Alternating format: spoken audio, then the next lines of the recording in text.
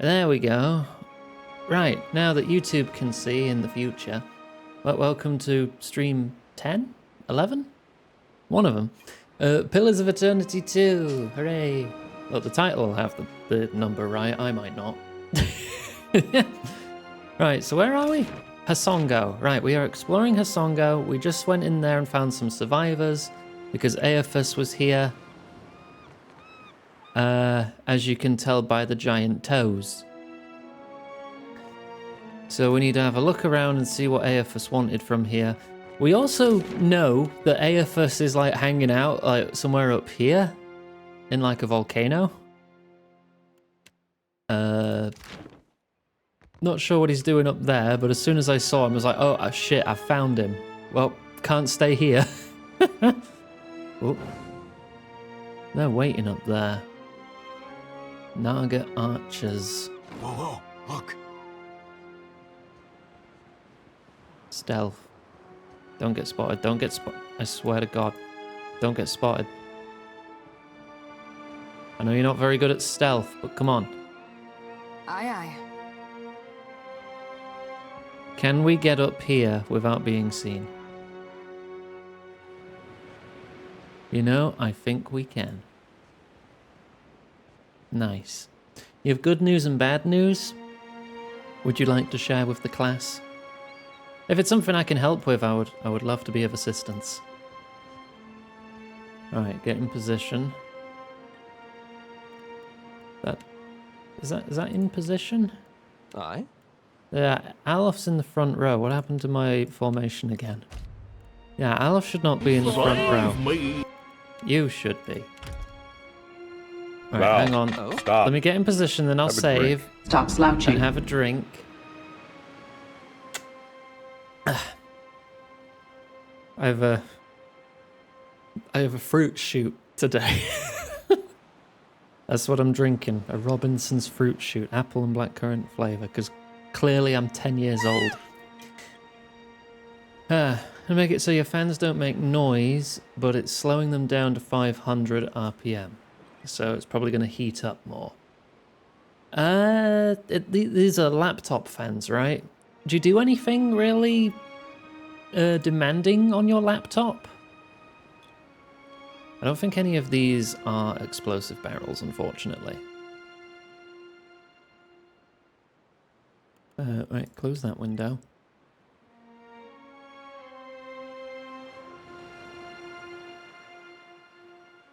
Alright, what's your radius? Your radius is like that, so you can get up here. Of course. You can get, like, here. I'm getting everyone in a position first. Yeah.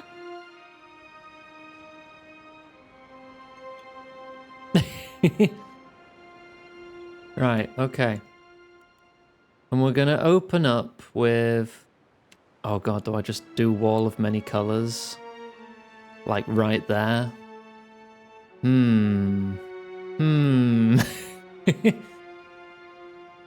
Oh wait, I can't because it's actually obscured by the barrel. I rebelled all the jars on my wife's spices rack. I'm not in trouble yet, but the time is cumin. Oh my god, Yo-Yo. Thank you for the resub.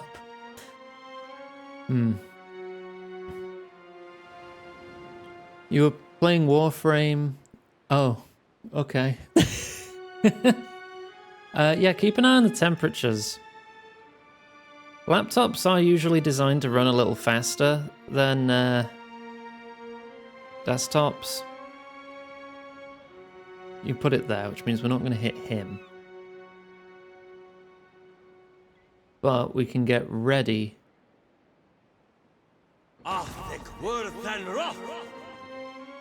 Right, you go attack him now.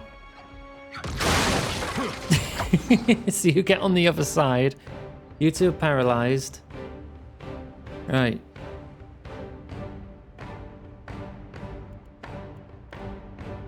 I start shooting. You start marking. You start attacking.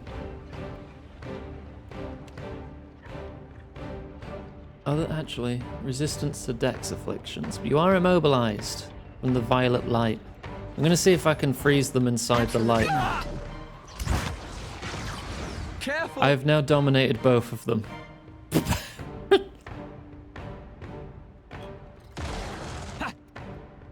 You know what, if you two could attack... Ooh, Mystic, thank Mystic you. Scribbles just tipped £1. One can decide on whether to join the Bard's College or the Thieves Guild. One will just have to weigh the pros and the cons. Weigh the pros. Yeah, okay. Awful. Laser face nerd. Yeah, I did have an appointment today. Getting laser shot at my face. It felt more thorough than the last clinic I went to. This one, they had like a... They used 2 different lasers on my face. One was like like a little machine gun of lasers going down my face. And then the other one was a slower, more focused zap. Kind of feels like an elastic band is getting like, you know, released on your face. You know, when you pull one back and you, as like a prank on friends or something, you just like flick them with it. That's the kind of feeling I can attribute it to. Except for when it's like near your lips. Because it makes your teeth tingle. And it's funny. Doesn't have a lasting pain like an elastic band being released against your face would though. But it's the closest thing I can attribute it to. So much for you. Oh yeah, you are messed up. You two are both paralyzed. Great. Alof, could you just end their misery real quick? There you go.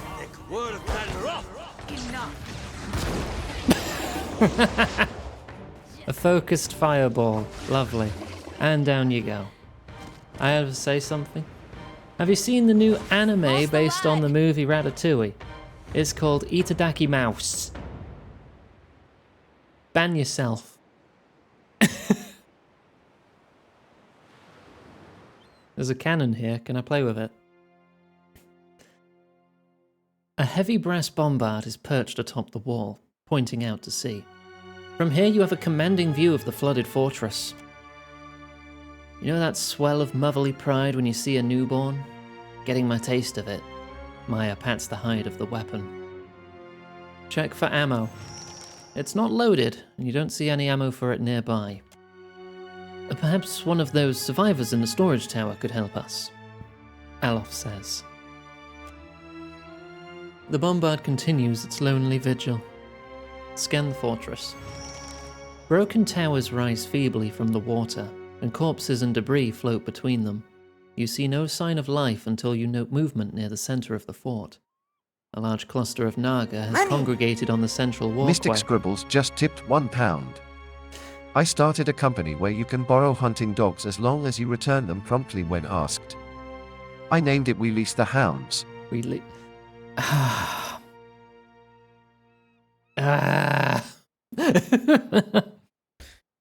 Just doing this to abuse the text-to-speech, aren't you? How dare you ruin my day like this? But thank you very much for the £1. Turn it toward them. You try, but it's stuck. Looking down, you notice the gears attached to the rotating platform are rusted. I also notice head pats are not functional. This happens every time.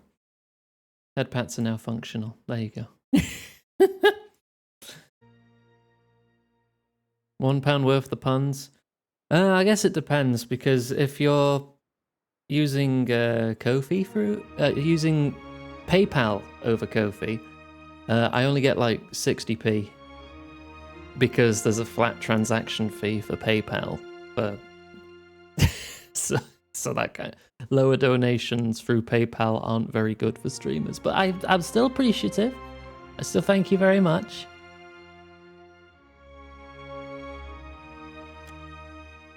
Whoever was shirking their maintenance duty had better be among the casualties. Maya glowers at the sorry state of the platform. Give it a good push. Ada, you've got 18 strength. Oh, he needed 18 too. Oh, wonderful. Adia pushes. Despite the rusted platform shrieks, Adia managed to turn the bombard toward the Naga.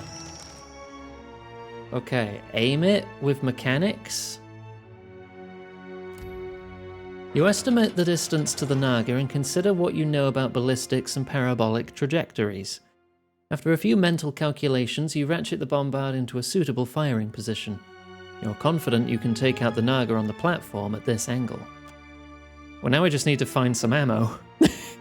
Oh, didn't even have to count on your fingers. Very impressive, Captain. Maya pats your shoulder. Look, I'm not good at math, but I'm good at eyeballing it.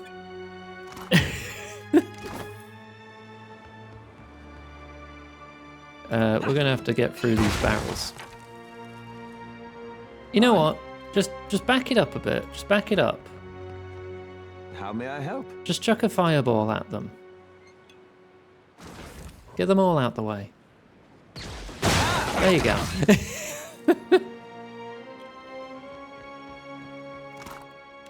If in doubt, chuck a fireball. Alright, let's go chat to the survivors again and see if they know where any ammo is or if they have any in there.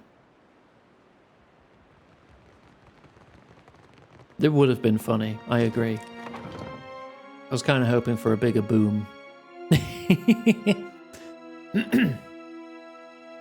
Yeah, if you Google like PayPal fee calculator, you can see how much I would actually be getting. Because PayPal ain't great, honestly. Is there anything else? She stares at you with wide, blank eyes. Where can I find ammunition for the bombard? Ammunition? We keep lots of ammunition. Get new shipments all the time from Rawatai. She nods brightly, clinging to this hopeful thought. Not for the bombard. Fleetmaster Ko fired it all at the Colossus. All that's left are cannonballs, and they're too small. He sags, despondency creeping up on him like a chill. Maybe Imuro had some. In his workshop, he was making these new explosive shells. The injured soldier shoots her a look and she breaks off. That's not really what you'd call a defensive weapon, wouldn't you say? More like something you'd lay siege with. Soldier, did I ask for an inventory of your supplies? Stick to the topic. Maya raises a shaking finger and holds the hearer's gaze before lowering it.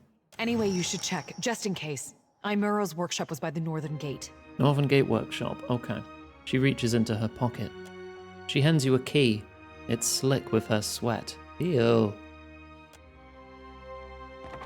Sweaty keys. I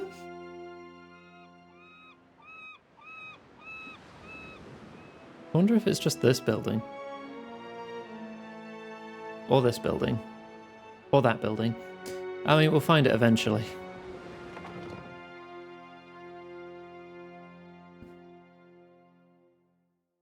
Stin keys. I'll see it done. There is a soul up there. Oh, yo-yo! That one thank yo-yo you. just tipped £10. It's impossible to simultaneously become silent and eat the world's hottest pepper. Those things are mutually exclusive. Mute chili? Where are you getting these from? Are you just Googling puns at this point? There's no way you just know all these. Oh my gosh. Just doing your best to make me groan. I mean, you're succeeding. You're on a pun Reddit. Deary me. They won't see us coming. Do these people look... Right between the eyes. I see all these unstable gunpowder barrels. Oh, but he's coming straight for us now and I'd blow myself up. Ah! Oh, if I did a sneak attack, there's even piles of gunpowder on the floor? It's too late. I would blow myself up. Yes! That's not very helpful. I'm right in the middle of it all. Thank you, Mystic Scribbles just tipped £1. Someone has been going around stealing the wheels off of police cars. The cops are working tirelessly to catch the culprit. Tirelessly. Yeah. Yeah. Explode it for fun afterward, that I can. Hi, Delta. I see something. Actually, I'm running in for a Soul Annihilate because I'm at 139 focus. What are you casting there? What is that? What's that spell?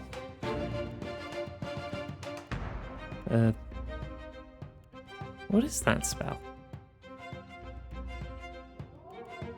You know what, just throw a killing bolt at him.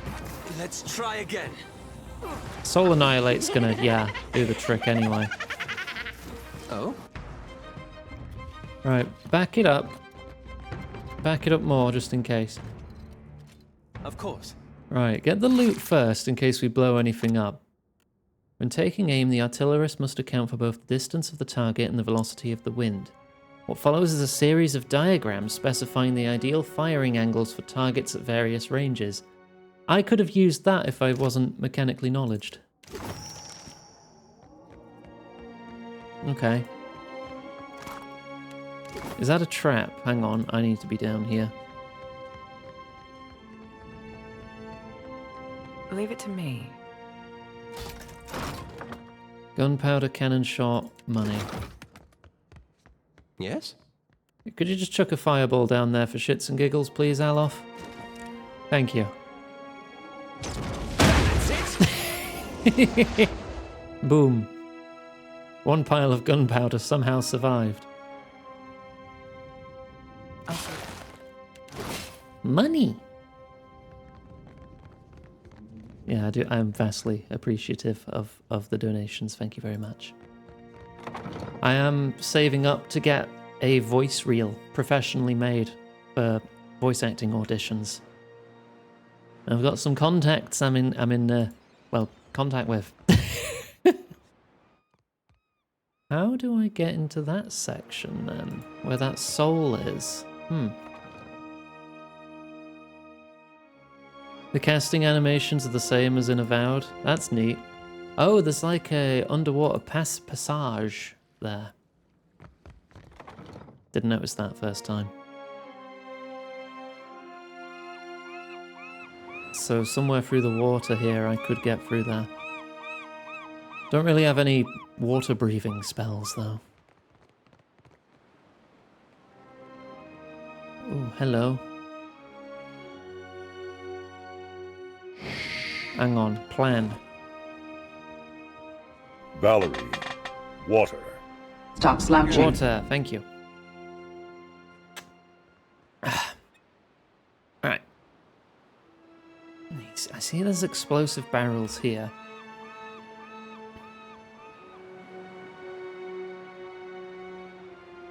I have a cunning plan.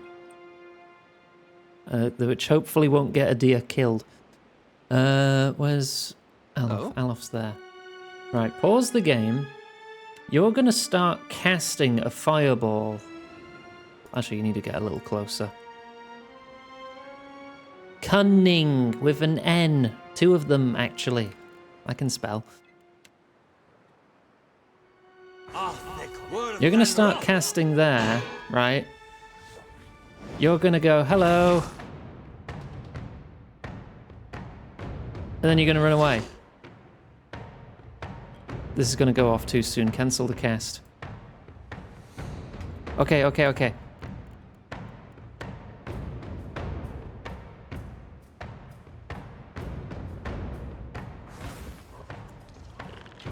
Come on. Do something. Yeah! Okay, he's nearly dead. Worth it. Right, I'll go get that archer. Actually, you don't need to be in stealth. You don't need to be in stealth. You disintegrate that one. Nice. Get disintegrated. 22 seconds, he's as good as dead. What is that? A totem. I wonder if that's gonna like curse me or something. Hammer's pretty close range. Wilting wind? Actually.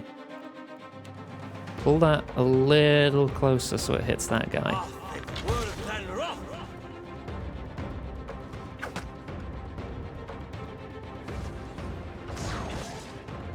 Alright, there's the wilting wind. Nearly killed that storm blight already. How long does Wilting Wind last?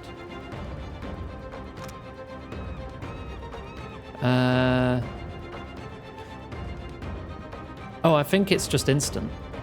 Okay, so it's safe to go in there already. Right, that ice blight's nearly down.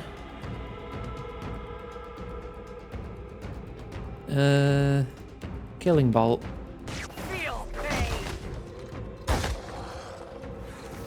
Boop.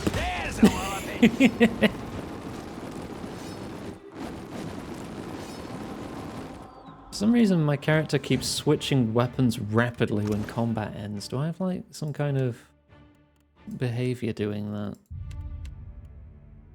If I have 80 focus, I switch to melee and soul annihilate. If there are not more than 0 enemies in melee range, I will switch to weapon set 1.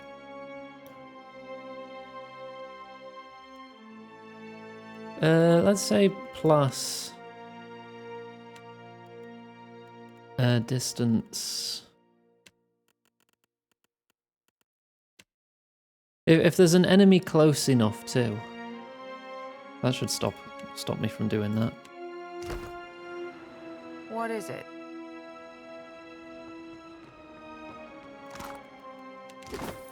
Okay. Of course. And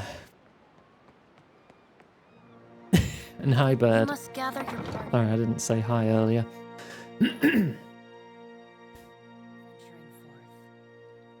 Anything in here? Hang on, I don't want to swim down just yet. Climb up or swim. The stairs descend to a flooded hallway. The water is clear, and the passage seems to continue for quite a ways. Swim in.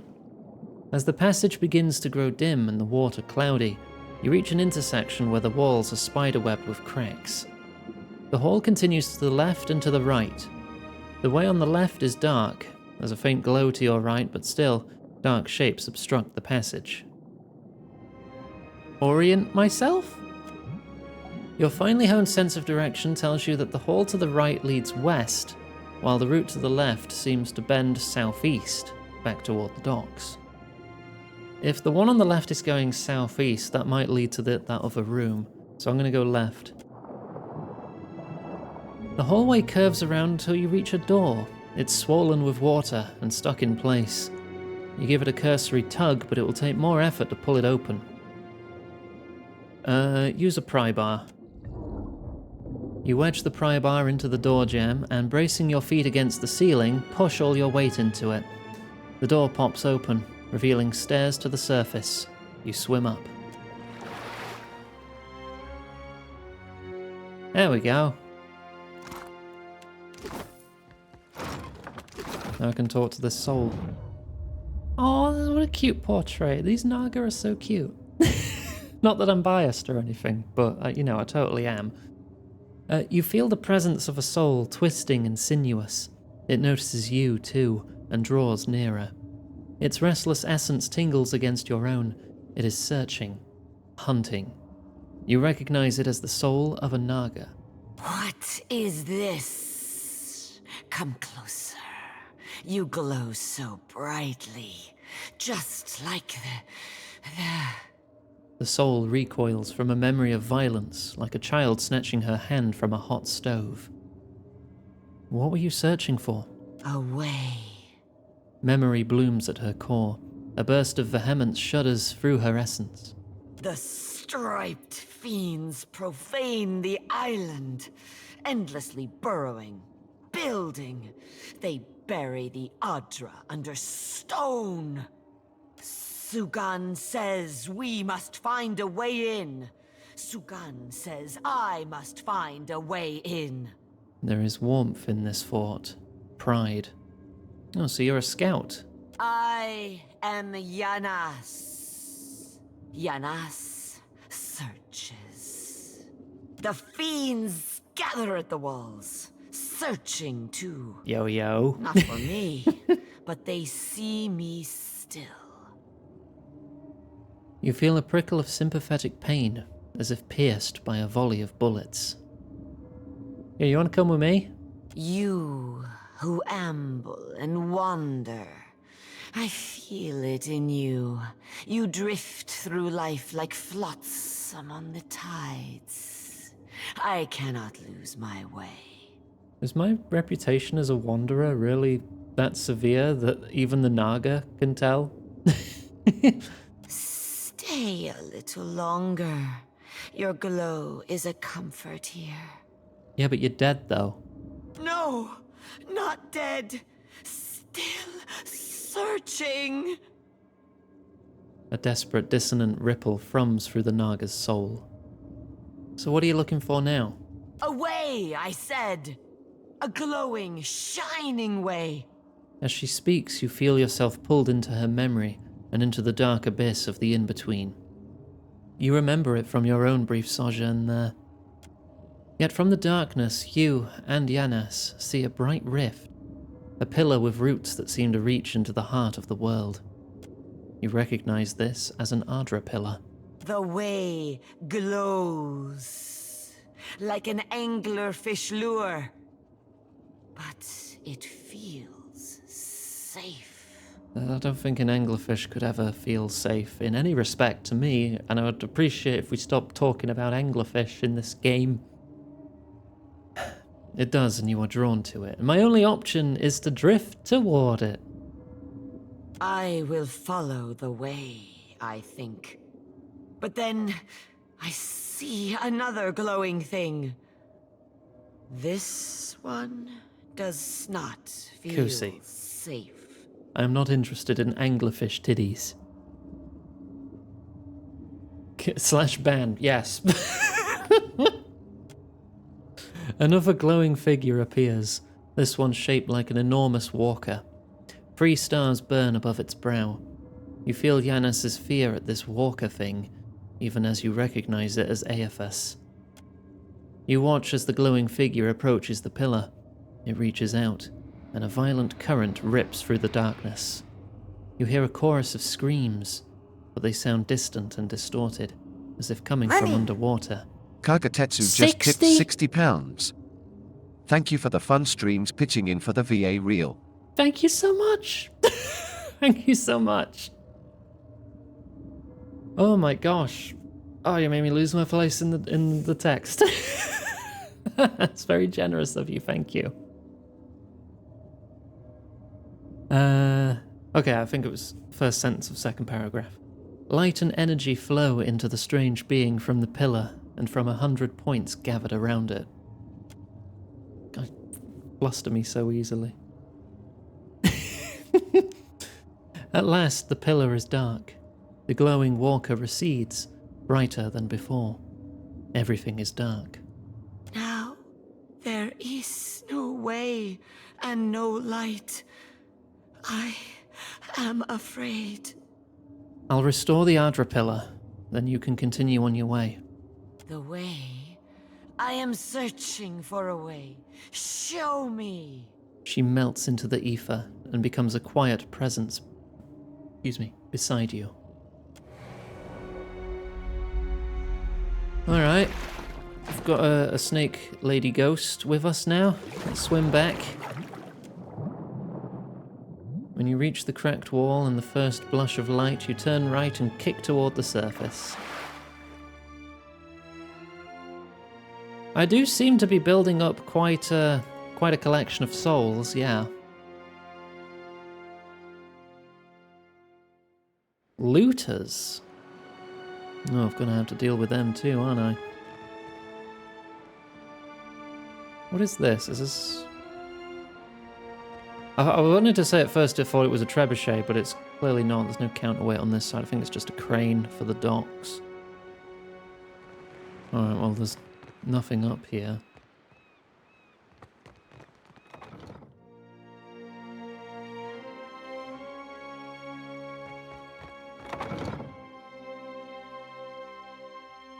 Moderately sized army of souls. Yes, okay, Yo-Yo, whatever you say.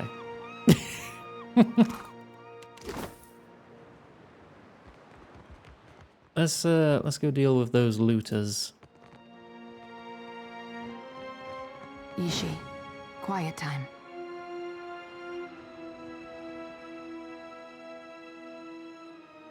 That's just... hang on. Can't hide from me. black powder here to sink dunnage. Load it up before them snakes come back. Alof. Wilting Wind? Wilting Wind.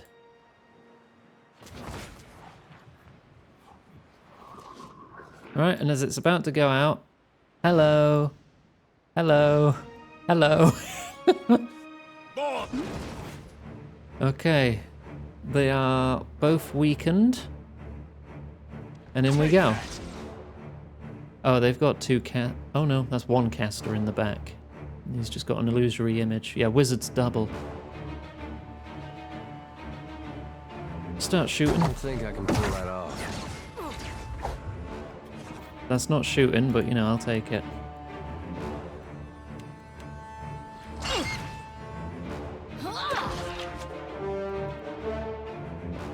Is that close enough for the chaotic orb to bounce? We'll soon find out. Not happy. No, it's not. Oh, good. No, just keep stabbing. No, your AI is on. Why aren't you shooting? I'll think we're than Soul Annihilate. Sorry, friend. Can't. I need to get... Ooh, they're down. Okay, cool. Give us a killing bolt.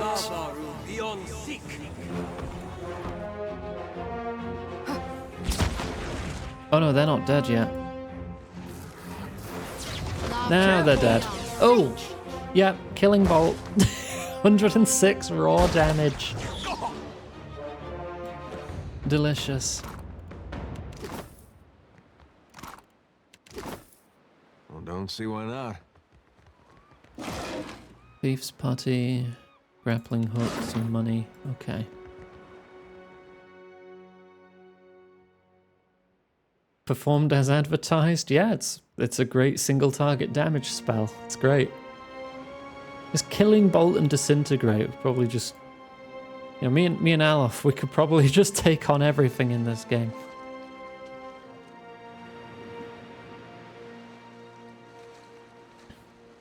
That said, I know this game is soloable.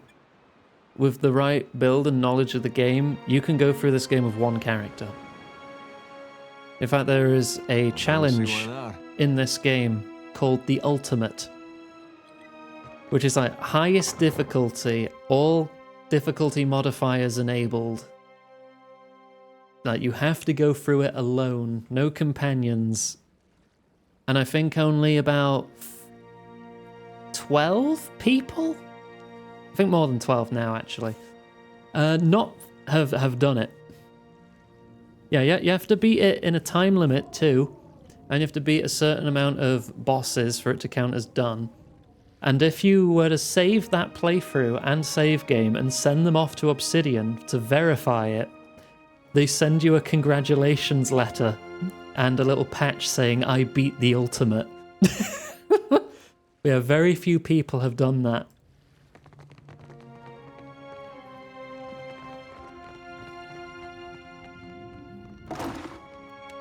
I just think that's really neat.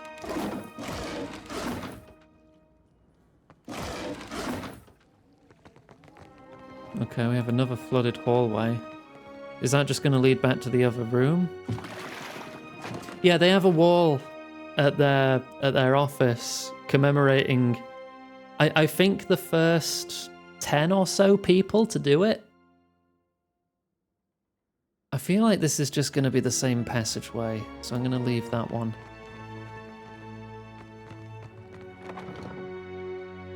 But there are still slots available to like get a congratulations letter and a patch sent to you, if you wanted to give it a try.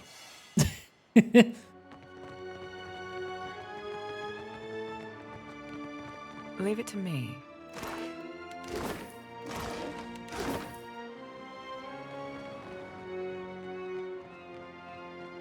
Yeah, the commemorative wall lists the classes the characters went with. Most of them were Blood Mage / Priest of Skane. I did see a Forbidden Hand Monk on there.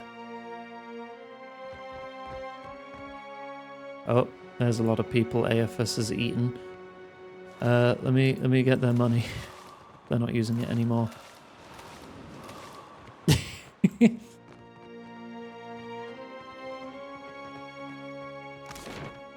Engineering workshop. There we go.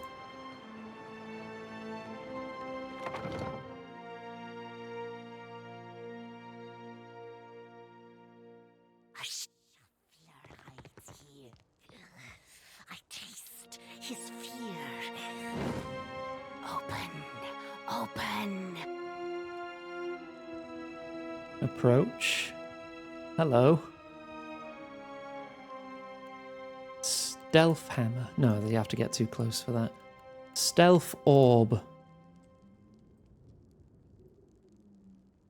Lava will be on sea.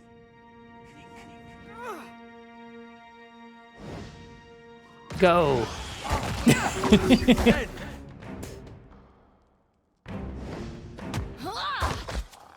Captain. Oh, and we dominated them. Yeah, I'm gonna look. Please keep attacking, even though they're dominated. Okay. There you go. Oh, tentacles on all sides.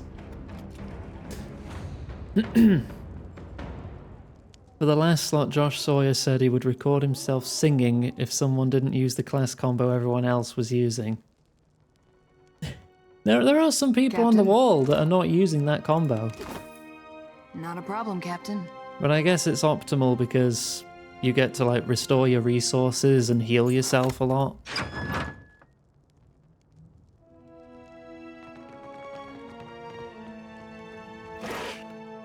Workshop records. Barrels of saltpeter, crates of ammunition, sacks of rice, merc berries, black powder. Same. Yep. I don't know what use that'll be, but I'll take it anyway. If it's an item I can take, I'm gonna take it. Ooh, an explosive shell. Large enough for a bombard. A plug protrudes from the top and black powder is caked in the seam. Delicious. VIPs can send links. An older man hunches over a work table, scribbling furiously by the light of a flickering lantern. His hair is an oily, matted mess, and his cheeks are streaked with black. He looks up as you enter, shielding his eyes from the torchlight behind you. Here to sing his rendition of Dolly Parton's 73 hit I Will Always Love You. In honor of Pale Shelter Novella being the 12th person to complete the ultimate challenge, and for doing it as a troubadour chanter / scion cipher. Nice. Finally, some peace and quiet. Just keep that bird away from my work. He glares at Ashiza. Stand down, Ishi. The man is doing important work. Slave sphincter, those snakes were noisy. I don't suppose you brought any extra parchment with you? What are you doing? I'm writing it all down. My research, my work, something to survive before the next walk-in Colossus, the next Naga warband. He blinks, his eyes wide and distant. Oh dear. As a maid, we should always strive to make things tidy. Anything of value just lying around on tables or in boxes just won't do, so put it all in your pockets where it's safe and tidy. Do you need something? If not, I should focus. So much to do. He turns back to the pages on the table. There are survivors holed up by the docks. I can help you reach them. He waves a hand, already turning back to his notes. Safety in numbers, eh? A comforting illusion. Let the others have it if they wish it. He wipes his cheek, smearing more ink across it. I must see that my work survives. How do I get to the lighthouse? How indeed. A high, anxious laugh tumbles out of him. Naga everywhere. Suppose your best chance will be up along the walls, west and south. But how to get there? He shakes his head. Better perhaps to keep going south, around the edge of the fort, through Fleet Master Ko's office. More cover from the Naga. What happened? What didn't? A colossus made of Adra marched through the fort, grew bright like luminous, and scores of soldiers fell dead. Incredible. His quill stops moving, and his gaze grows distant. If Aethys got to them first, then you can fit their remains in a pouch of white leaf. Sighing, Maya scratches the back of her head. Then the Naga killed everyone else. Except Latharn, I suppose. Yes, he must have left. Who's Latharn? Dawnstar fellow. Arrived yesterday, last week. Complained of strange dreams. Smart of him to leave so soon. He's gotta be acting on his dreams, trying to help our god. Zahira survived, along with a few others. They should split up. Safer that way. Better odds. I see. Do you need something? If No, not, I should focus. So much to do. He turns back to the pages on the table. I already have his explosive shell, so I'm not even going to ask him. I'm just going to go.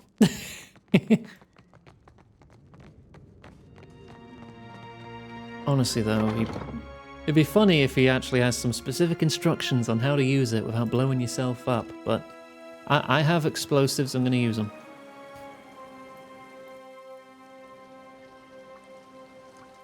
Right. God, this place is wrecked.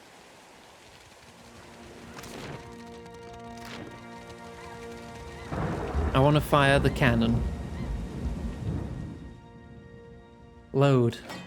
Carefully, you ease the shell into the bombard.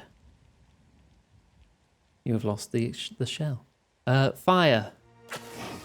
You light the fuse and plug your ears.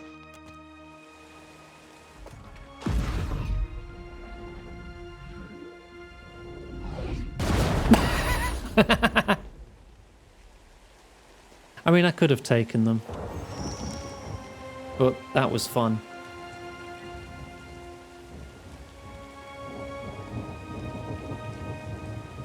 I mean, if you have an opportunity to blow stuff up, you gotta take it. I could take them, Panda.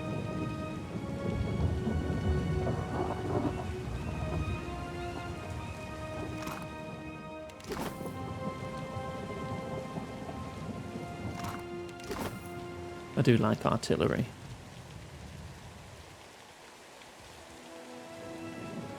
There was a time in my life where I played World of Tanks. Before I was like, wow, this game is incredibly predatory with its monetization and I don't want to play it anymore. But you know, I gave it a try. And I always played as artillery. Because that was just my jam.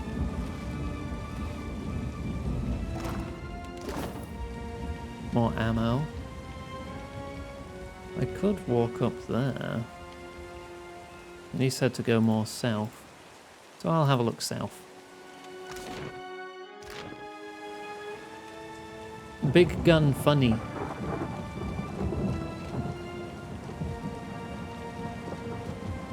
I mean, when I used to play games like that, I did lean toward support roles or sniper roles. I guess it helped with the anxiety a little bit, not being at the absolute forefront of the combat. Until the enemy broke through the front line and, you know, shot you because artillery is basically defenseless in a straight-up fight.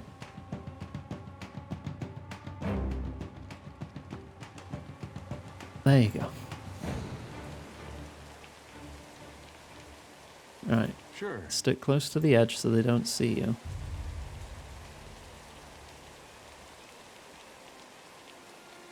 Oh, another big footprint. You remember the feet that made these stomping... You remember the feet that made these stomping across Kednua? Very memorable feat. Because it's a giant, not because I have a weird foot thing. I wonder if I can get in that door without being spotted. There is a lamp oil barrel up there. Remember the Tozy mark. may I help? Can I actually shoot a fireball up there?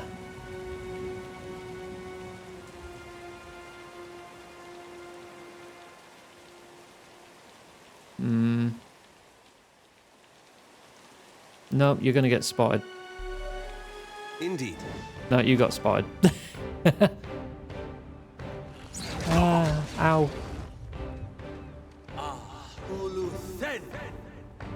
I mean, I guess I could just shoot them.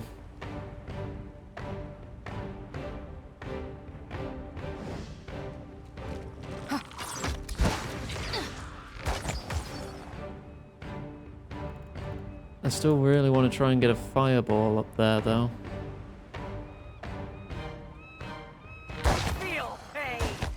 Wait, where are they going? There must be a way around up here. They want to go all the way around the damn map, don't they? No mercy! Oh, just shoot the heck out of them then, I guess. Can I disintegrate him from here? You just charged up there. Fuck gravity, I guess. Charge directly up. Well, you're up there now. You might as well loot.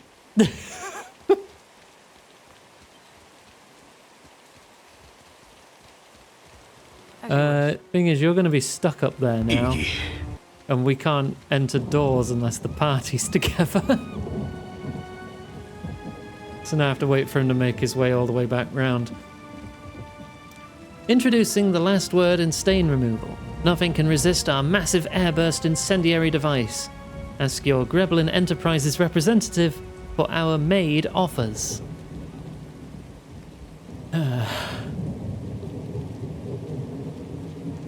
Alright, he's nearly back. Now we could check the building.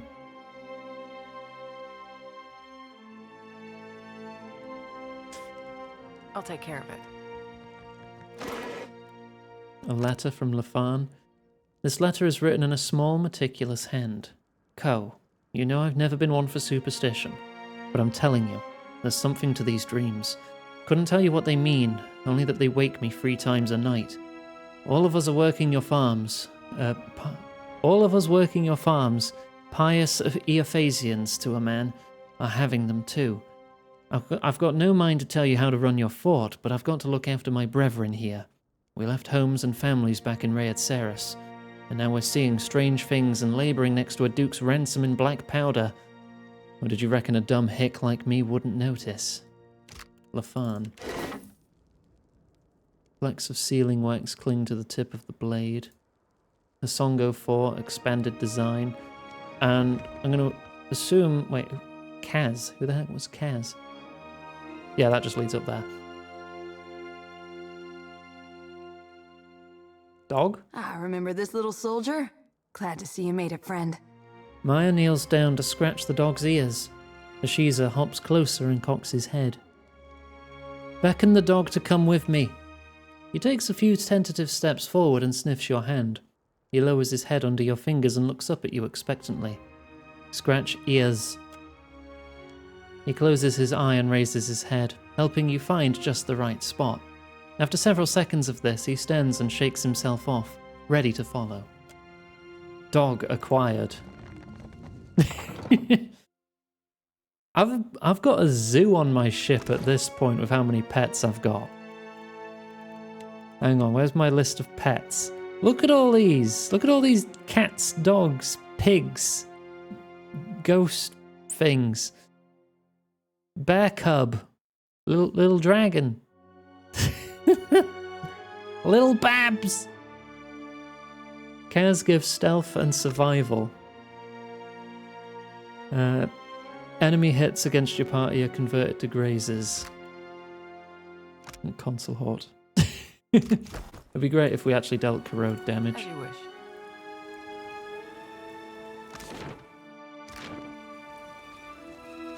Alright, go around the big toes. And here's the lighthouse.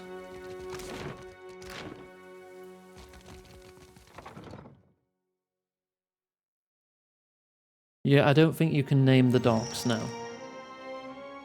The lighthouse is quiet, but for the soft, sibilant whispers, there's a repetitive incantatory quality to them.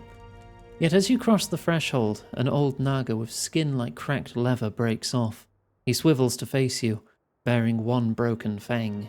The sea-striped fiends send you to uproot the Oh, tree look of how the gods. cute he yes. is. Their blasphemy knows no bounds. Then I just like snakes.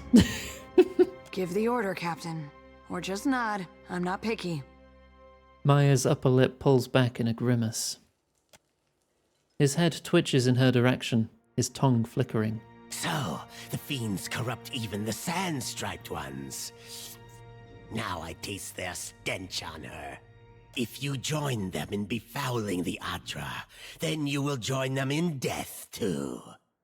You're telling me this slaughter is all about Adra? The tree of the gods, yes, which these fiends plunder and profane. Go, carry a warning of what you have seen to the other shufflers. His tongue whips from his mouth like a ripped streamer. What warning do you expect me to deliver? That shufflers must not disturb these roots, or the gods will destroy the islands again. The other Naga hiss in agreement. You're saying the gods have brought ruin on Deadfire before? He bears his broken fang in surprise. The Stop iguana has a slouching. drink. Thank you, Riley. Do your stories say nothing of the many disasters? Of the shuffler nests washed away like foam? Many generations ago, the sand-striped ones built great hives across the islands, and bastions around the Adra roots. At this, the others hiss angrily. Puana's civilizations spanned the archipelago, but the Ingwifans built temples around the Adra. They did not build alone. The sand-striped ones helped, as they help other fiends now. He eyes Maya coldly.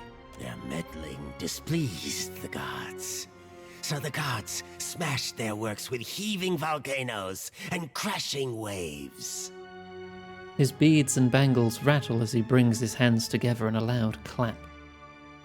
So you think history's repeating itself? You shufflers are beasts of habit. You do not learn.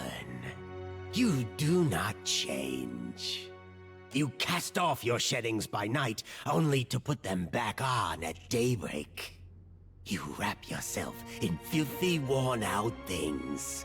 A tremor of disgust ripples through his body. Our ancestors hid deep, where the waters quenched the fires and muffled the storms. They remembered while shufflers scattered. Now, the shufflers build again. He thumps his tail on the floorboards. The gods see. They will tear them all down.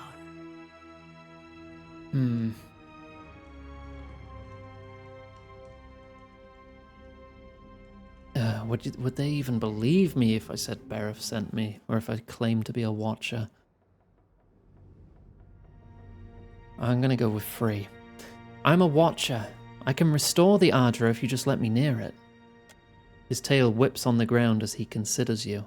If your fat tongue speaks true, then give us proof. Adra is not a root that withers, but a channel of essence. This one is merely blocked. I can show you. Sugan regards you with a wary eye. If this is not some fat-tongued lie, then show us. Approach. Restore the blessing of the gods to the Adra. Alright, managed to talk my way through it. Iggy. As your hand touches the dim Adra, you feel the same cool, pricking sensation that you did when you touched the pillar near Port Mage. You concentrate on the pillar. The world around you swiftly falls away, leaving only the vast emptiness of the in-between. The Adra, and a multitude of golden threads undulating off into the distance. I wanted to wait for the dialogue before I did the say something. And oh dear.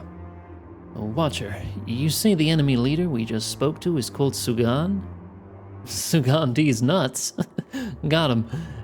What were we doing again? God damn it. You begin to gather the threads in your mind, but find that they do not resist you as they did the first time. The filaments float, unmoored, through the all-encompassing gloom. Though energy still pulses through them, it emerges at the far end of the threads in brief and distant golden clouds, like far-off sidereal fireflies. It takes little effort to draw the threads together, no more than the conscious expression of desire. As the tether coalesces before you, the far ends begin to blacken and disintegrate. Within seconds, all that remain are motes of fading ash that mingle with the great gray expanse. Heat rushes over you, and the uncomfortable sensation of the Audra Pillar's presence cuts off. The gloom of the in-between is pierced by the light of the living world. You are back in the lighthouse, no longer dim. The luminous Audra beside you is filled with warmth and light. There you go. Establishing a link.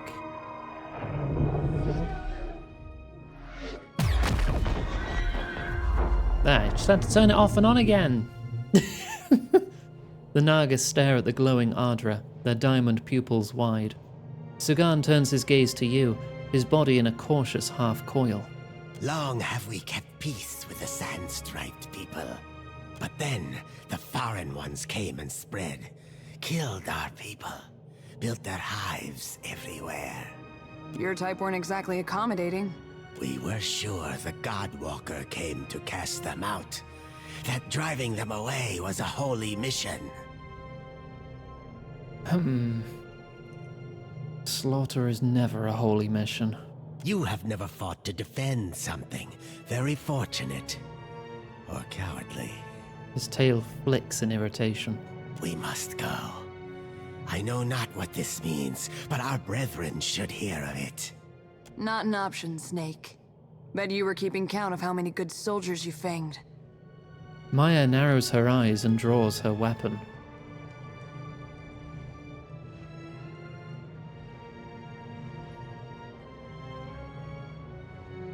There's been too much death here already, Maya. Captain? Pace yourself. We have more important fights ahead of us. Aye, aye, ma'am. Gritting her teeth, Maya secures her weapon and stands down, her fists balled at her sides. You show us something new today, Shuffler. Thank you for this. And for your mercy. He presses something into your palm before departing. A strand of favor. A necklace, it looks like, that gives intellect. Debuffs last less, buffs last longer. Nice. Thank you. Make friends with the snake people. Yes? Clearing her throat once and then again, Maya raises her eyes to yours when you glance over. Oh, you wanted something, Captain? No? Well, if you've got a moment then. Been trying to say that it's a pity you're already accounted for, Captain. You're halfway towards being a decent catch. Oh my god, everyone's hitting on me. I'm already smooching Jyoti. Forget I said anything. It's not important. Maya coughs into her fist and glances away. Honestly, Maya's not my type. I'm not too keen on her personality. You were very quick to want to just slaughter people. Yes? I have two hands. I mean, that's true. What's upstairs here?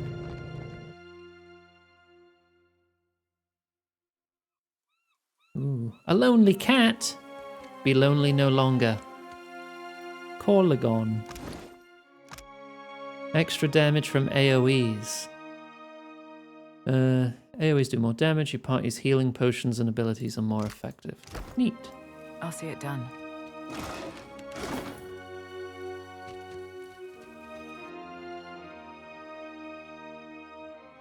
That was an enemy in Baldur's Gate 2?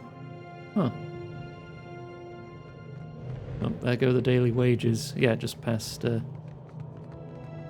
dawn. Sun will be up soon.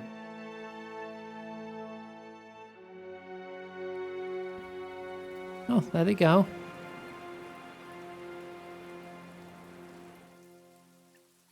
That's right. Keep slithering. Oh, come on, they're nice. I bet Adia would like to pet them. I would. Oh, I just have the full map now. Oh, you could climb up there to get a shortcut to the lighthouse, I see. Alright, let's head right back to the dock, fast forward. Check in on the survivors, and then I guess we'll be on our way. I need to stop by Dunwich for my sword. And then we can check the northwestern islands.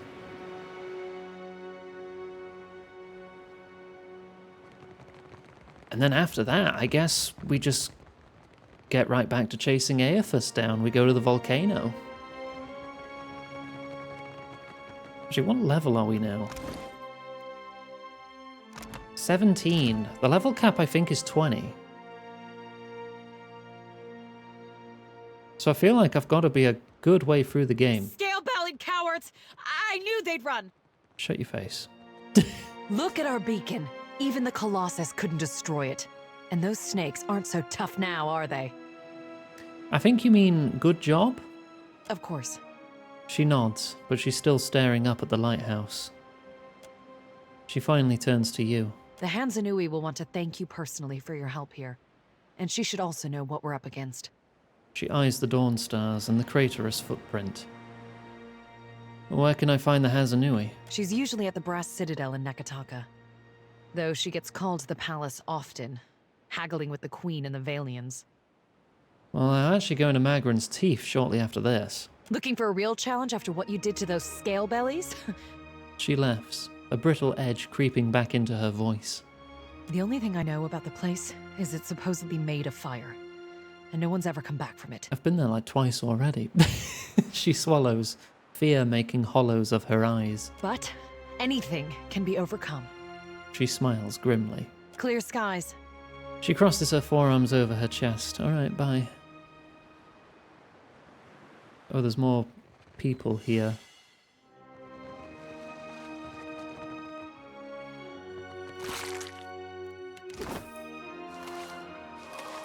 Thanks for the dosh.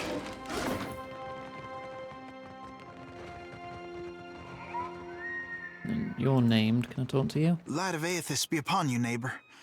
Are you looking for survivors?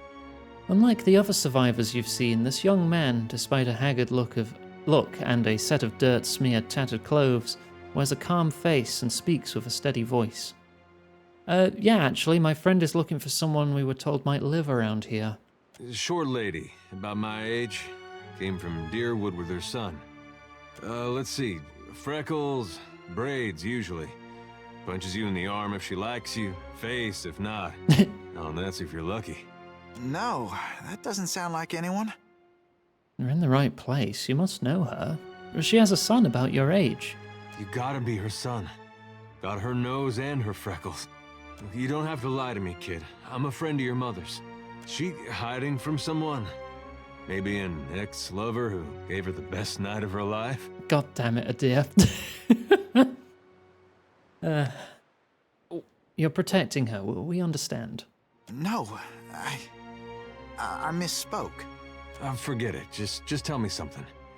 Your father, you know him? I'm sorry, who are you? Oh, relax. Adia's a good man. Likes animals. Lions, bats, and Orlans, to name a few. Bairn nods without a hint of humour or personality. I would just punch Adia in the arm for saying Orlans there. Yes, I knew my father when I was very young. He was a man of strong faith. Have to be. You get a lava mad, you need a god on your side for protection. He was lost to us during the purges. Have I not already done which was how we came quest? to flee here. So you met him?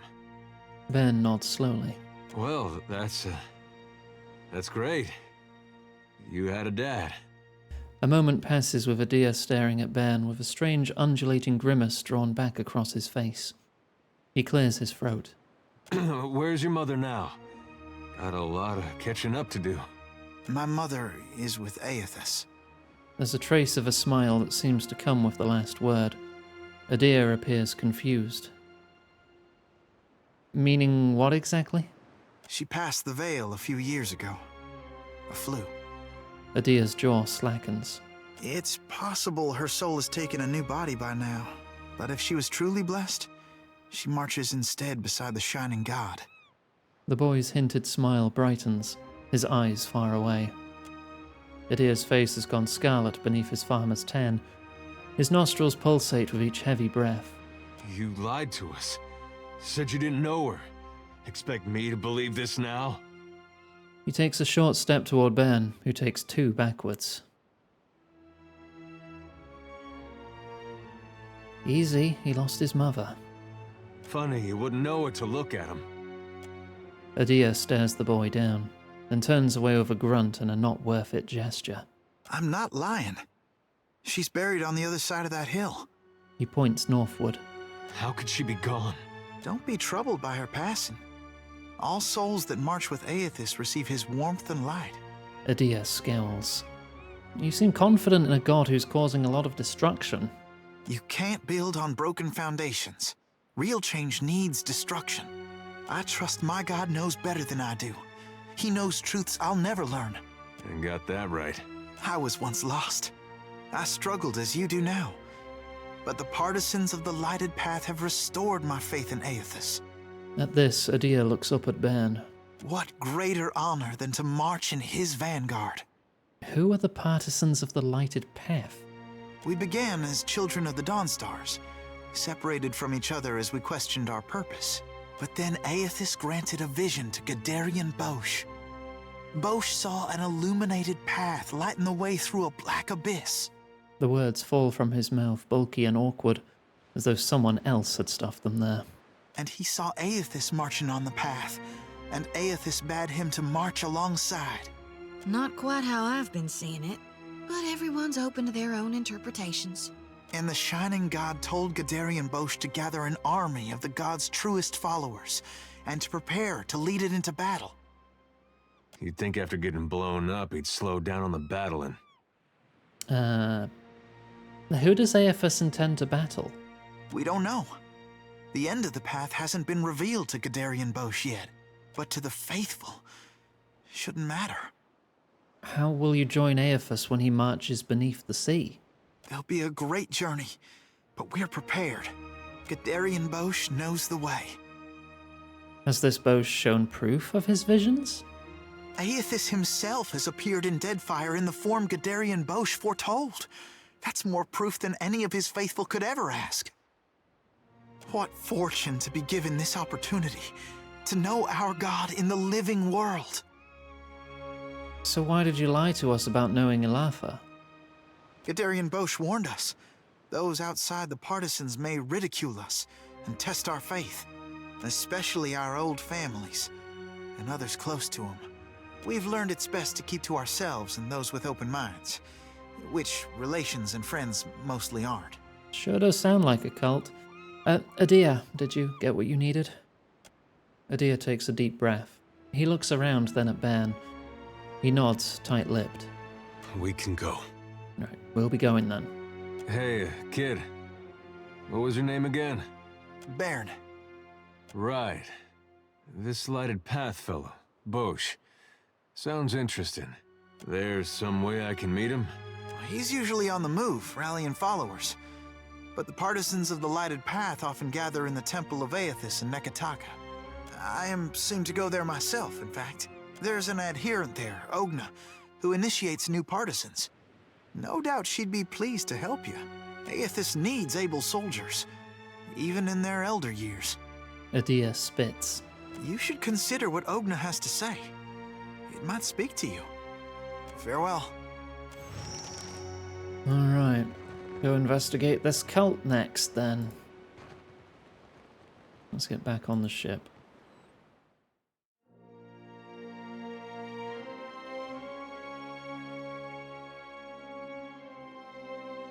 Right, I'll check if I've got that quest.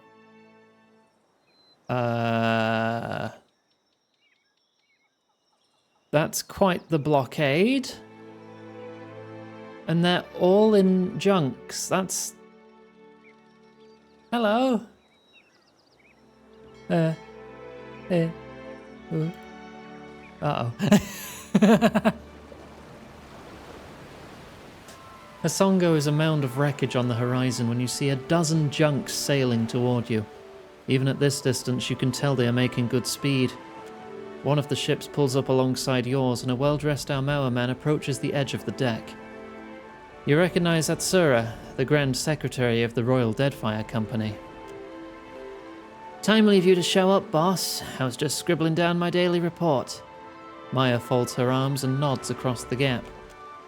I'm afraid it will have to wait until I return to the Brass Citadel. He nods at Maya. It is good to see you again. I see you continue to leave your mark.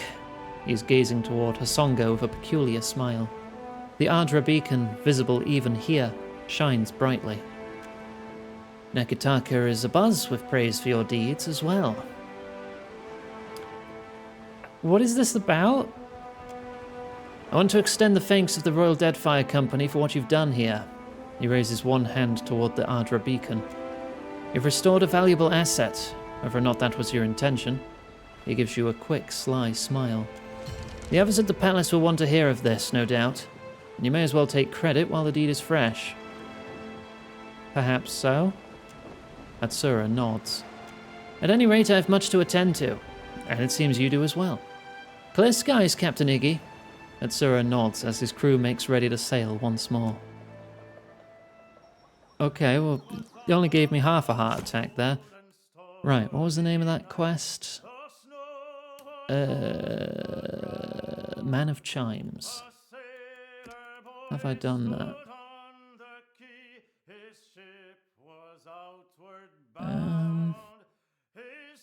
No, I don't think I have. Where do I pick that up then? Actually, of my active quests. Yeah, that's to go. That's a different companion. That's Harbinger's Watch. That's the DLC. Go to the palace to say what I found. Investigate the partisans. Alright. Upon entering the sacred stair with Palagina, head to the spire of the Soul Seers. Alright, well, let's get her in the party then. You're dismissed for now. You're recruited. We'll head there in a bit.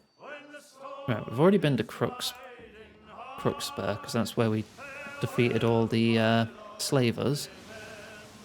Let's check the other islands around there.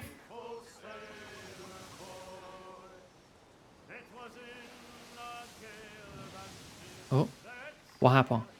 You blink and find yourself standing in the knee-high grass of an endless field, with the day just falling into dusk. Then, the earth falls away. Oh. The wind ceases, and you are sent tumbling up into the dark of the sky. The gods want a chat again, do they? The gods in massive quotation marks. Watcher. The voice of the Pallid Knight shakes the earth at your feet. You have returned to Bareth's realm. Your soul once more called to attend the wishes of the god of death. You know, I'm starting to look forward to these chats. You can't be certain, but you think you might see the barest hint of a smile tugging at the edges of the Pallid Knight's lips. You got a sense of humor somewhere in there. Once again, you have spoken with the Child of Light. Tell me what you have learned. Yeah, he's after Magrin's teeth. Intriguing. The Pallid Knight stares past you, pensive. While attend. Tell me what your many eyes perceive. Her words ring out, and a heavy silence descends. In the silence breaks the murmur of countless voices. Oh god, on the left, they speak anglerfish, all at once no. in languages both known and unknown to you. Hang on. I need to do something about that real quick. Let me find it. Give me a moment. There it is. Okay, cool. Right. You can just sit right there. There we go. In the space beside Bareth, an eye blinks open, followed fast by several more. They are round, keen eyes of Kith, the slit eyes of snakes, the small, dark marbles of birds, the bulbous lanterns of deep-sea fish. Here we are. Ugh. A figure walks through the cloud of eyes as one might step through a door. It is an Orlan, then a pale elf, an ocean human, a Naga. Each of them eyeless. They are Wal. This is the first interesting thing to happen in ages. And we do so love a riddle. The figure wears an Amawa's grin, and the many voices beneath its own titter. Yes, it's so interesting when hundreds of Kith die, so Aethys can take a stroll. We have read the book of your life, Watcher. It is heavy with the weight of your choices, and its pages are not unmarred by the blood of others. You reap, but on a smaller scale. We see between the strings of the world, and Aethys is there, strumming them like a lute. His tongue is still, yet he sings of a coming joy. What tune he plays, we do not know. It is complex, ever-shifting. One moment vibrating in harmony, the next in discord. Oh, no, they use Discord here, not Skype. I mean, Skype's getting, like, discontinued in, like, May, I think, anyway. A man strides through the door to Bareth's realm. Behind him lope wolves with lolling tongues, and jungle cats whose long tails twitch with every step.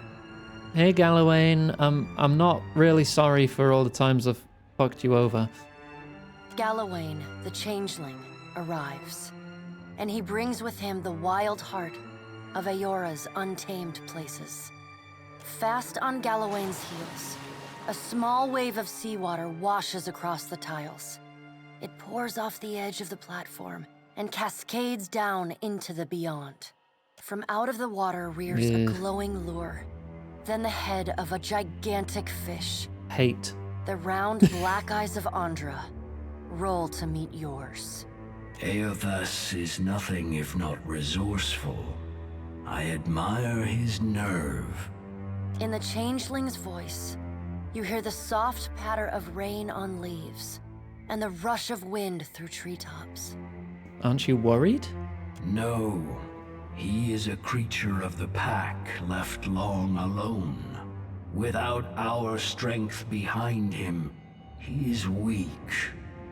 If his journey leads him back to us, he has proved himself worthy of return to the fold. Aethys does not return to us. He returns to execute some grand plan. We must stop him. Andra's voice rises like a tide, panic riding its crest.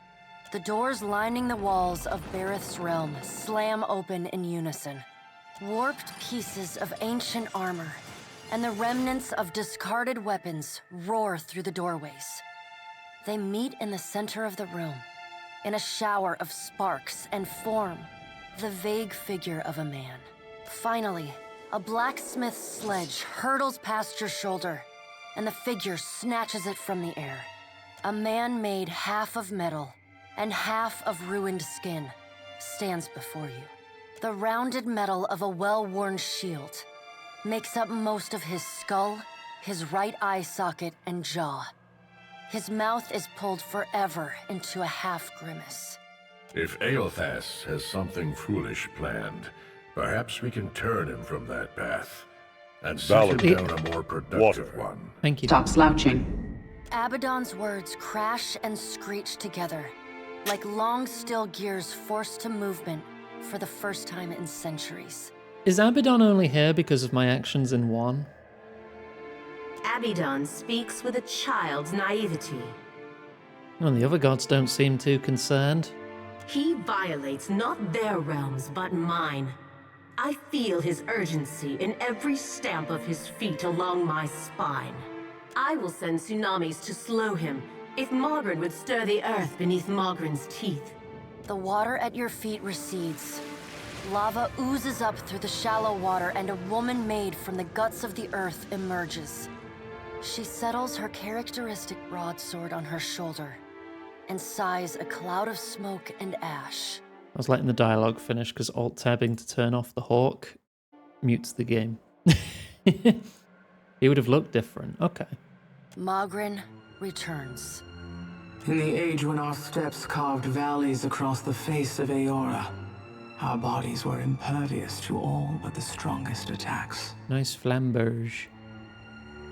I doubt fire and water will be enough to stop him. But I will bear down upon Aethys with all the heat and fury of the earth. If I must.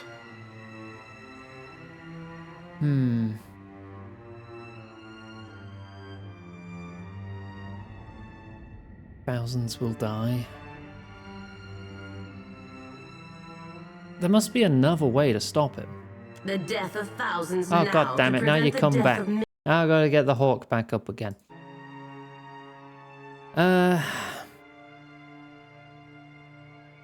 Could prevent the death of millions. You don't know that. You might kill thousands for nothing. Dark, inky tears fall from Andra's eyes. Sacrifices of the few protect the futures of the many. You cannot let your petty mortal feelings blind you to the urgency of the dilemma Aethys has thrust upon us. Funny how it's always Kith who must make the sacrifices, never you. You will mind upon whose ground you tread. The Pallid Knight watches you with keen, predatory eyes. I'm just gonna keep Sensor Hawk there just in case. The deep, Yeah, I thought so. bellowing cry of an aurochs shakes the ground beneath your feet. The cry drones on and on, a moan without end. Wal's many eyes squeeze shut. Andra slips back beneath her waves. Mogren dissipates in a swirling cloud of steam. Galawain's beasts cower and whine. Only the Pallid Knight stands impassive. My end comes to all things in time. Should Aethys care to hasten the inevitable, I welcome his efforts. What could Aethys possibly gain by destroying Aora? Aethys seeks a slate wiped clean. Freedom from the endless revolutions of Barath's wheel. The final emancipation of the countless stolen mortal lives the gods hoard within themselves. The Child of Light will not choose the hour of my death. Mogren tests the edge of her broadsword with a smoldering finger. He sows chaos in his longing for a radiant dawn.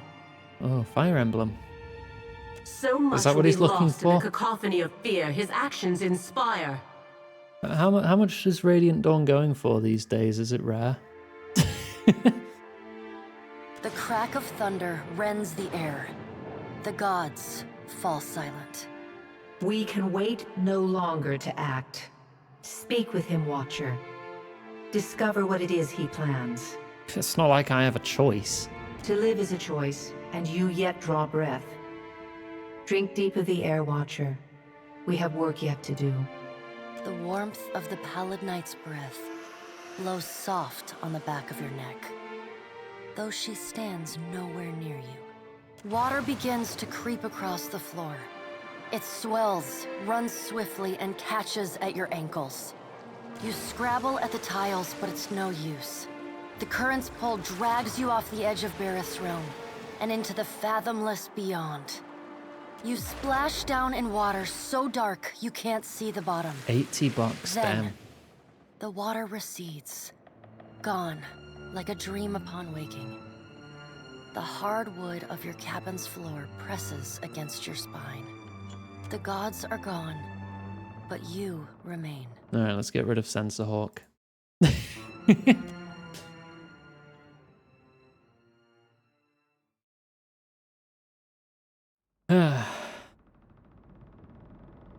Oh, I'm up. Pallegina needs to level up as well. We'll worry about that once we have full control. Let's get back to the sea.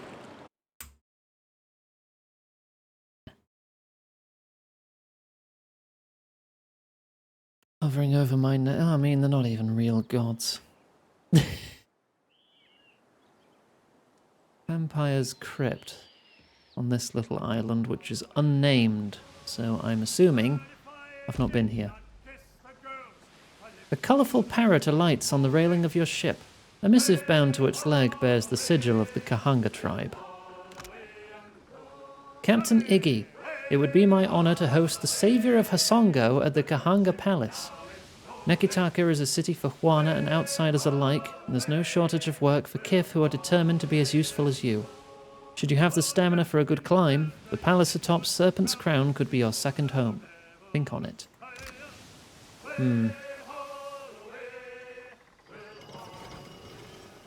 Right, let's check out this island. Check the forest first before we just go jumping into a vampire crypt. The stone altar before you is empty save for dried flaking blood. Have I been here before? Search. A deer palms through the mud behind the altar, revealing a battered journal. It's certainly seen better days, but some of its pages are still legible. I don't think I have. Examine altar. The space before the altar is smooth from centuries of shuffling feet, and the press of countless bony knees. Water dripping from somewhere above has created a swampy morass of mud behind the altar. You chip away some of the old blood on the surface of the altar and find a cobweb of deep gashes in the stone, testimony to the many grisly sacrifices that must have occurred. Lovely. The spidery handwriting in this journal is mostly illegible, but a couple phrases remain intact. Asf hai it akmer mao and the sanguine harvest. Akmor Manor?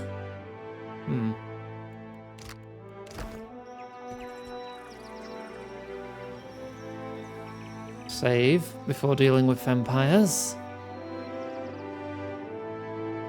In the distance, you spy the entrance to a cave sunken into a hillside, barely hidden behind the stunted, shriveled trunks of leafless trees.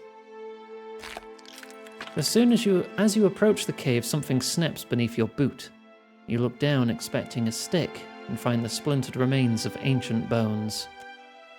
You see the ground before the cave with new eyes. What you first thought were branches are bones, some half buried in the dirt, others piled in drifts. Many are bleached white with age. You linger at the entrance to the cave. The passage beyond extends into pitch-black darkness. It reeks of death and decay. In we go.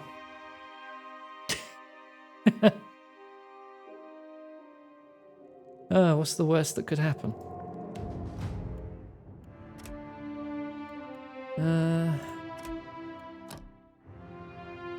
Paladin 7.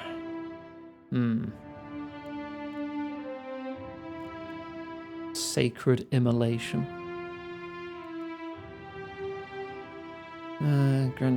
Improves deflection and grants fit. Steadfast in addition to fit, or turn fit into hardy.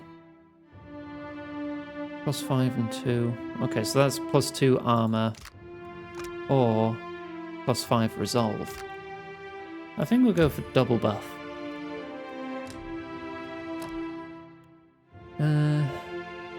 11 diplomacy. Gosh, what else do I give you?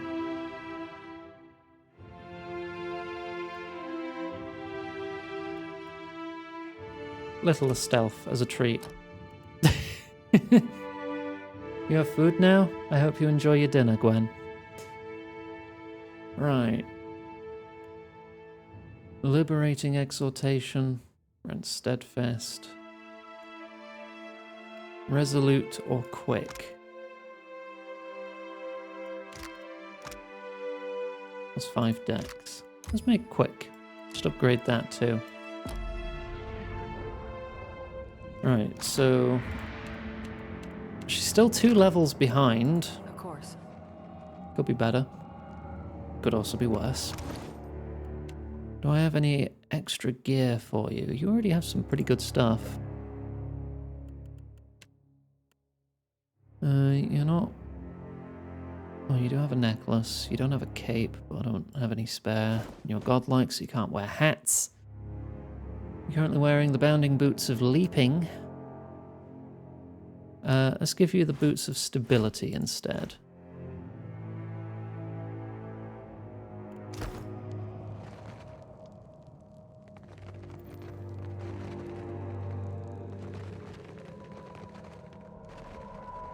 Yeah, how close is... Oh, yeah, no, she's only barely into level 15.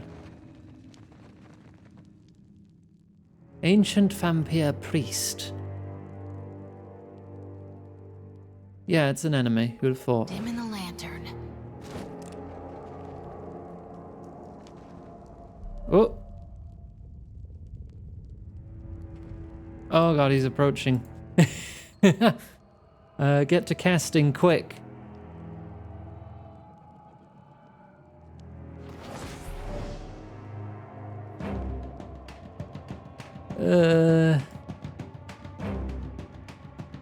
Shoot.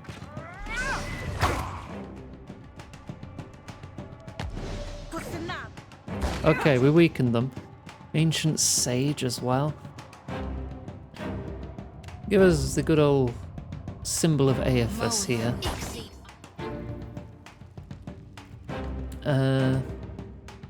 I'm going to try to disintegrate this one, the Sage. Oh, there's another one. Cool. Right.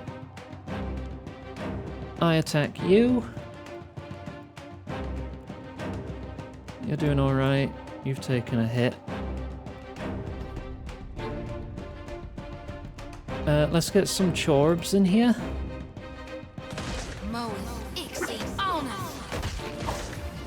Lovely. Do that again.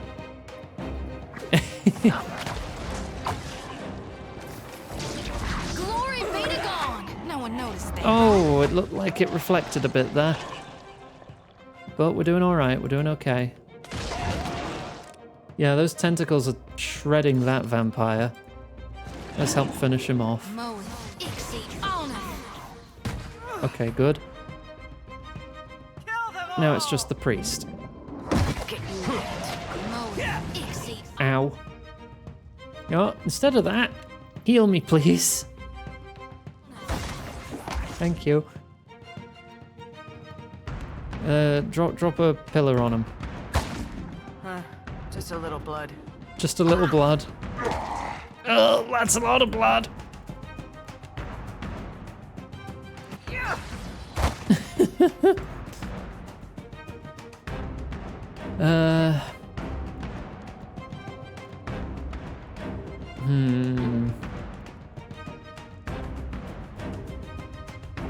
He is nearly dead. You're out of wands. You're out of juice. You're still kicking. No killing bolts available. Try and petrify him. 77%. Then we can finish him easy. Lovely! Good together. Been dominated. Hang on. Get away. You attack him, because that'll knock him out of it.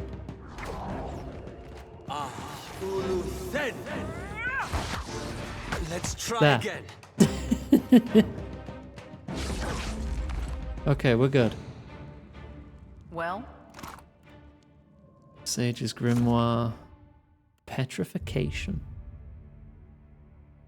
Bone flesh transmuted into stone, petrifying them. If they're near death, there's a chance that this will be permanent. I don't want to drop all the unique console hort spells, though. Maybe that's something you can learn when he levels up, because that sounds fun. The Gift Bearer's Cloth. 1 quick item slot and a weapon set, +5 to all defenses except deflection, and it buffs with history. You know what? Paladin doesn't have a cloak yet, so there you go. Not bad. Not bad at all. This ancient Ardra coffin rests atop a worn stone pedestal. Got anything else in here? No, I think this is it. Alright, well, the vampire threat has been cleared. Still a load of bones in here, though. I ain't cleaning all that up. I'm not paid enough. You've been playing Avowed? Yeah, I know it's in the same universe. I plan on playing it as soon as I'm done with this. That was the whole plan. I wanted to go through Pillars 1 and 2 before playing Avowed, and Avowed coming out gave me a good excuse. But, you know, I'm just a little late to the party. What should I call the island? There's a sacrificial altar here. There was a big vampire cave. Stop suggesting Pandaland. Needs cleaning. Necropolis. It's not really big enough to be a necropolis. Bone Bow. Castlevania. It's a tiny cave. It's not a castle. Scunthorpe. Oh, it's a small place. It's a bit miserable. I'm going to call it Bolton.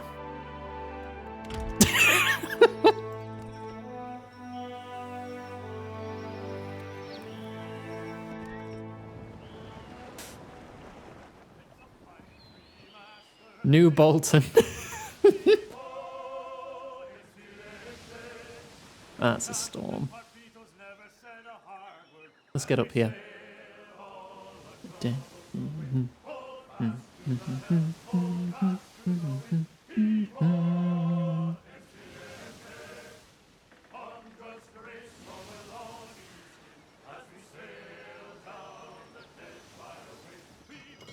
Right, a boot suck bog. That sounds lovely. You traipse through a dark, cold bog. The water around you grows deeper the further you walk. The silt and muck slide beneath your boots. The path forward looks more treacherous than the path behind you, but you've already come this far. Continue through the bog. Adia can lead the way. You trudge onward. Deep pits of water and sucking mud cover the ground everywhere you look, but Adia expertly guides you through the muck. The bog is still and silent. It smells of rank decay. Its stagnant waters host to many decades' accumulation of dead plants and animals. A thick mist rolls across the water. Several hooded kith emerge silently from the fog. A herd of bog lurkers just behind them. A large Armauer man at the head of the group draws his sword and points it at you. If you value your life, you will leave and never return. He peers hard into your face, almost daring you to challenge him.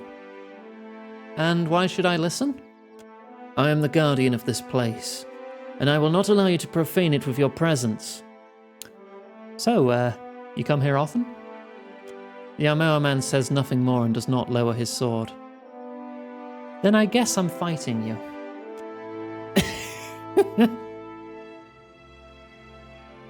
Right, if we're immediately in combat, I'm not going to be able to save. And I think we're going to immediately be in combat. Yeah. I'm not going to be able to save until this fight's over. Disintegrate that bog lurker. Alright, let's get some nice spells out.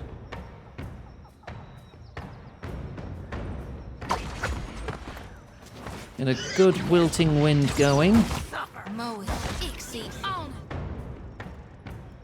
And then we can start chucking chorbs. Have a drink. Stop slouching. I will have a drink. Thank you. I'm just going to keep shooting them for now. Yes? That's it! That's some good chorbing. Oh, I kind of want to drop hammers on them.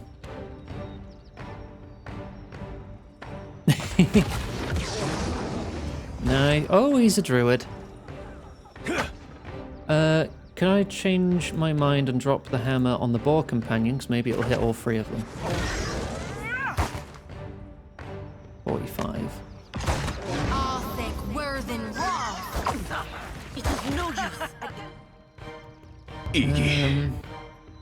Freezing pillar, focused, land on all three. Oi mate, you're talking real smack for someone within exploding range. They really are, aren't they?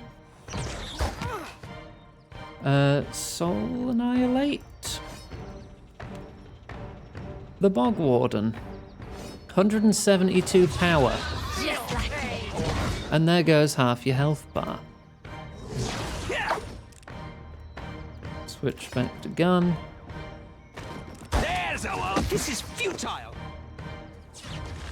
Oh, you nearly killed the Wanderer.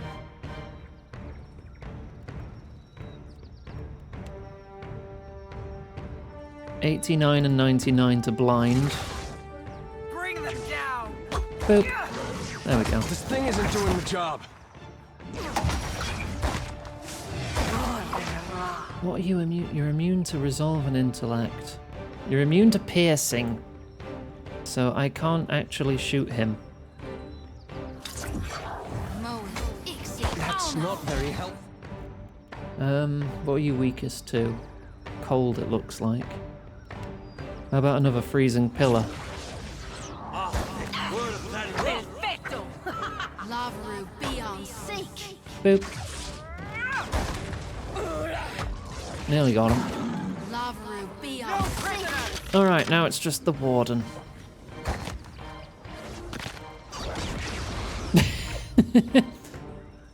You're beset by tentacles on all sides. What do you do? Forth to battle. Ring of Greater Regeneration. Ooh, that could be nice for Pallegina.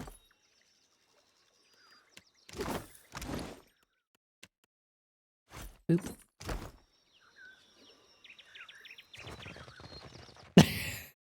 Oh, behave, you lot.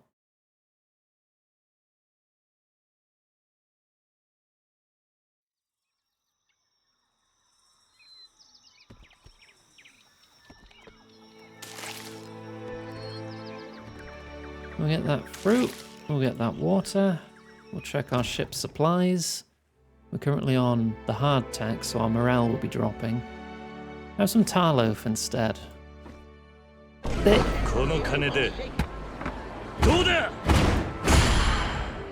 you, Iggy looks madame. very lovely today. Okay, Iggy looks lovely every day. Oh, come on. You can't go around saying things like that in public.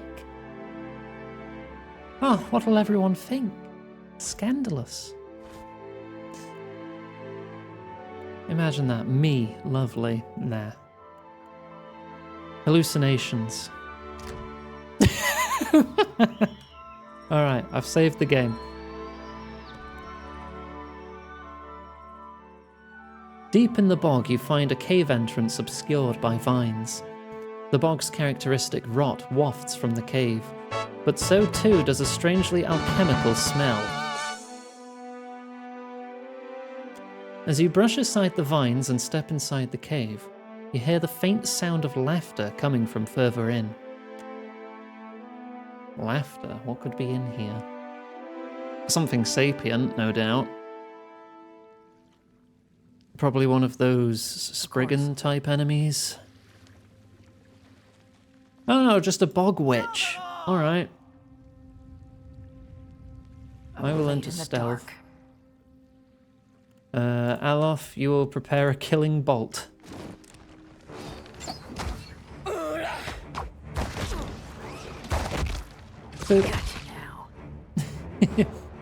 And what is this? A lesser bog ooze, weak to dex afflictions. Do I have any spells that inflict dex afflictions? Petrify, yes. Petrify the ooze. Oh, there's another one there. Maybe petrify that one. Okay, that's 9 seconds of safety. You get that one, you get this one. You move away, and petrify the other one.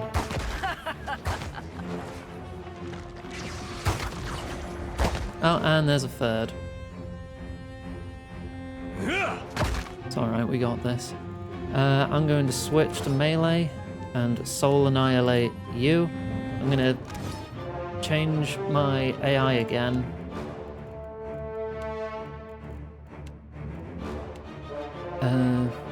There's resources, self, class resources, cipher, self. If I can click it. Why can't I click it? Oh, there. No, that's fighter. At least 90. I can't go higher. I can have like 180 focus, you know.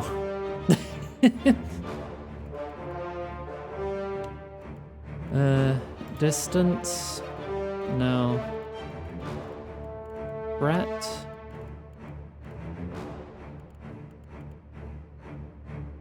Threatened by anyone? Oh, let's just drop it. If you have 90 focus, you will soul annihilate someone. We can have double that, though. Right, anyway, soul annihilate that ooze.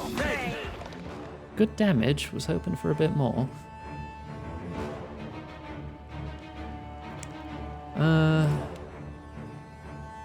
Put your wall of pretty colours.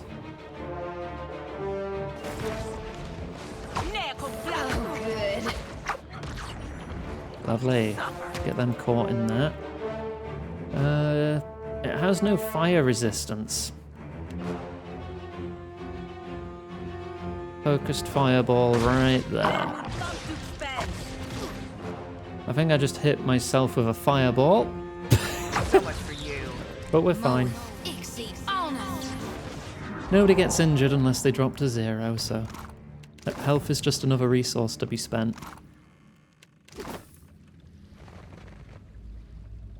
Save. Touch this. The pool of water before you swirls in a riot of colours. The occasional bubble floats to the surface and pops, releasing a puff of colourful smoke that smells by turns. Oh gosh. Excuse me. Releasing a puff of I can read. I promise. Releasing a puff of colourful smoke that smells by turns acrid and flowery. Chug it. You dip your bare hands into the pool and drink what doesn't slip between your fingers. You're briefly blinded by a bright flash of light. You're suddenly certain you could calculate the movement of the stars without so much as an abacus to aid you. Yo, did I just get a buff from that? Drink the weird swamp cave water? What happened? Alchemic wits plus intellect and resolve. Mmm, tasty.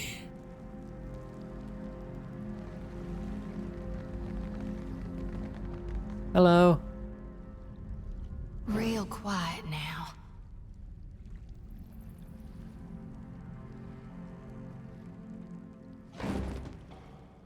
Oh, did they already see me? Are we in combat already? The music's playing, so I assume so. Alof, I would like you to drop a freezing pillar like there and hit that totem.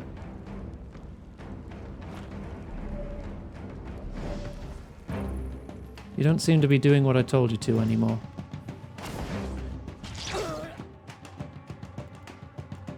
I just want you to destroy that totem before it hurts anyone.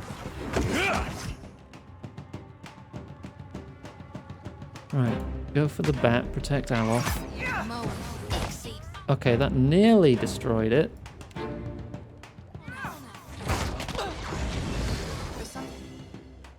I have discovered a hidden floorboard. Cool, great. We have bigger things to worry about at the moment. Like throwing chorbs at the tentacles. Let's try again. No prisoners. Oh, he got stunned. We're alright. I mean, we could be better, but we're alright.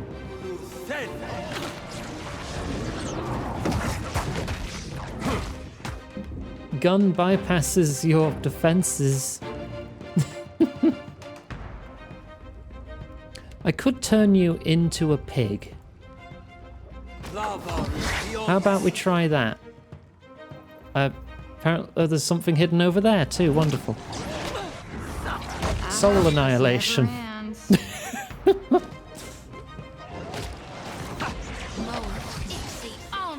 We did manage to turn them into a pig, and we have won.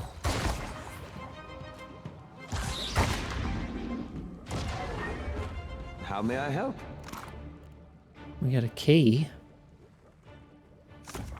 Vipara's Grimoire. Are there any unique spells in here?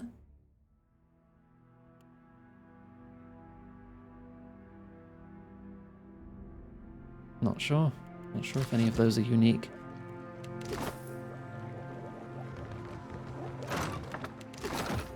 The floorboards contain some Ardra dust.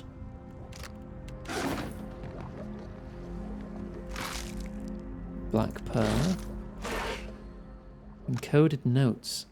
These notes are written in an intricate code that makes them impossible to read without the key. Only someone with a prodigious knowledge of history or the alchemical arts, or an aptitude for code breaking, would be able to decipher them. You have no idea what they say. Cool. I can't get any of my friends to check it. Alright. Hi.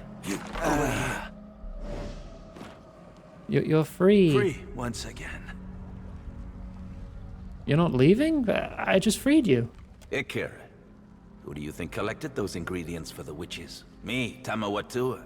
They are mine as much as anyone's, I say. I will take some time to study this island, I think. Oh, okay. Strange things grow among its weeds, and they will need names. And if you need supplies before you go, Tama will sell you what he can find. Ikira. He dips his head in graceful acknowledgement. Alright, what have you got? You take a look, eh? Many potions. I'll take the thief's putty. Ooh.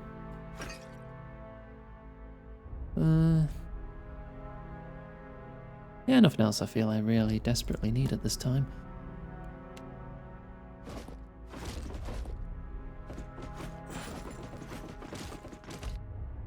And sell you everything that's not unique.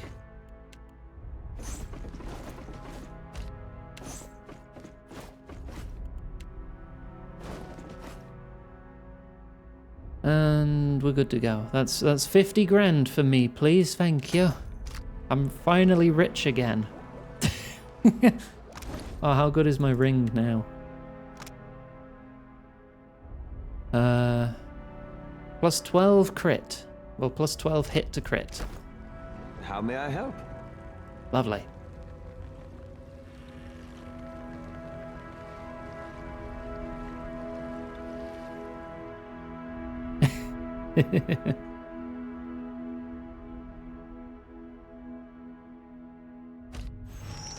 Now we need to name the island of the Bog Witches.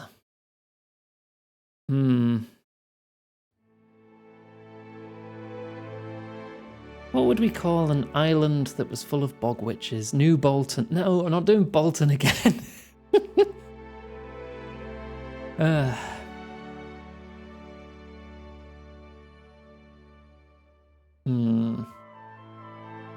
Bogtown, Luton, Bogsborough.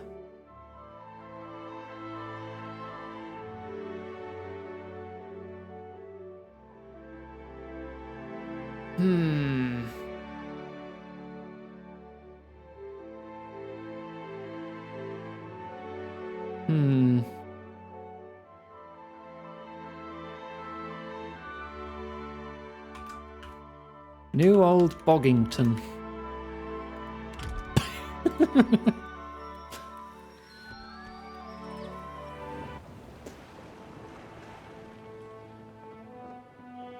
There's a village over here.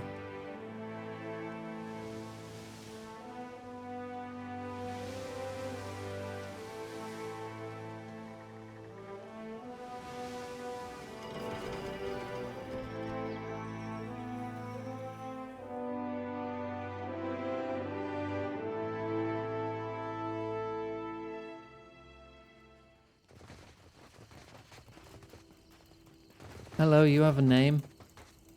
Muttering in prayer, the tattooed chieftain scoops palmfuls of sand into a stout mound. She leans forward and blows on the mound hard enough to scatter it to the breeze. A smile spreads across her face as a breeze carries due north. I offer amends for the slight of Tatok, Great One. A gift of breath and wind for his wasted words. She opens her arms and calls out to the northern horizon.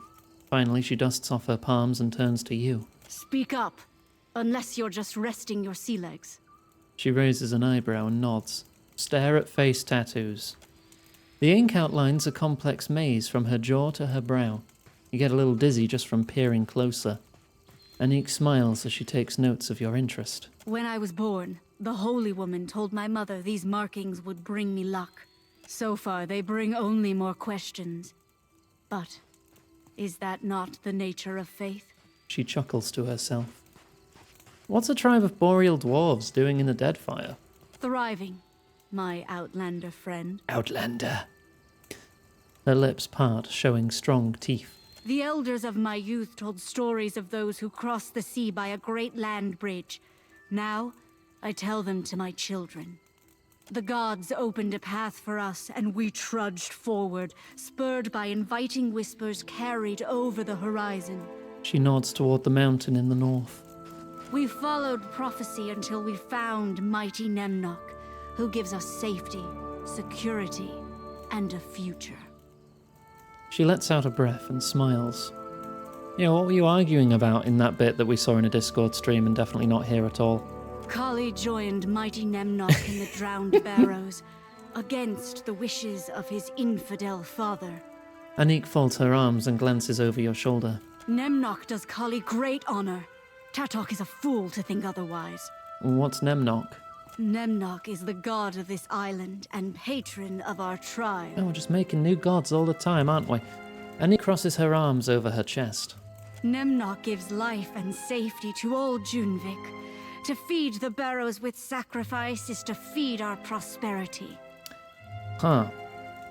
So there's a cave with a quote-unquote god inside that you feed people to. Why did Nemnock take your tribesmen? It is not for me to question the will of a god, nor is it any business of yours. The joke with the name? Is it that it's con men backwards?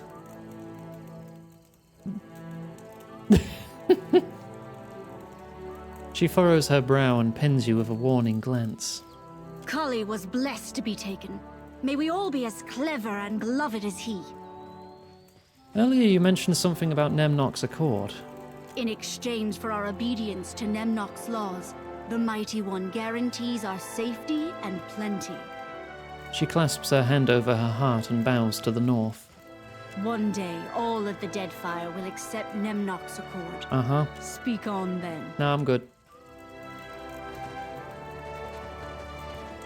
Some ink must have leaked through Anique's skull if she thinks I'll stand idly by. Tatok mutters to himself as he presses a fine chisel into the scales of his armor, engraving runes one laborious curve at a time. Check out those engravings. Watch out, a free-headed Nemnock! No, I'm really tempted, because I think that is just straight up a Monkey Island reference. I'm not gonna. Let's check out the engraving. The runes are in the Nasitak language, at least half of which spell out a litany of violent and colourful curses. The chisel goes askew and draws a harsh line across the iron. Tatok's eyes twitches. Ah, there goes the rest of my day. What do you want, Outlander? Sparing you a glance, Tatok begins to furiously buff the metal with the edge of his fist. Anique told me about Kali. She tell you about walking him up to the mouth of the barrows without my say? He grimaces to the east. Nemnock accepted him. An honor to some, a tragedy to me. This Nemnock lives in the Drowned Barrows? Aye, there in the big mountain. Mighty Nemnock's Hall of Power. He nods toward the distant peak. Nemnock and the ogres watch over our tribe. Oh, they're keep ogres. us safe. But the cost. He shakes his head and chisels a deep accent into one of his runes. I could keep an eye out for Kali. Tatok's eyes widen and his chisel falls from his hand. He raises a shaking hand to pull on the ends of his beard. You do that? Being an outlander, I suppose you aren't bound by our ways. We're talking about a missing kid, Tatok. Your kid? The riches of a god's sanctum await any who ventures in the barrows, but I just want Kali back. Next time it'll be Nemnok who pays. Tetok chews his lower lip and sighs as he marches toward his hut. Alright, clearly we must go save the child.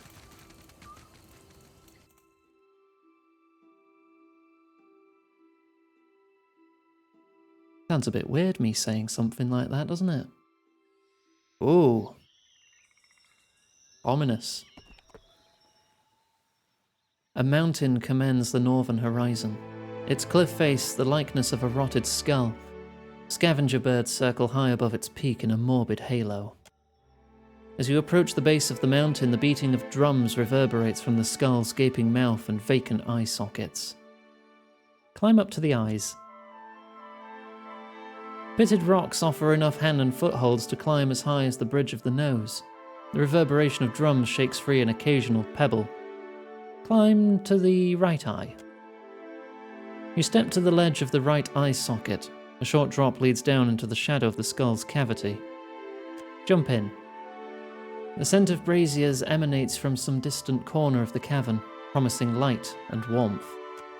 As you pause to survey your surroundings, the oppressive beating of the drums throbs in your ears. Could have just gone through the door now. I'm just going to climb up and climb through one of the eye holes. Other than nothing good, I mean. So I could have started here, but instead I started here. Traps, alright. I can deal with Leave that. it to me. More traps. I can deal with that.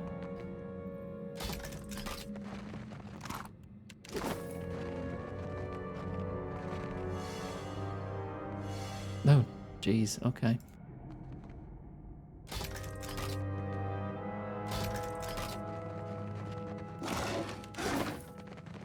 Looks like... Oh, hello. Eoten Dweller. The two-headed ogres. What is up with your sight? Oh, because you've got two heads. Your sight cone is all weird. Okay.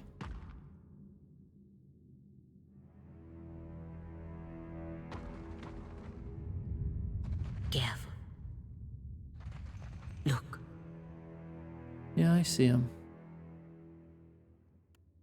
I'm just going to immediately shoot him with a killing bolt and then open combat. There it goes.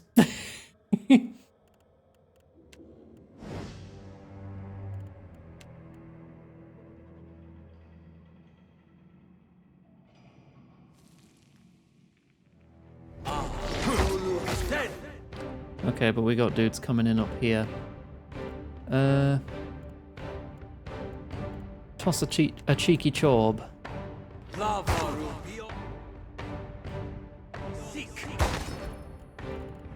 I'm going to soul annihilate the Barrow's Guard. Okay. Oh dear. Oh dear.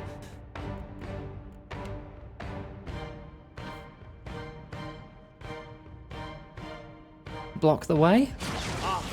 It is no use. I cannot get through. There you go.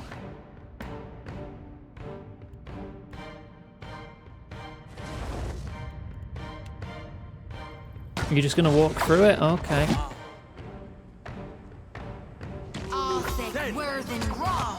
Oh, he's paralyzed now. So good job.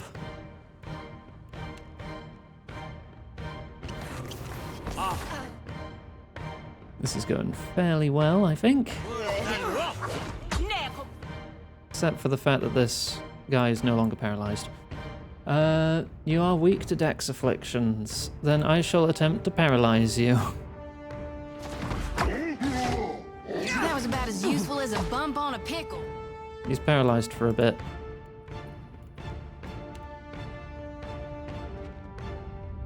Just like that. Nearly killed the Barrow's Guard. That hardly seems fair.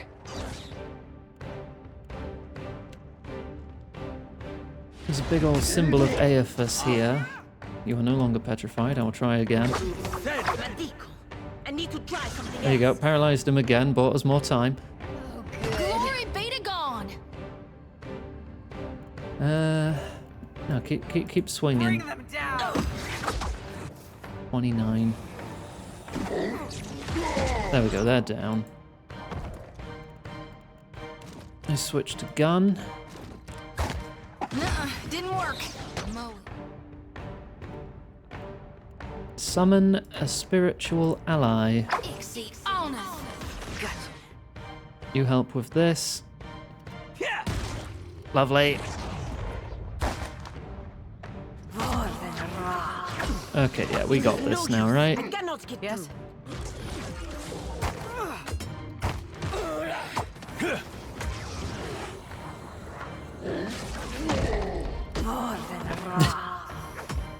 A little bit of knockdown, never hurt anyone. There you go. Oh, that was my bullet. Lovely.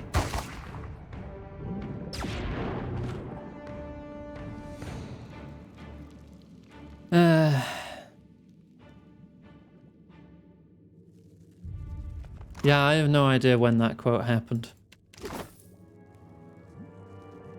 The occasional sulfur bubble pops on the surface of this warm pool. I'll see it done.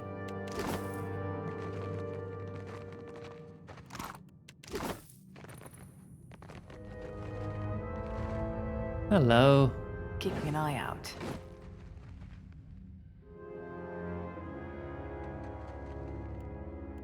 Wilting wind. How's that for an opener?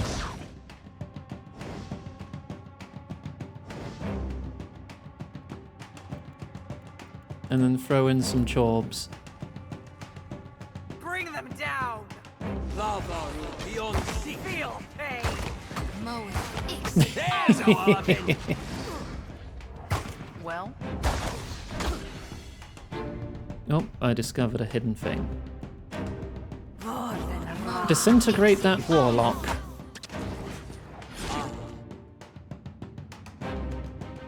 Did it work? I don't think it worked. It didn't get reflected, at least. Damn. Alright, make them remember that really embarrassing event from 10 years ago. Oh no, they are disintegrating. They got 13 seconds of it. Disintegrating and embarrassed.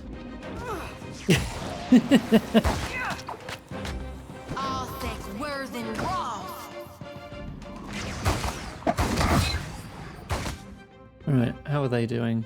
They got tentacles, they got deep wounds. They're about to become paralyzed. 50%? They're quite likely to resist that. Killing bolt.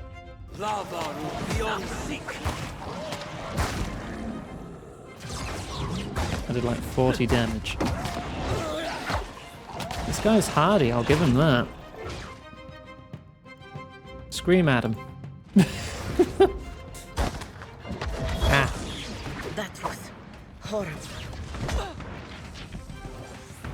They're dazed from me screaming. There we go. You're a bit late with the tentacles, Alof, but you know, I appreciate the gumption.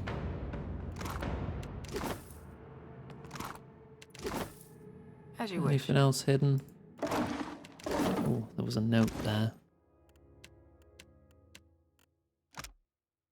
Let this serve as a general reminder that the Flame Naga are sensitive to disruption. If you must venture downstairs, try and give Forge Master Typhus a wide berth while she's at work. Many of her staff not enjoyed favourable encounters with Kif in the past and use the Forge as a kind of creative outlet. So let's all do our part to keep them comfortable, hmm? Easily disrupted, are they?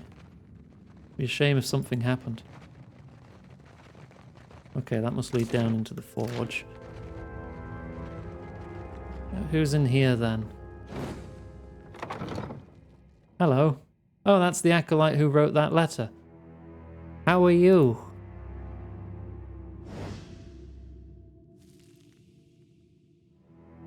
Wait, are you not hostile? What? We aren't accepting new recruits. Now go. Dude, I Our came through the progress back door. wallows as you degrade the left eye with your presence. Sorry, I'm new here. Should I be in the right eye? I tell you exactly where to go. This mountain has no rear end. He folds his arms and scowls. Only Nemnok's chosen are allowed here. We're all full up. I should kill you for even glimpsing this sanctum uninvited. Nemnok's the god of this place, right? God of the mountain and God of the tribe. We have the honor to serve as his scribes, researchers, and translators. The Aeton just makes sure our work is swift and efficient. All right, I'll get going then. Seeing as Nemnok hates unexpected company, let me summon an escort. Kinnock winks and snaps both his fingers at once. And then attacks. Okay. Oh, you asked for it, buddy. Killing bolt.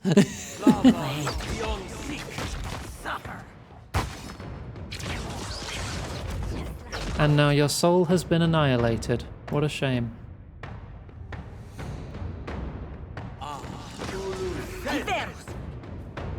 Get closer.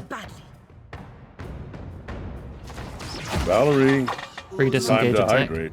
Stop They're slouching. nearly dead. Hydrate, thank you.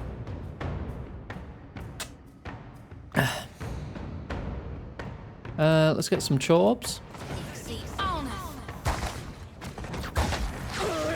Paralyzed. A wilting wind just for you. I'm having some trouble moving through this.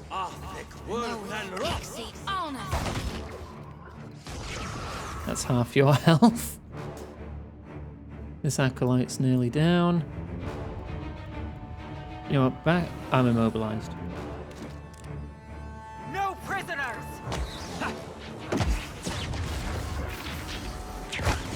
Right, they're down. I'm going to run in and soul annihilate this acolyte, if I can. Okay. I seem to still be stuck. I'm sure they've got this. Okay, I couldn't steal the kill in time.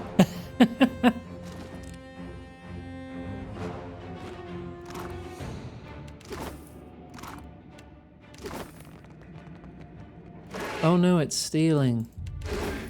Anyway.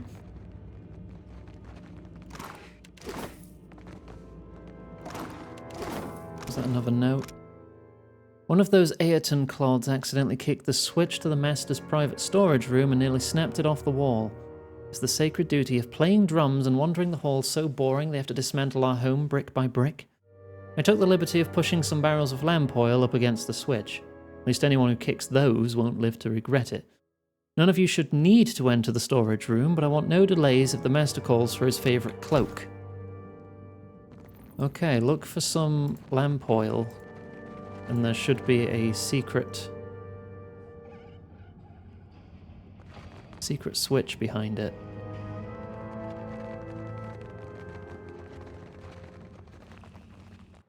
So that's the left eye entrance. The mouth is its own entrance. Thank you, Uzi, for pinning that.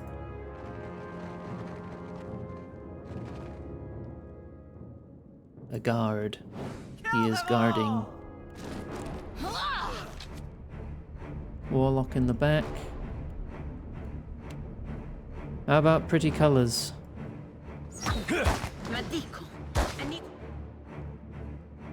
Yeah.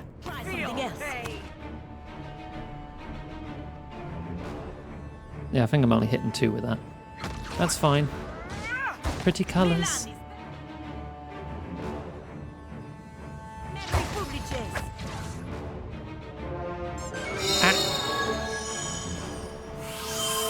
Thank you, Warbird.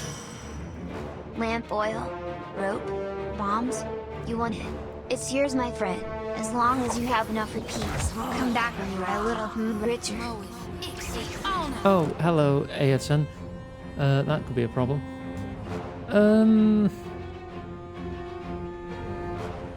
Dimensional shift.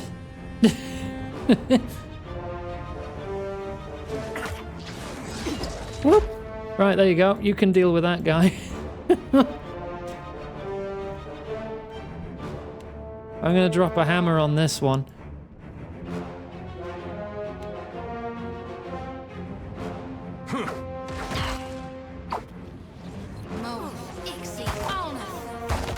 Still shooting them. That was about as useful as a bump on a pickle. There we go. Hammer time.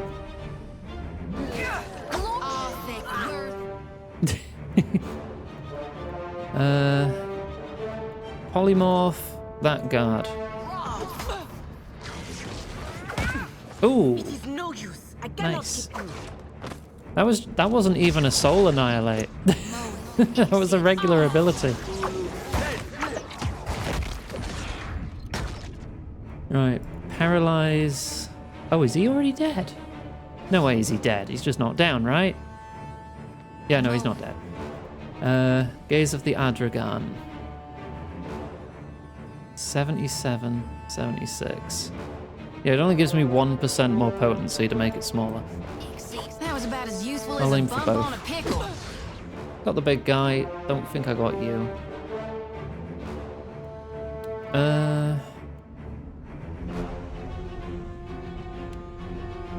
Piercing burst. Glory be to God.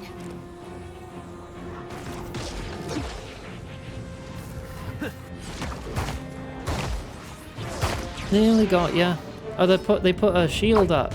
Soul annihilate. Yeah, I got him.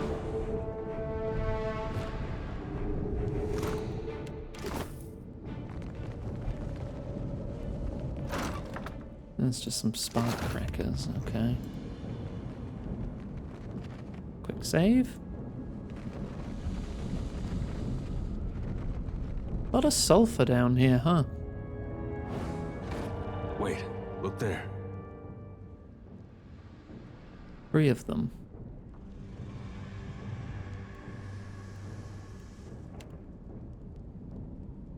Can I hit all 3 with this?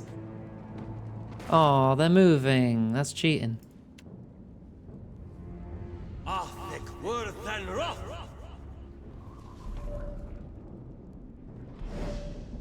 Shit.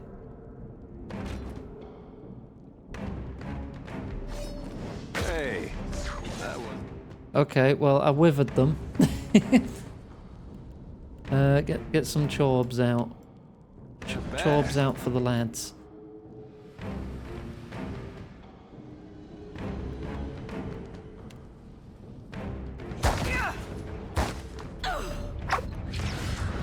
Oh, they are all grouping up here, aren't they?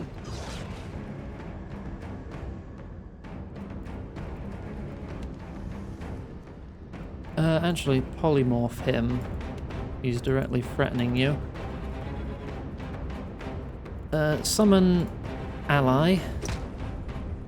Sorry, friend. Can't.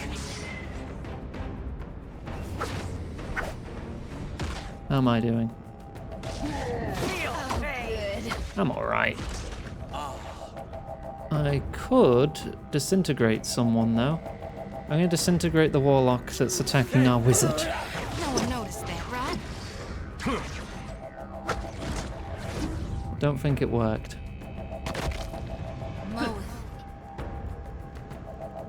Switch weapon. You can take that, Ayrton. Say your prayers. And we'll just shoot this guy.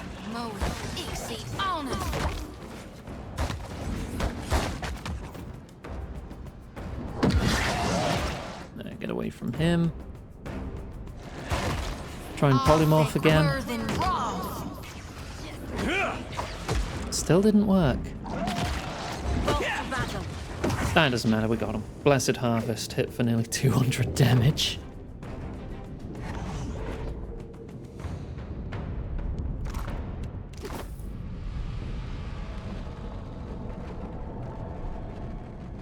Okay, just seeing my options before committing. They were all looking at this door. There's got to be something important in here. Well, traps for starters. Leave it to me. There's something ahead. Quite a few traps, it would seem. Rest. Ow. Now. Did I miss one? Of course. Shit. Oh no, it's a... No, stop it! It's a curse totem. Great, now I've got 2 injuries. Fuck. Yeah, we're gonna need a rest. I didn't even see those at all. I feel so silly. We need to blow these up first.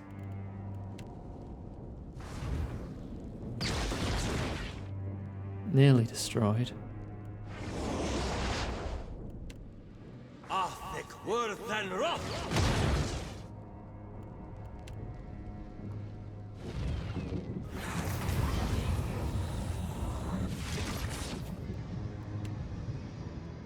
Thick worth and rock. There we go. Right, that's destroyed. Let's rest.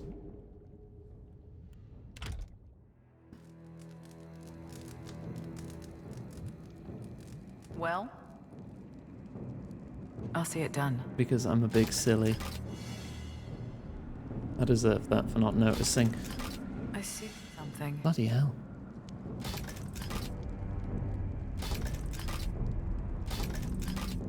A mix of level 1 and level 11 traps.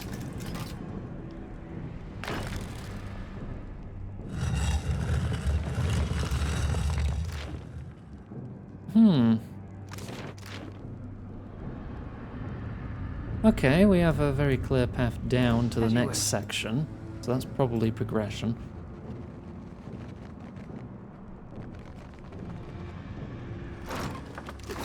The hell was that ball I picked up? An implosion charge. That sounds fun.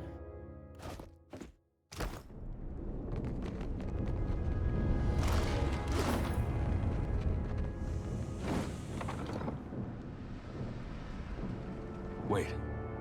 Blame Naga. Okay. Look there.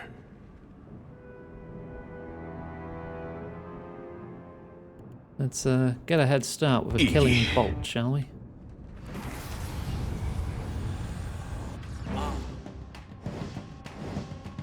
Right, reveal yourselves. I shoot. Oh, what's this? Don't touch it, it's cursed. Oh, okay. Touches it. Ah, my bones! I need those to cause chaos and explosions.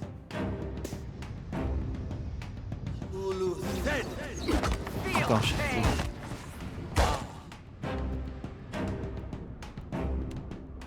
Can I hit 2 with this? I can block off that path, kinda.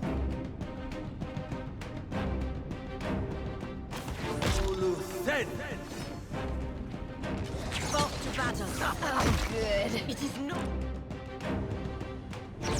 Don't run through the fricking... Always so eager to just run straight through the colourful wall, aren't they? No prisoners.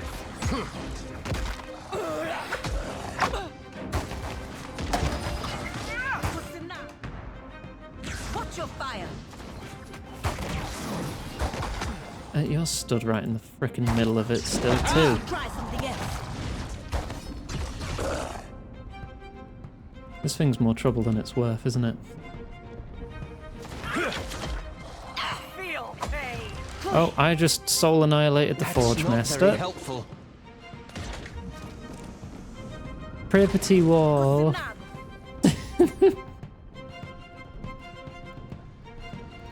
Gosh, hecky. Lava will be on seek. I cannot move. There we go, the wall is now dealt with. Every time I place that, it's more a hindrance for me than the bloody enemy, isn't it? It is no. I cannot get through. A Skittle-flavoured wall. Oh god, I've not had Skittles in ages. I want Skittles. I shouldn't, but I want them. Leave it to me. I like sweets too much.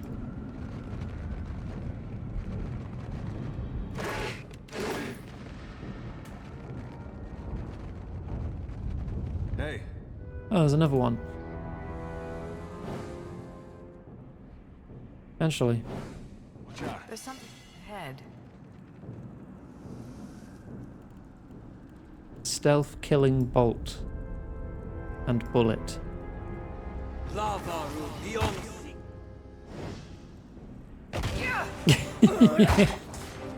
So much for you.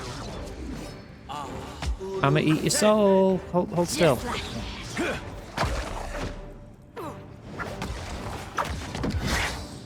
Yeah, this is bullying now, isn't it? Ah.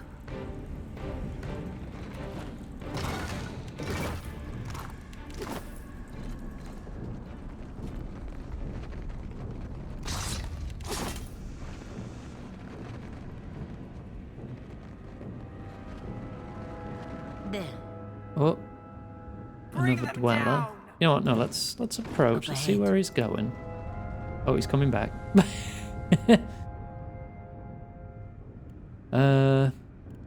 Killing bolt,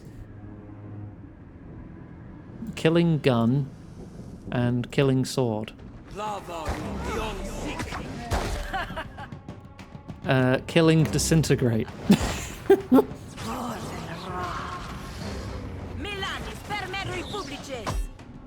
Damn, they keep resisting disintegrate.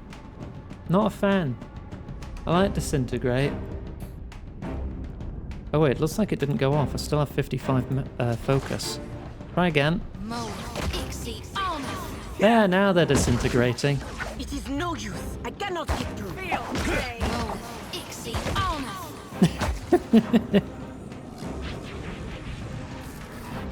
The JoJo kicking meme. I love that. I love that part. I'll take care of it. I need to watch part 5 again at some point.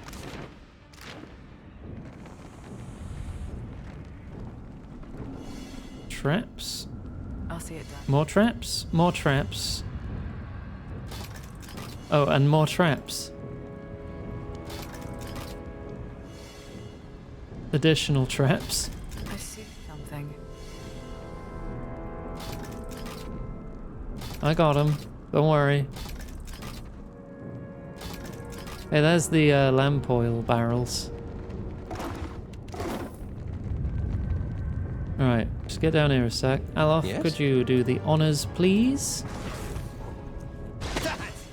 There it is. Aye.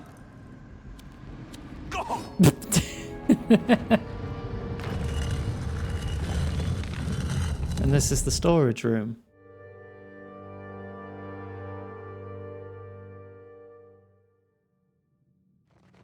Which is back on the first floor.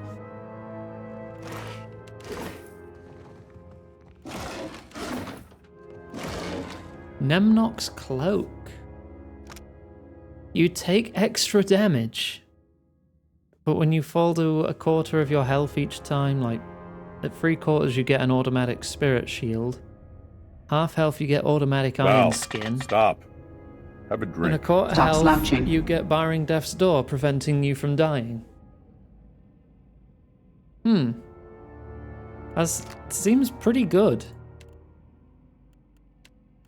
No, was that hydrate? Yeah. Right, that little bottle is empty now. But I have a backup drink. I came prepared. Everyone has cloaks at the moment, though. I could just... Oh, I like living illusions. You know, I think we keep that in storage for now. Yo, was that another... Hang on. Was that another funny log? I only need one more. Also hot tub, yes. Utility belt of refreshments. I wouldn't go that far.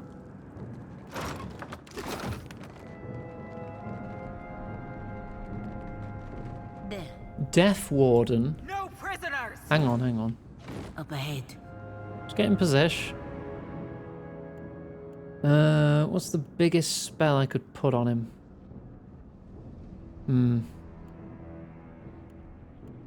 Just a focused wilting wind?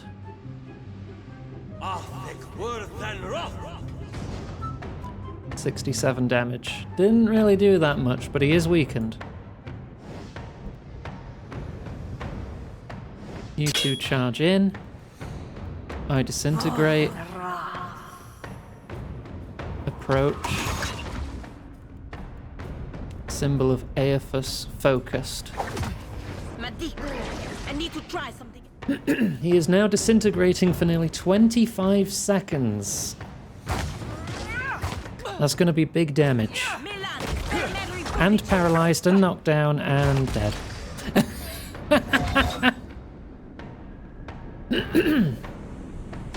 Oh, he was called Death Warden. I wanted to be sure. I hear you. I thought he might have been tough.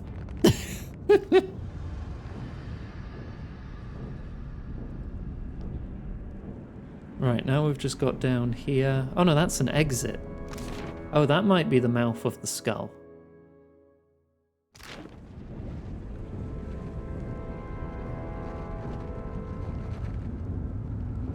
Right, let's go straight in. If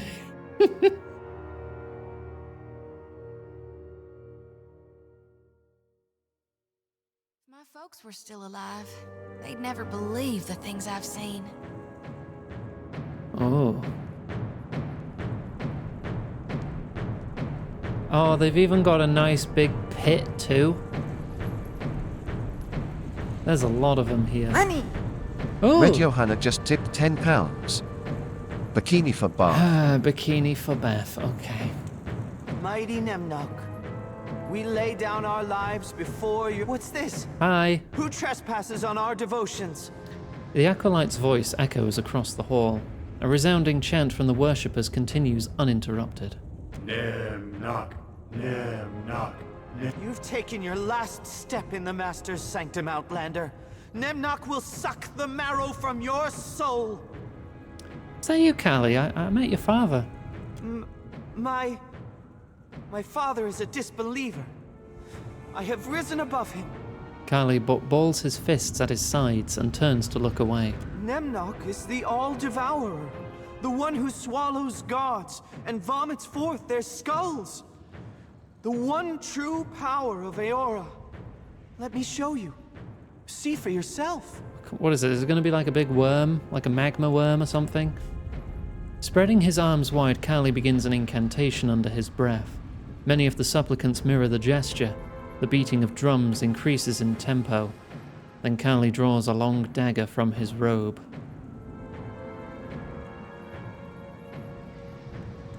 Yo, I don't think you should do that.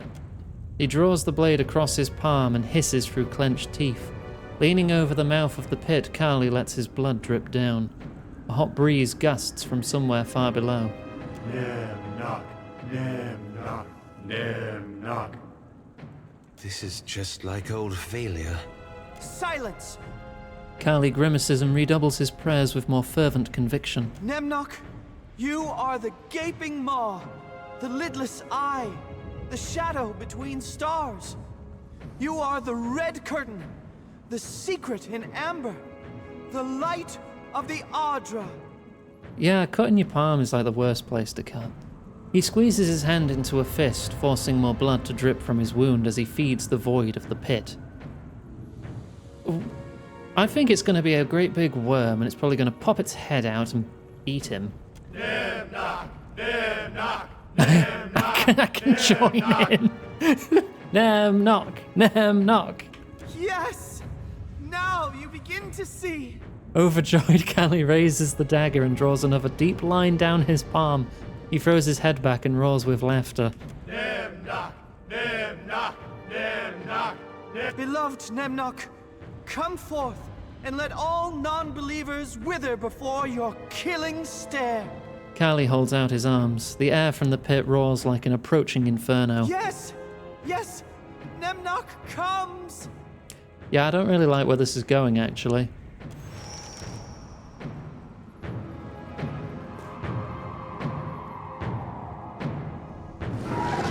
Oh, it's just a straight up demon. Alright.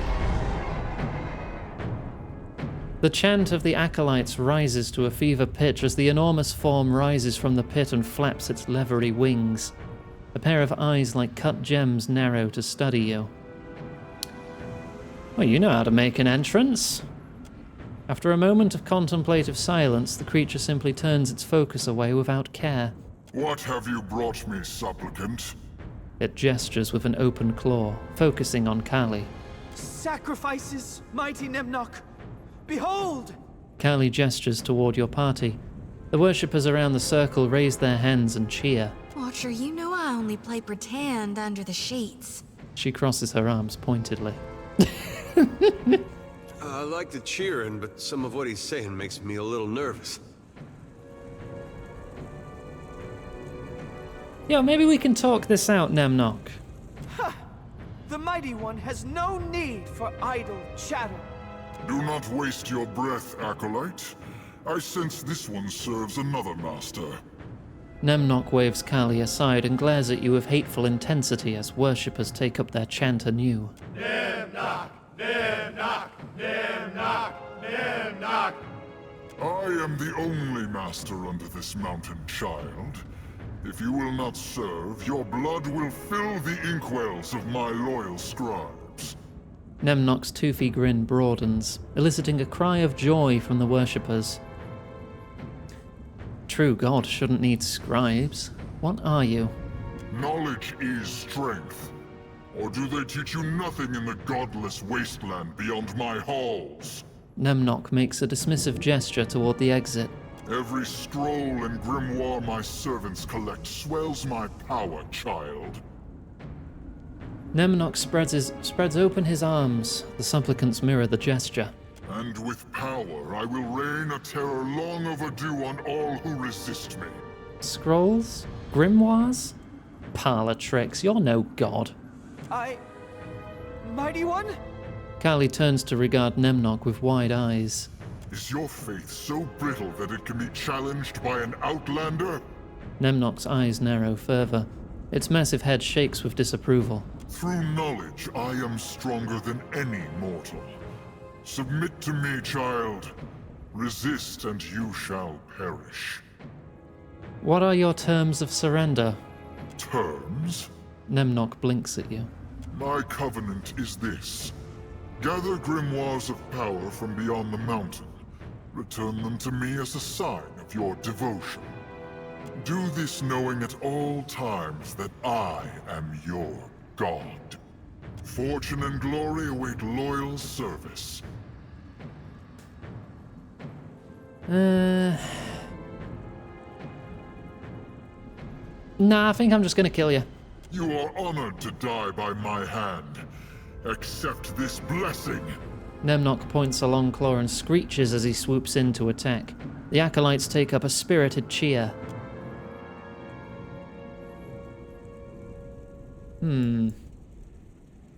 That is everyone hostile.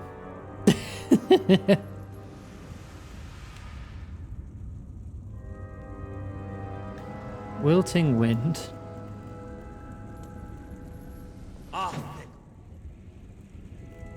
Combat still hasn't. There we go. Now combat started.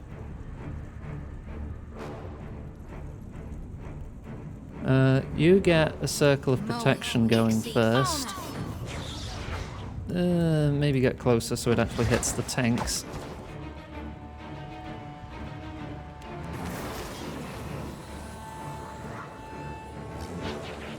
I will disintegrate this guard.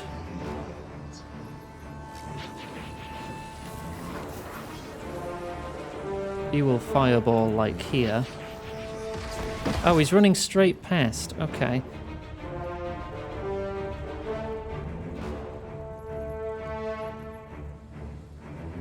It's a lot of dudes. He has arcane reflection on. Not the best. Living illusions.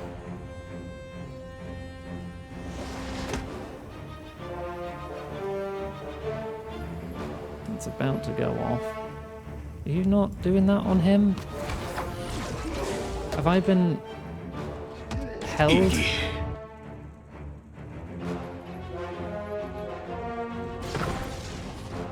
Yeah, that was pointless.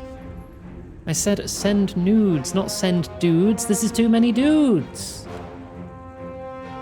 Gosh, hecky.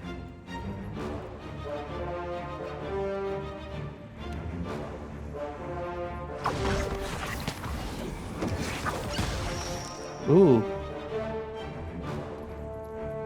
Can I not move? Am I stuck?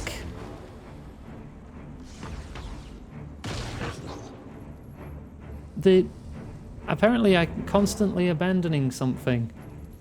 Why can't I do anything? What is going on with my character's AI?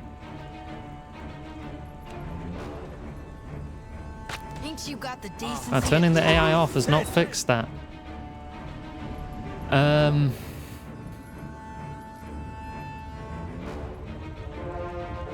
Turn it completely off.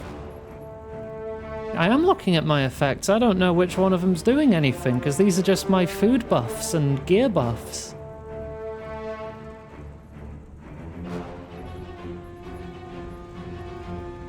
Like, there's nothing here that says I should be stuck in place, constantly abandoning casting my crippling strike ability.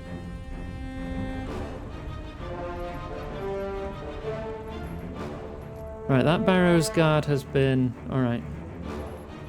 I want to... Retarget. No, retarget that guy. That was about as useful as a... Is nobody listening to me right now? Okay, you are listening to me. For some reason, the frame rate has also dropped to like 16. I have no idea what's going on with this fight, but it's not good. Madico, I need to try something else. I am completely stuck. I think I need to reload the game.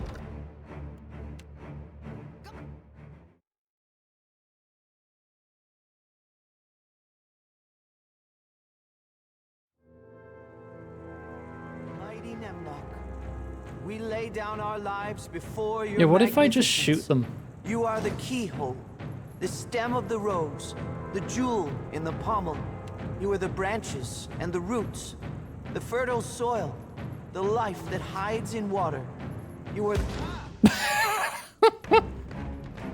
Yeah, what if I just kill the worshippers immediately? How about that?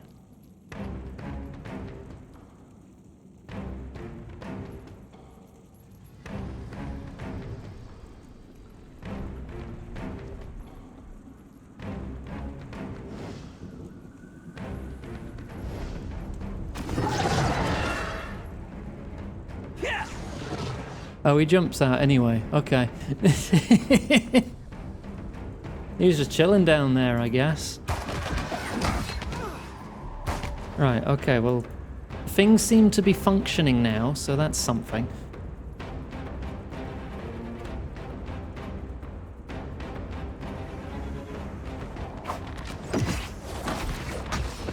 Delayed cast fireball. Big spike. Oh, good. Ooh. I might want to move that spike so it doesn't bounce off his arcane reflection.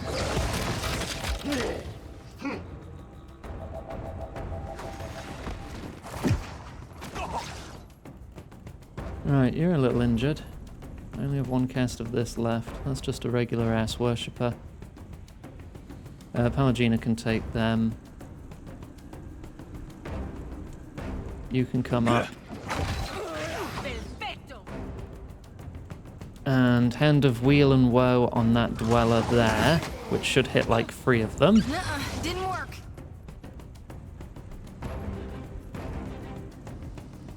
And then Consecrated Ground. Use Second Wind. Living Illusions. Can you go finish that worshipper, please? the light. Okay. Worshipper down. Good. Tell you what, you're gonna... Oh no, there's a gap there. It's gonna make you go around to flank. That was about as useful as a bump on a pickle. I'm going to disintegrate the large Ayrton dweller.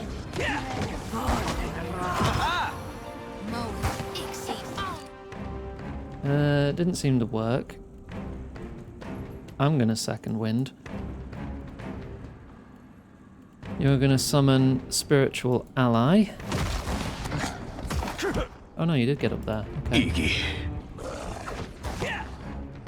Better than that. Absolutely not. Go get that worshipper. You are going to empower yourself, get your discipline back. If I blow you to pieces, I can make worshipper sauce. Gosh, Heki. Try and disintegrate that Ayrton again. There we go, he's disintegrating now. Can you please kill that worshipper and stop ignoring them? There you go. We got some colours up. Those aren't my colours, are they? No, because I opened with Wither. Those are enemy colours. Flame Naga Sentinel. Chaotic Orb. Hey, watch it with that. Alof couldn't have casted it. Couldn't have cast it. Wall of Many Colours. Oh, the Living Illusion cast Wall of Many Colours. Holy shit, that's busted. They can cast level 8 spells? The frickin' simulacrums. I thought they'd be limited to like, I don't know, 3?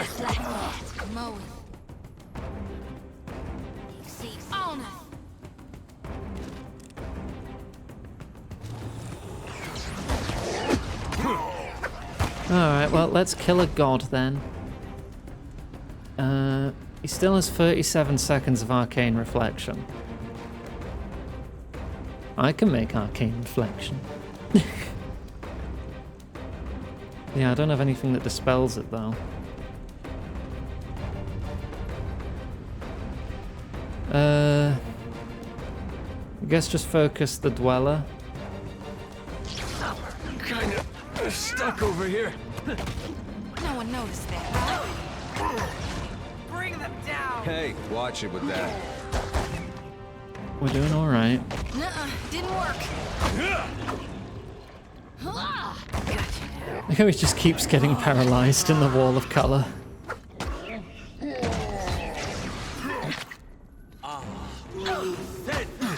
Yeah, it can't reflect tentacles, right? He just keeps getting re-dominated. Cannot whack him any harder. Nenok no longer has reflect.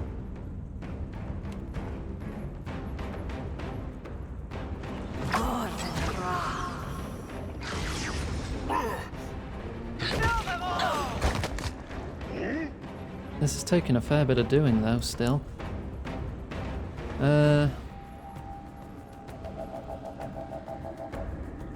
Summon ally again.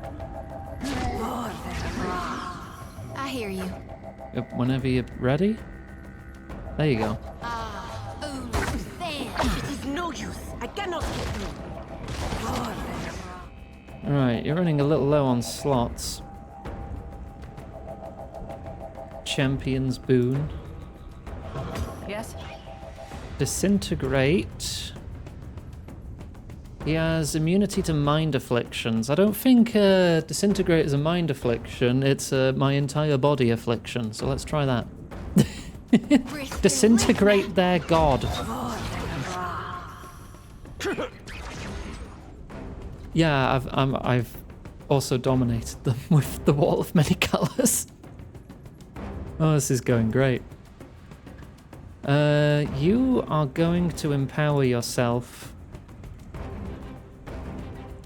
so you can heal people.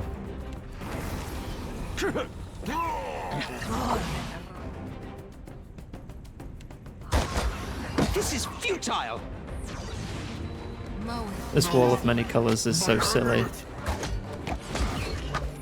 How long is this going to last? I thought it only lasted 30 seconds.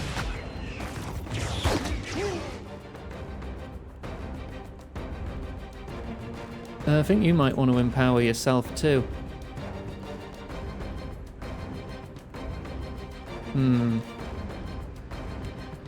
Killing Bolt the Dweller. We need to get him out the way. Oh. Your amulet? What about an amulet? Hey?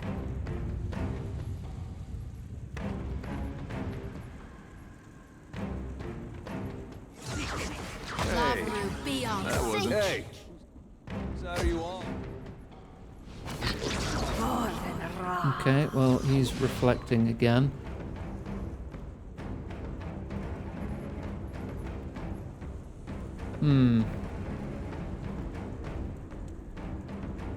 Nearly down.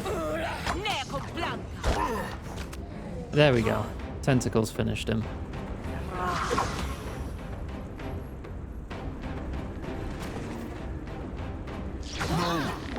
My amulet!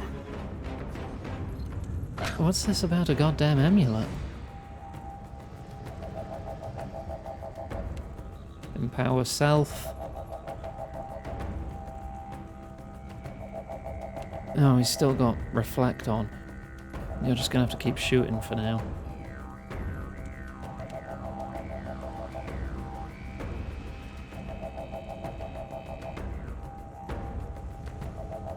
We will buff ourselves. I'll just make sure I'm stood in the right spot to get the buff. 20 seconds of reflect. He has a lot of health.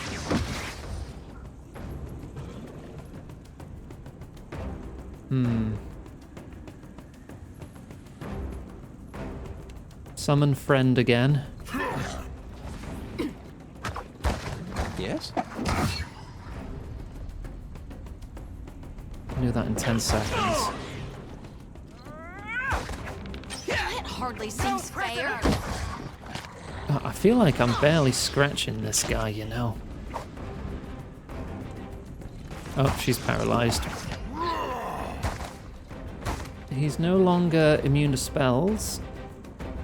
Let's see if I can give him some wondrous torment.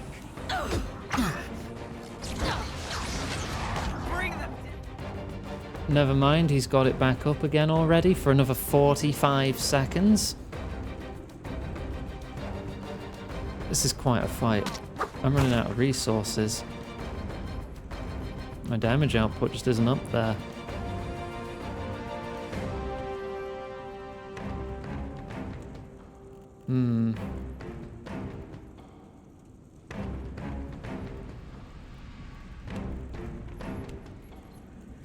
You've not used your second wound yet. So much for you. There you go. He has so many defenses.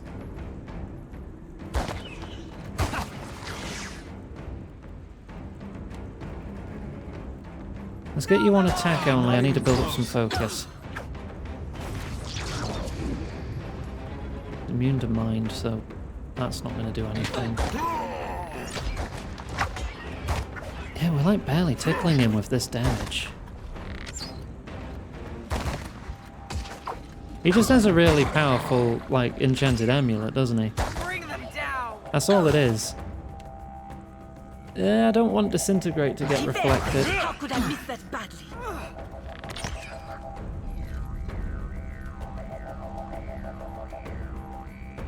Gosh, there's really not a lot we can do.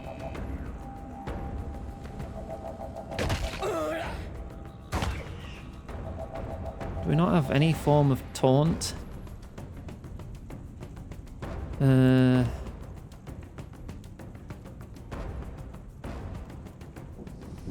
Strike a target. Why can't I select him? No prisoner. I don't want to select you. I want to select the bad guy. I know it has a level limit, but that means I'd have to burn through that level limit before it's gone. Like it's 30, isn't it? It reflects 30 levels worth of spells. I don't even have 30 levels worth of spells to like burn through it and just tank it. Yeah, that's not happening.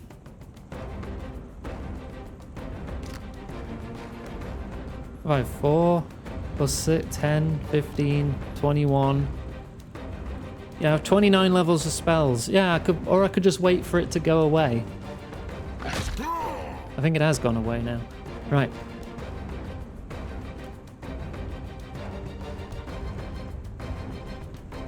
Disintegrate him.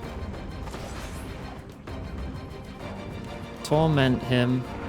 Oh wait, no, that's going to be mental, isn't it? No, that drains stats. Yeah, that's not an affliction. That's fine. You're out of abilities. You could soul strike if I can just click him right.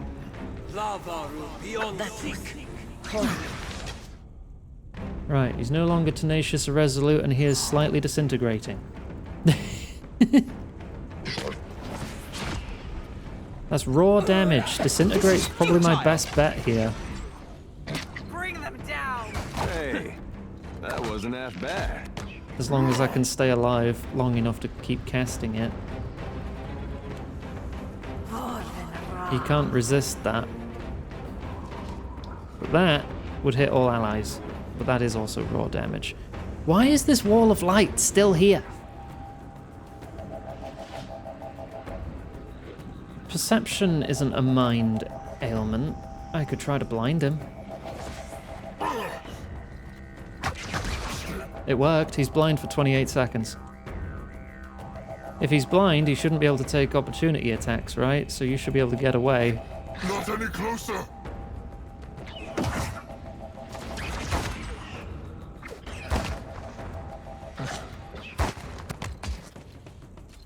Right.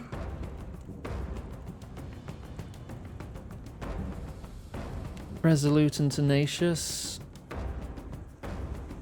You're both resolute already. Nah, just keep shooting him. Until we can disintegrate him again. Because that's doing the most damage here. I realise that he got Arcane Reflection up again. I've just disintegrated myself. And I have no way of healing. I'm going to die now. Alright, I'll just... No prisoners! I guess this is just how I die. That hardly seems fair.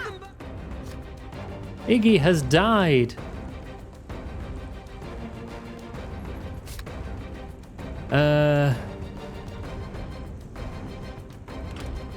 That I've perma-died. Is...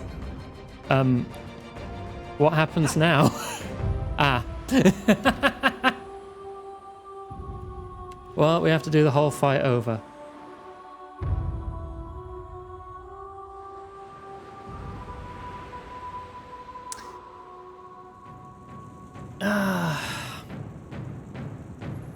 He's just resistant to pretty much everything but raw damage.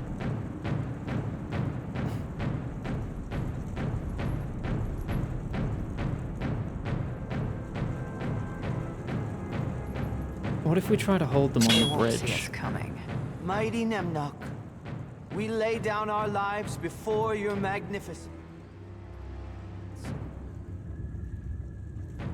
You are the keyhole, the stem of the rose, the jewel. You stand on that side of the bridge. You are the branches and the roots. You're going to be on this the side. The fertile soil, the life that hides in water. You are the well and I'm the going to bucket, shoot this guy. the swaying of the core.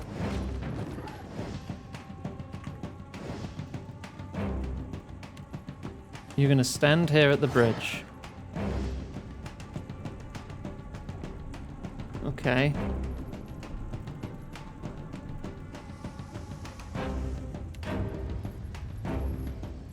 Blind this man.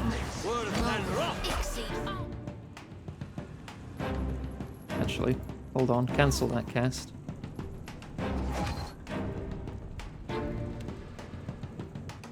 Expand blind. Don't fucking run at them. Let them come to Al.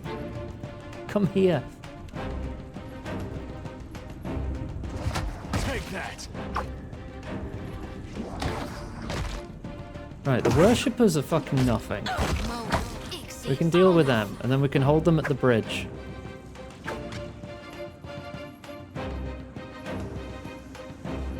Or at least that's the goal.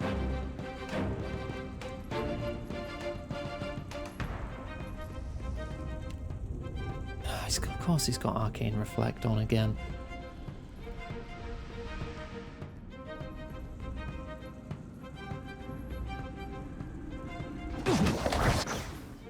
Were you casting that? Don't cast it on him.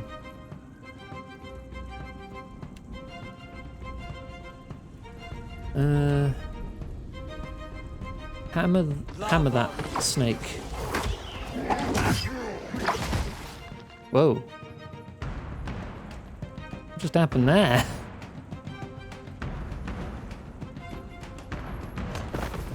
Stay on the bridge.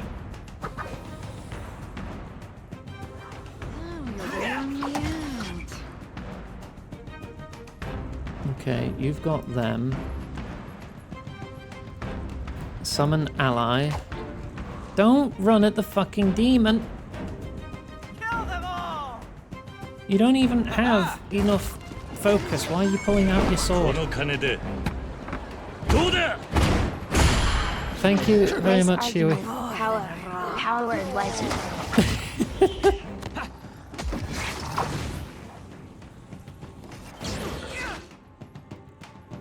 Deary me.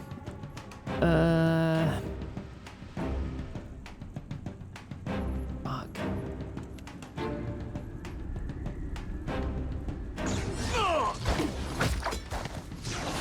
Alright, petrified. Cool.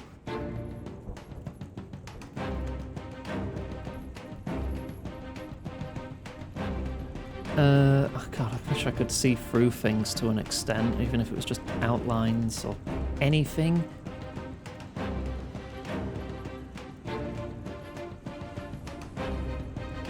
We need to get rid of this sentinel. That dog won't hunt. There's a walloping. Where am I? What am I doing? I'm soul annihilating something. Good. Now if I could just move out of the way, pull out my gun, second wind. This thing isn't doing. Shoot that one. Bring them up. Use second wind also, because you are taking quite a few hits. Okay, we got him out the way, so Alof is safe-ish.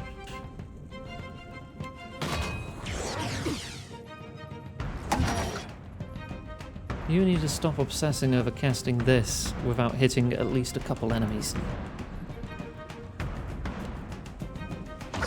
Not a chance.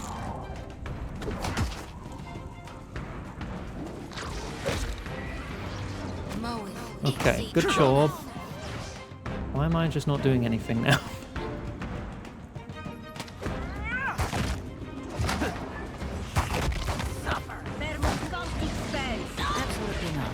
Alright, Adir's getting him. Those two will get Kali. You'll help take out that guard with polymorph.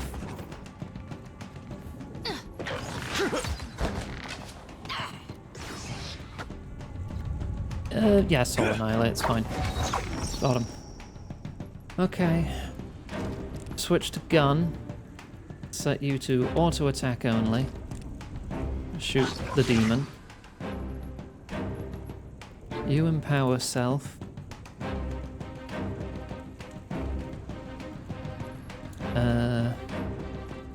Spirit or Vessel. Symbol of Aethys. Grants a defensive bonus.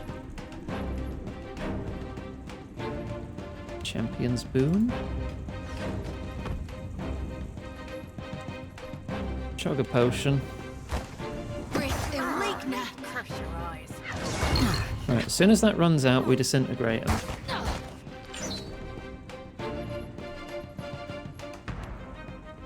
Bring them down. I'm really struggling there against this one guy. Where are you going? What are you doing? Don't disengage.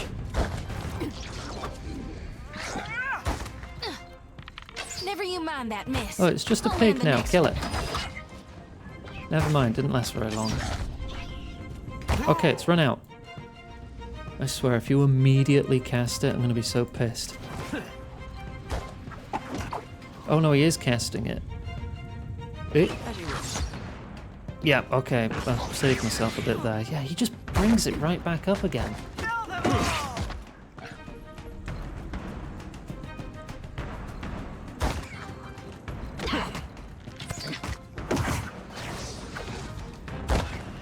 30 seconds. How tough is this guard?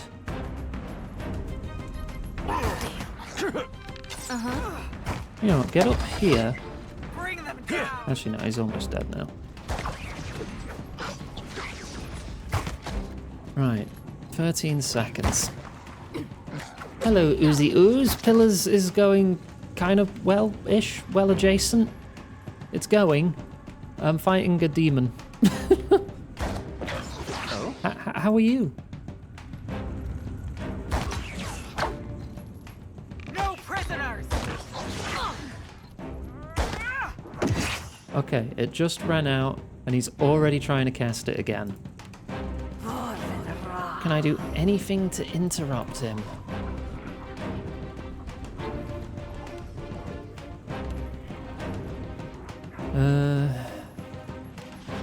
Try and blind him.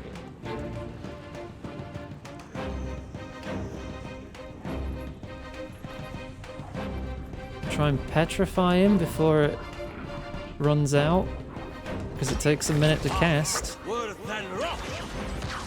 And he is now disintegrating. He's paralyzed, but Arcane Reflection is up. This is futile. And he's still taking disintegrate damage through it.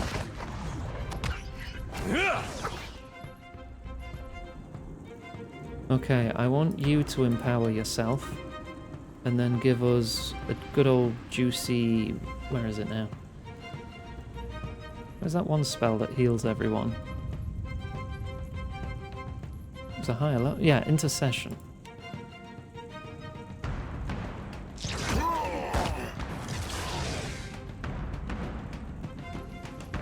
Okay.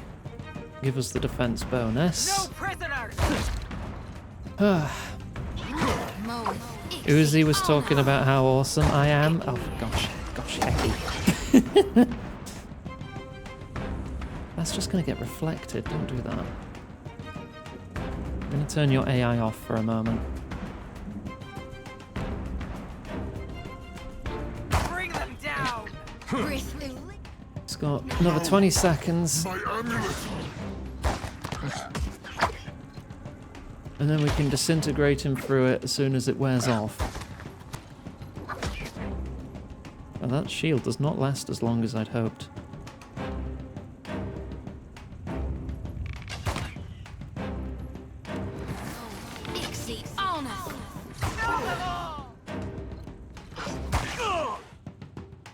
Okay, it's about to run out. Get ready to cast it. No one noticed that, right? Okay, 12 seconds of disintegrate. Do I try and wither him?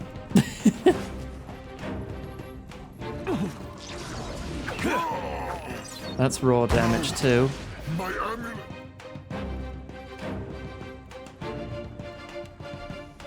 He's still not casting it yet. Fireball him?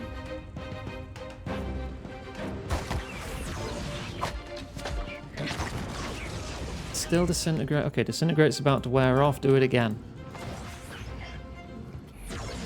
Hopefully get a better roll.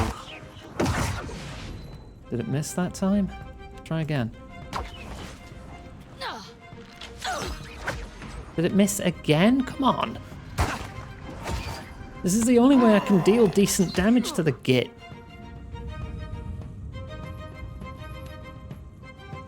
Alright, you've already used second wind. You've already used second wind. Chug a potion.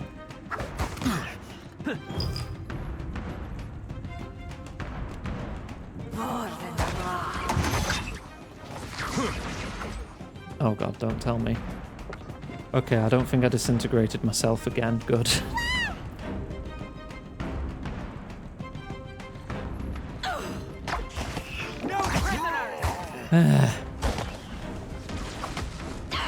He's nearly at half. That's not very helpful.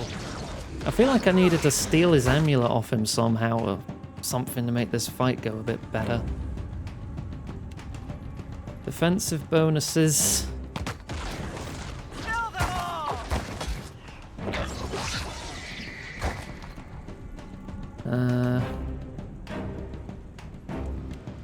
Make Pelagina withdraw. No, Pelagina withdraw. That, okay. Now you have to attack a deer while she regenerates. I'm rebuilding my focus while your arcane reflect wears off. 8 seconds. That's not very helpful. Bring them down. How long is on it now? Oh, it's just gone. Get disintegrating. 13 seconds. Alof, blind him. Not any closer. Okay, he's blind and disintegrating now. He's trying to put the arcane reflect back up. There we go, that's up again. For how long? 40 seconds? It's really the only time I can do damage. Otherwise it's single digit damage numbers.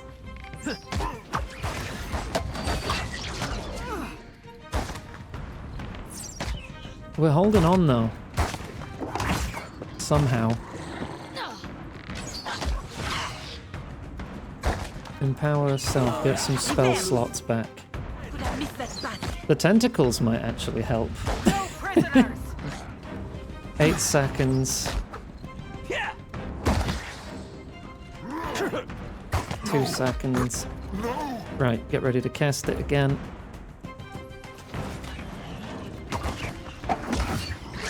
There we go, 13 seconds of disintegrate.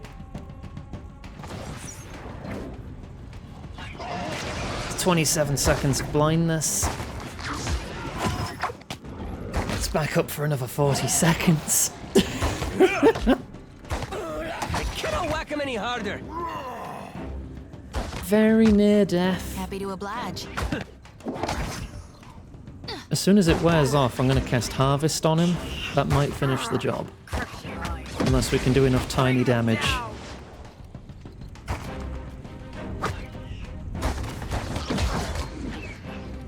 Before it runs out. We've nearly got him.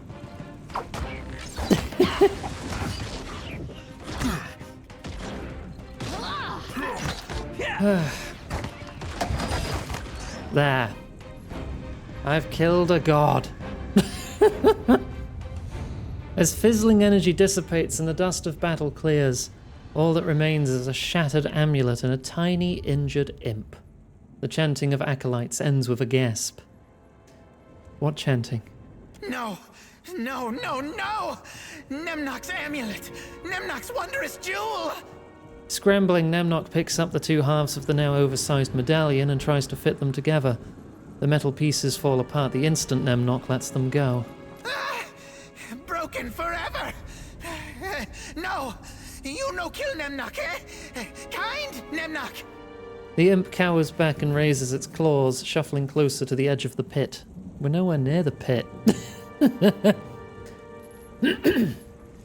Oh, you're adorable.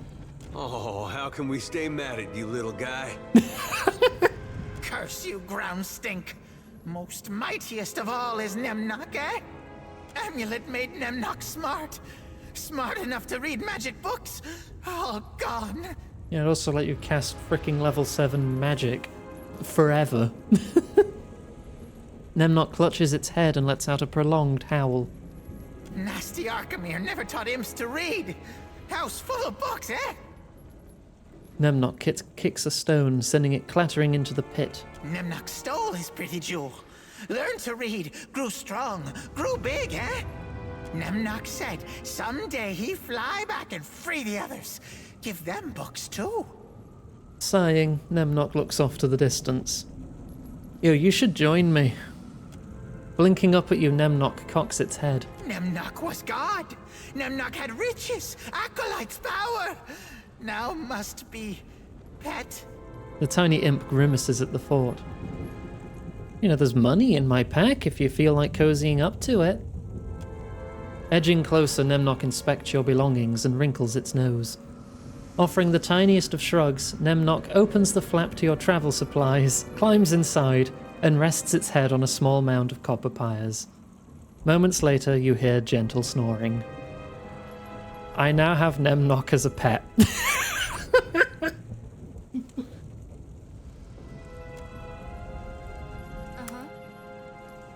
Baby. Oh, he's not going to be happy that I killed his son. There was probably a way to, like, get the necklace off of him without resorting to killing everyone. But oh well. I live with my mistakes. Core staff. Mundane shell. Defense against fire frost, resistance against evocation, conjuration, and illusion.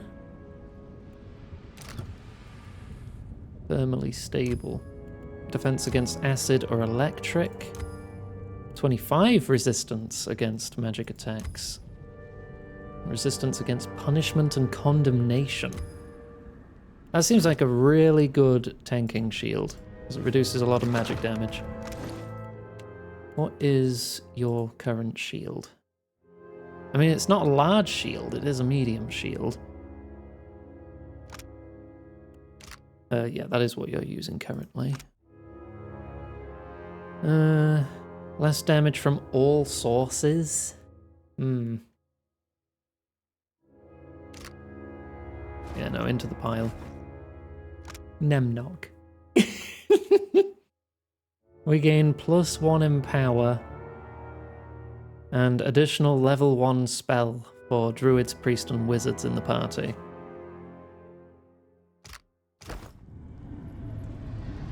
What can I do? Enemies to pets.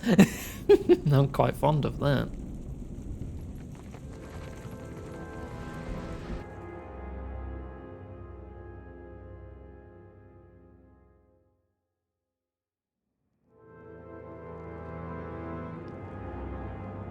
Alright, well, I've still managed to dethrone their god, so I guess I'll go let them know. Sorry, your son is dead, though. He became like the leader of the cult. Oops.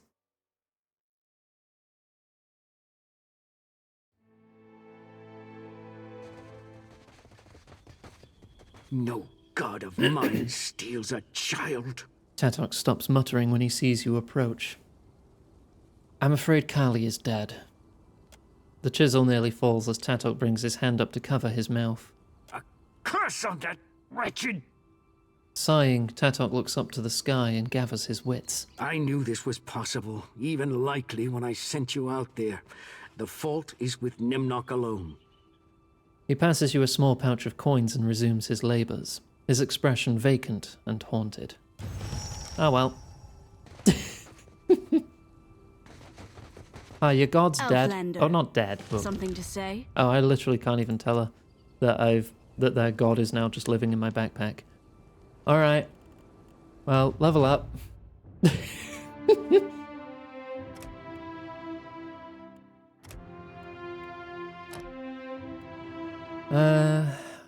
One power for one class.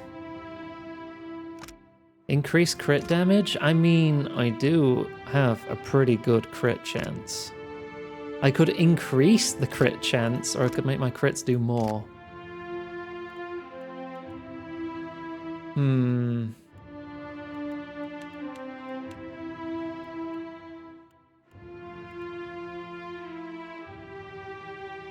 I already have improved criticals there for giving me extra crit damage too. I think I take extra crit chance. I'll take uncanny luck.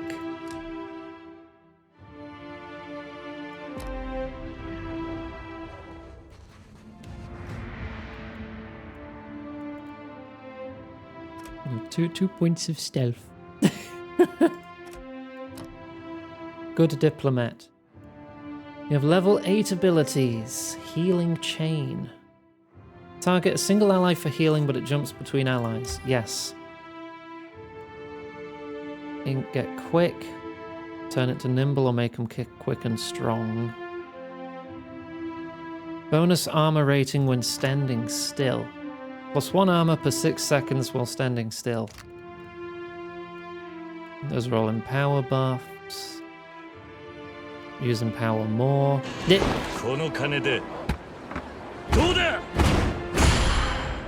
Giving you. Bobby in a slug now. Oh god, excuse me.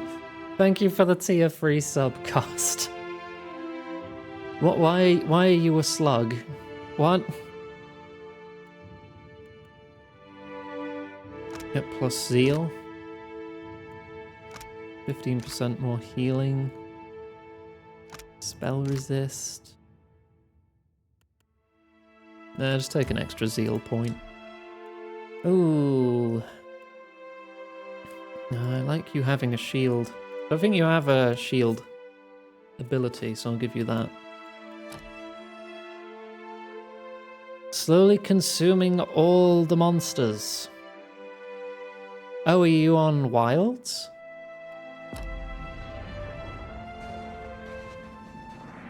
I edited the config file for my Wilds installation to turn off volumetric fog, and my god, the game looks so much better.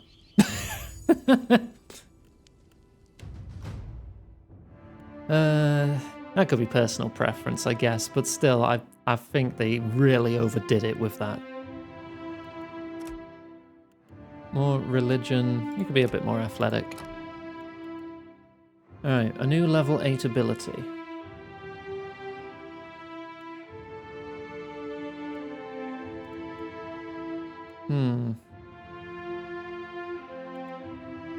Cleansing Flame. I like that one. Can't go any higher than medium or you'll get less than 80 FPS. If I'm playing on medium with ray tracing and DLSS off, I get about 90.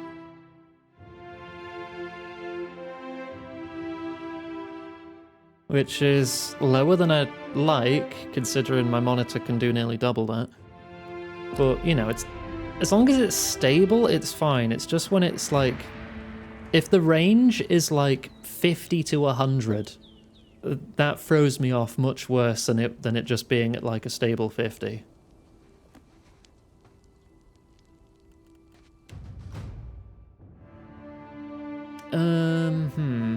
Metaphysic. More Arcana. 1 level 8 ability. Oh, you can get Petrification, that's not a unique one. Meteor Shower, though. Like a crutch? I wouldn't say it's a crutch, but it does have downsides. Downsides that I don't think are worth it personally. Because it tends to introduce a lot of artifacting into the game and like ghosting and stuff like that. If they manage to like perfect the technology to the point where it just becomes unnoticeable whether it's on or off, that's just 3 frames. But like frame generation with an unstable frame rate that's already kind of low can really mess up a game and just make it look much worse and feel much worse. What spell do I even give you now? Chain lightning? Do you like me a bit of chain lightning?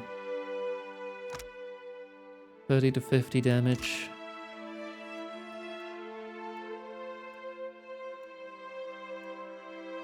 Hmm.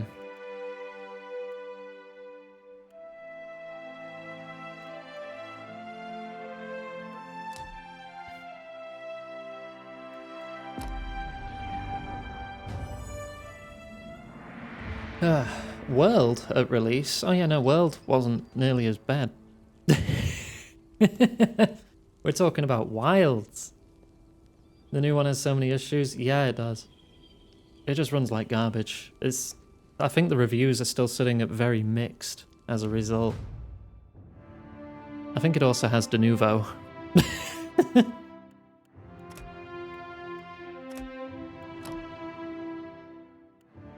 What do I give you now? How can I make you even harder to kill?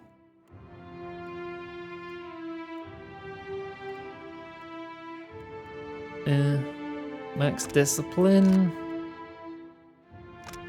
Armor recovery penalty down. Resistant to might afflictions. Increase your fortitude. You already have determination. Will defense. Plus 10 will. Plus 10 reflex.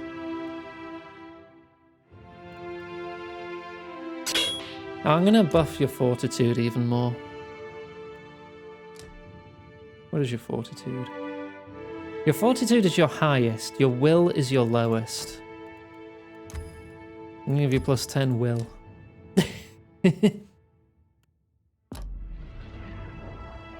Buff up your weaknesses. Right. So now most of us are level 18. Yeah. Free kitty. Oh, god damn it, I already clicked out. Hang on, I'll go back. I'm not leaving an animal behind.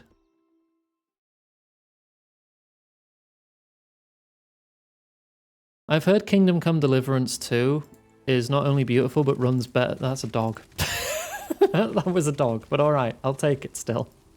That Kingdom Come 2 runs better than 1 while also looking better than 1, and that to me is crazy. I've heard people compare Kingdom Come Deliverance 2 to Skyrim, you know, but with less magic. And I'm really looking forward to finishing 1 so I can play 2. I didn't get to name that island. Oh well. About this one. In the Crook Spur, they're not there.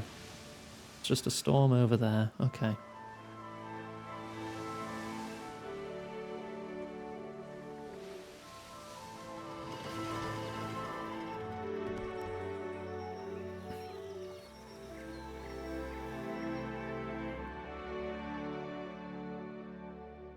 Well, yeah, Panda, because that's all Skyrim's got going for it.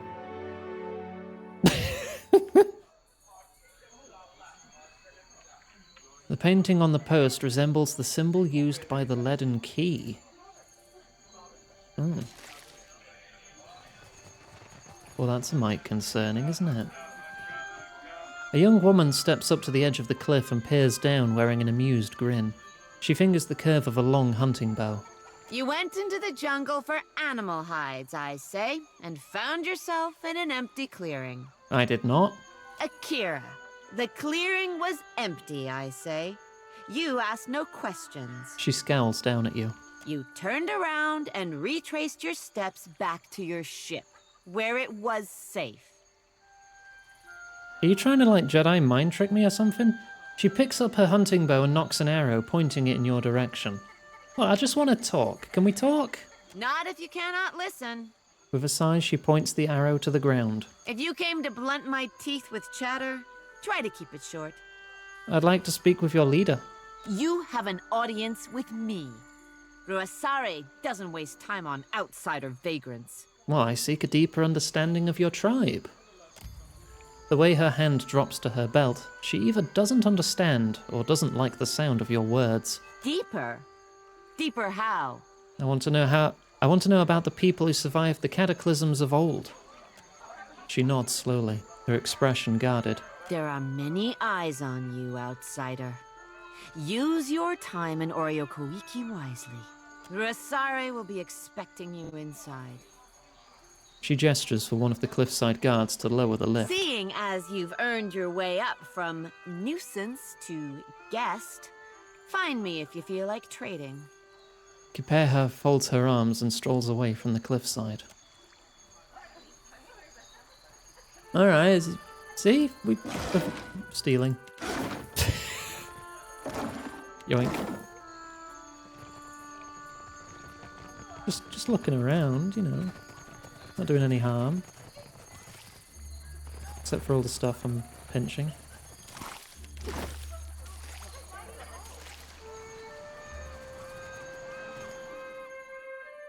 Rocky outcroppings pepper the face of the cliffside. You can make out the shape of stone ruins situated high above. Let's leave that for now. That might be an alternate path in.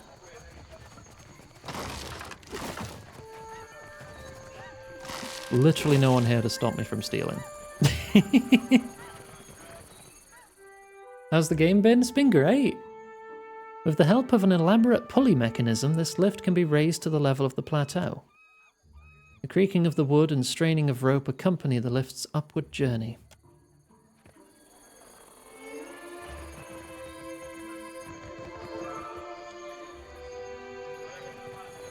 What's the leaden key got to do with this place, then?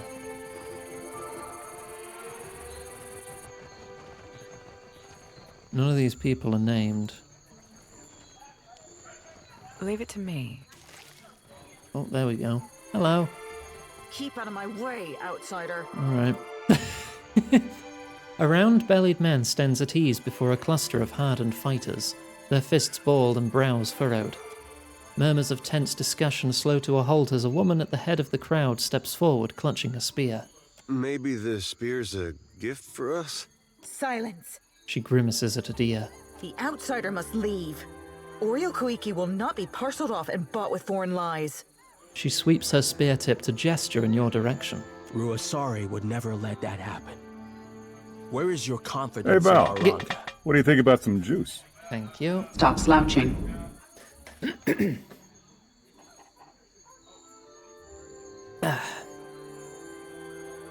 I just got here. You haven't even given me a chance to cause trouble. Akira, you will not have a chance. We are no better than the outsiders if our Mataru act like inhospitable savages. Where is the courtesy and welcome of the Wahaki? His questions casts a ripple of unease over every listener. If you have such love for outsiders, let this one speak for herself. She fixes her attention on you. Look, give me a chance to prove myself worthy of your hospitality. You are not the first to speak in honeyed words while caressing a hidden blade. My blade is not even hidden. If the outsider turns on us, I say I will drag you through Tangaloa's maw with me. She curls her upper lip at Aparo. For all our sakes, may I be proven wrong. Nodding to the assembled fighters, she signals them to disperse. Insect glaive is cleaner. I'm wanting to try at least every weapon once before I make a big choice. I've started with lance, and I don't think they really did enough with lance to really keep me interested. I used everything in World, but I did use lance most. But it's just it feels too similar, I guess, still, so it's not really grabbing me. I want to try the weapons that have these interrupt offset attacks, like Greatsword and stuff. I want to try those. On behalf of those who remember our manners, welcome to Oriokoiki. Since that's basically a parry. He sighs and shakes his head at the warriors before refocusing on you. Is there usually much infighting when outsiders show up? Akira, I say circumstances have made us rough around the edges. Outsiders come with cannons, nets, torches. They do not come to talk. Why are the Wahaki so protective of the land? We safeguard any land that the trading companies have not stolen out from under Anakaza's throne. The islands will fall if the tribes do not recall our past and Ngati's covenant. Ngati's covenant? Ngati bade her followers to protect the islands, the tribes, and the luminous Adra. For this, she gave us the power to shape her domain. If we fail in our charges, the birthright of the Huana disappears. The Wahaki remember this. The Kahanga, they forget. Why so much concern over the past? We lost much of ourselves when cataclysms scoured the Deadfire. Somewhere among the islands, there's a place where we... He stops himself and bites his lower lip. Ikira, my apologies, but I should say no more. All right. Ask. I am pleased to be making a new friend. What can you tell me about Ruasari? She is our Ranga, and the strength of our tribe. He stands tall, wearing a proud grin. I have never seen her without a mouthful of koiki. Even in battle, she wears a bandolier of fruit.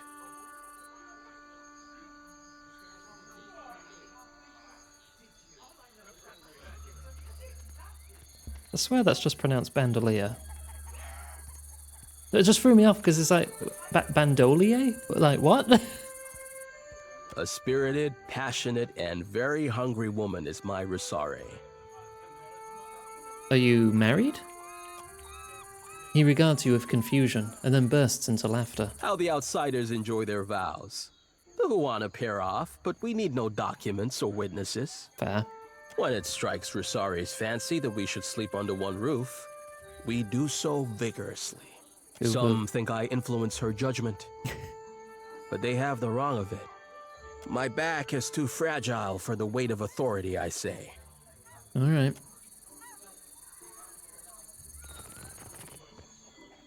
So here's your sanctum. What has this place got to do with the lead and key then? On the surface here, it doesn't even seem slightly related.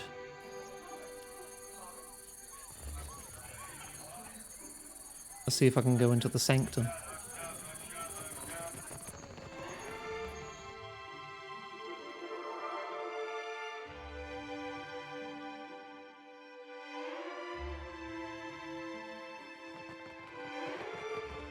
Outlander. That mural. That's the same headdress Theos wore. Shit, you're right.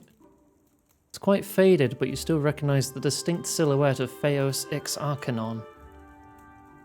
What did I do with Theos at the end of 1? I can't remember. Did I kill him? Did I wipe his memory? I forgot. This copper brazier reeks of ashes and burnt hair. A layer of soot and detritus line the blackened concavity. Among the ashes you find charred fruit pips, scraps of parchment, shards of pottery, animal bones, and matted bundles of singed hair. Nothing else stands out as interesting or relevant. Oh, okay. If it's not interesting or relevant, why would you make it clickable? I reincarnated him without his memories. I wonder if I'm going to face any consequences of that decision. 30 eggs! 30!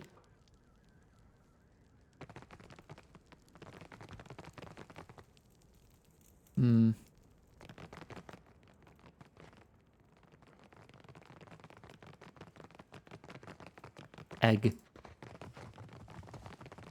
Hello. The broad-shouldered woman on the throne lifts her gaze to meet yours. White face paint adds a grim aspect to her stoic demeanor. Smouldering braziers fill the air with oppressive heat, but she sits at ease. Her face paint. You don't suppose... Ruasari turns her gaze to Alof, who quickly falls silent. She returns her focus to you. I am the Ranga of this tribe, and will not hesitate to send your soul through Tangaloa's maw if you threaten my people. She steeples her fingers and watches your every move. Nice to meet you.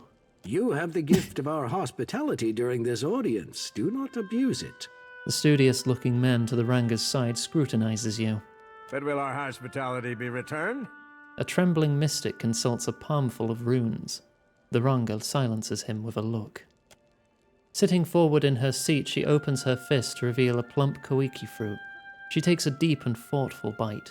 The loss of Mbeta has soured me to outsiders, I say. Outsiders do not come to Oreo Koiki unless they want something. She sets the Koiki down on the armrest and opens her palm, inviting you to speak. You all seem on edge for some reason. Akira, a good reason. Ruasari squeezes her Koiki until the juices run between her fingers. You are knowing that the purchase gonna of get all foreign sticky. slaves is allowed in the Dead Fire? A shadow falls over Ruasari's eyes as she lowers her brow. I'm familiar with the practice. To buy and sell kith is the work of monsters. No, I definitely agree. These slavers hunt the waters around Oreo Koiki. You want me to kill them? Cowards, they shy away from the deeper jungle. I mean, I didn't even see any ships around here, but in spite of Ruasari's hearty guffaw, not a trace of humor reaches her eyes. They steal my people from their fishing boats and sell them like pigs at auction. Where is Onikaza to stop them? Ruasari opens her arms and searches left and right. Someone must teach them the meaning of Wahaki vengeance, I say. I mean, if you're talking about Crooksspur, I already killed them all. Could this be true? She glances to her attendants. The priest consults his bones. His brow raises and he nods to the queen.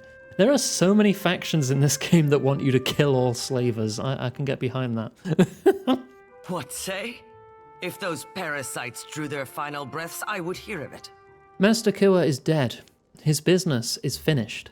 While Onikaza plays at diplomacy, we are the spear in the guts of our enemies. I have come to expect troubling news from outsiders. Today is no different, but at least you bring me a tale for my grandchildren. Nodding to herself, Ruasari looks you up and down, weighing something unspoken. Rawatayan warships circle Crooksspur, and the cries of bondage carry across the waves like the song of injured gulls. The Royal Deadfire Company has plans for Crooksspur now. Leave this place, outsider. Do not return if you value life. Read her soul. You reach into her soul, chasing that spark of recognition. You feel hundreds of births and deaths within her, forming and disappearing like bubbles in boiling water. You sift past them all, focusing your overwhelmed senses on the memory of a strange foreign man. When at last you seize it, you find yourself in the very same throne room, but the condition of the place and the memory of your host suggest that it is many, many hundreds of years ago, if not more. You are seated on the dais. A man is brought before you, dressed in stifling black robes. He reminds you of a corpse dressed for a funeral. Captain Ferrante is the only one who doesn't because he wants to make a deal with him. Do I have to kill Ferrante? He reminds you of something else too, but one of your attendants leans in and interrupts the thought before you can follow it. She tells you that this is the man that you asked to see, and that his people have been harassing yours. He calls himself Theos Ix Arcanon. Explain yourself, stranger. He gives you a smile that sets your teeth on edge. Your Excellency, I come to warn your people. Your presence among these ruins is an affront to the gods. You must remove yourself, lest you face the gods' wrath. Indeed, the man is an even greater fool than you had been told. Well, the gods surely take their time. We've lived here 200 years and they've yet to raise an objection. The timeline of the gods is not for mortals to understand. But even their patience shall wear thin, especially after this warning. You certainly feel your patience wearing thin. Who is he, this foreigner, to send your people from their halls and homes? And who is he to tell your people, the survivors, about the wrath of the gods? What ungrateful guest evicts his hosts? Our ancestors built these places centuries ago. We will not leave. For a moment, his unctuous facade melts away, and he blinks at you and your attendants. You get the impression that your response has surprised him. Your people cling tightly to their history. His jaw is tight as he speaks. He swallows hard as if gulping something unpleasant. But where are these designs among your arts? Where is the carved Adra in your wooden huts? These places were not built by the Huana, but by an ancient people from a distant land. You knew he was a fool, but now you suspect he is a dangerous one. His words are a lie, but like the very best lies, they contain the shadow of truth. Everyone knows foreigners once lived among your people as guests, but they have not been seen in 200 years. What prickles the back of your neck is the question of how he might know this, and why he brings it to you. The murals in these places and the stories of our ancestors tell it differently. How would you, foreigner, know our history better than our own grandfathers? I have seen your murals, and I know that you will recognize this. He produces a helm with 2 horn-like protrusions and a mask attached. He is correct. You do recognize it. Your guards and attendants gasp. The man, Theos, smiles more broadly. It was my people who built these places, and now I come before you bearing their warning. At least that much is true. You turn to your guards. Just as a look of surprise appears on Theos' face, the ancient Ranga's memory skips ahead. You're looking at Theos once more. This time, however, he and a score of robed men and women are bound amidst a heap of peat and wood. This time he is staring at you in disbelieving fury. You've gathered your people and told them that the foreigners before them are the same ones who came to the island centuries ago. And now your people are angry and frightened too, because every Wahaki remembers the story of how these foreigners abused the hospitality of their Huana hosts. So great was their iniquity that the gods destroyed the great city of Ukaizo, and many others besides. Watch now as I wipe their stain from Amogus. Your people cheer. Theos struggles and yells, but his words are drowned out. Let us never forget that this foreigner is a trickster and his people a plague. Hundreds of Wahaki stamp their feet and beat the ground with the butts of their spears. Still, Theos scowls and thrashes in protest. From this day forward, we must be vigilant. Let us root out such foreigners and keep our lands pure of their wickedness. The tribe cheers louder than ever. Young and old, Mataru and Raparo are all united in purpose. A change seems to come over Theos. The struggle leaves his body, and the rage departs his face. Good. Let him accept his end. One of your attendants offers you a torch. Throw it onto the pyre. You hurl the torch. The flames spread quickly. The foreigners scream as the fire advances, all except Theos, who looks back at you with a strange smile of satisfaction. You pull back from the memory, and the gruesome scene evaporates around you. Why do you stare so? Ruasari frowns at you.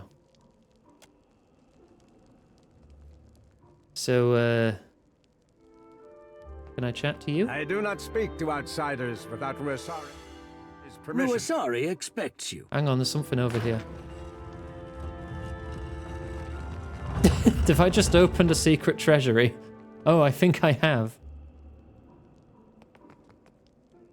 Hang on, let me just sit in the corner here. Dark.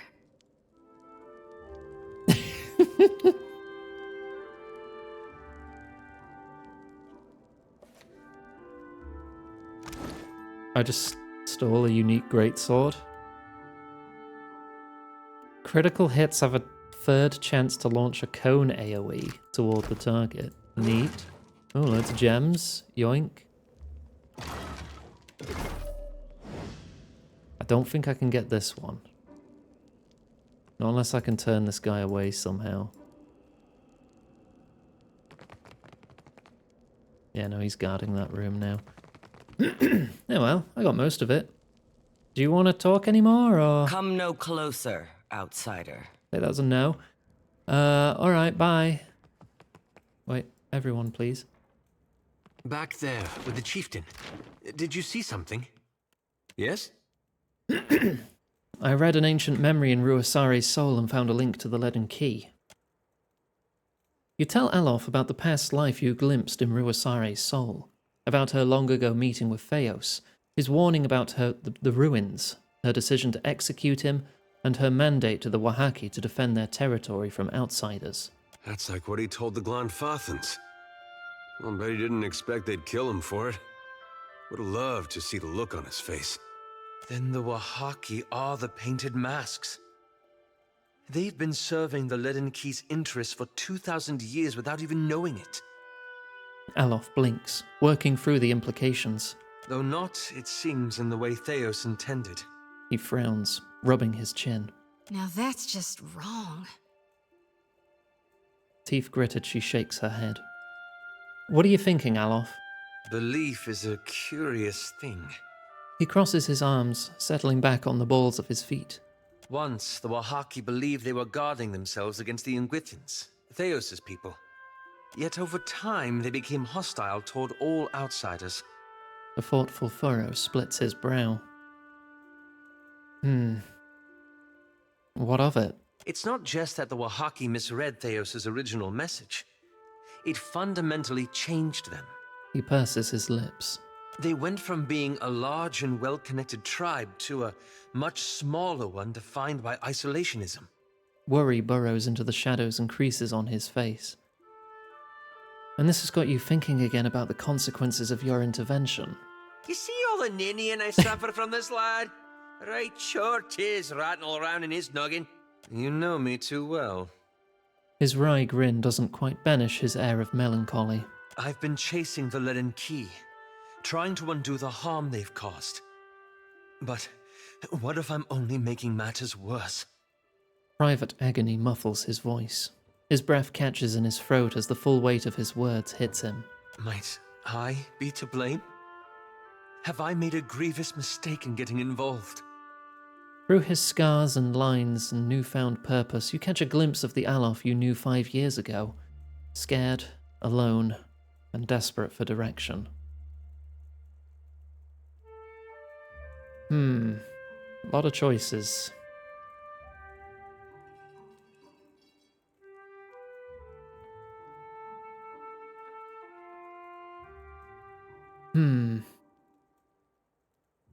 If you didn't try at all, you'd be responsible for the harm. Consider how poorly he understood. No one can know everything. Yeah. No one can know everything. We've all got to do the best we can with the resources we have. When you put it that way, mine does sound like a rather flimsy excuse, doesn't it? Perhaps it was naive to think I could dismantle a 2,000-year-old organization in a single lifetime. But it's worth it to try. Yeah, just don't be too hard on yourself. Indeed not. I've got Isilmir for that. The strange thing is, this whole ordeal has given me some sympathy for Theos. Not that I condone his actions, of course. Stop slouching. He quickly clears his throat. But I can't imagine he thought he'd destroy an entire generation either. Well, not in the beginning, anyway. He clasps his hands and presses his lips together, trying to formulate a thought. When he opens his mouth again, he speaks as if he's choosing his words carefully. What I mean to say is, he thought he was doing the right thing. Even at the end. And his example is a cautionary tale for you. We should learn from it. A prudent suggestion. He nods. At any rate, it will be a relief to move forward. It was always too comfortable to leave the hard decisions to others. To simply follow along. He cocks his head in reflection and inclines it toward you. I only wonder now what sort of decision you'll have to make when we finally confront Aethys. We'll find out when we reach him. No point in guessing. A reasonable point. Anyway, thank you. This has lifted a great burden from my shoulders. Good. Let's get going. Right, that's his personal quest complete. We still need to get Pelagina's. So I guess we're going back to Nekitaka? How am I holding up? I'm doing pretty alright today, I feel. I've been getting a good bit of exercise lately, more than usual. When I got this exercise bike, I said to myself, I've got to do at least 20 minutes a day.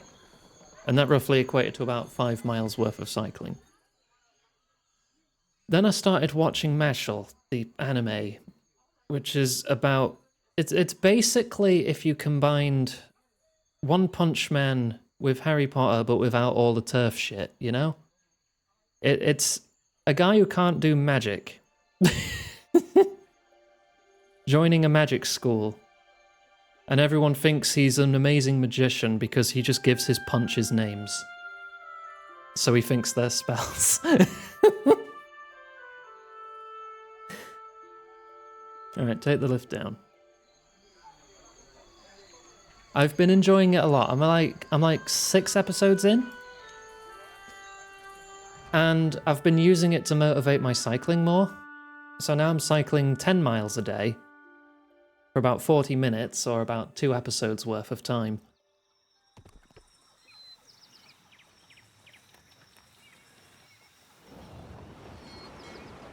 I've been enjoying it a lot. Right. There's still an island I've not explored, apparently. Been to the village, done the barrows. I've been there, because that's New Old Boggington. That's Bolton. That's just Crookspur. Oh, have I been to Bleak Rock Shrine?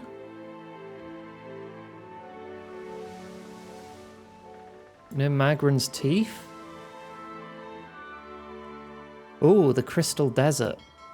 Let's try there.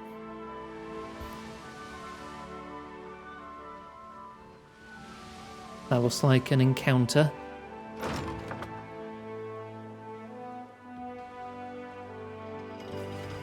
Save.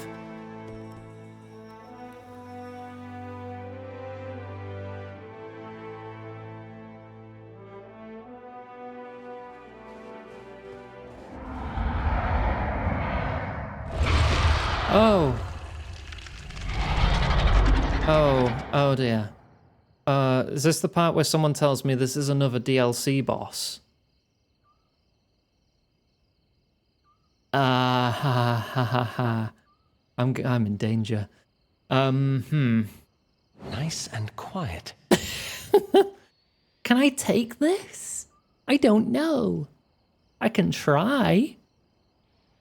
I'm going to try, and I'm probably going to die.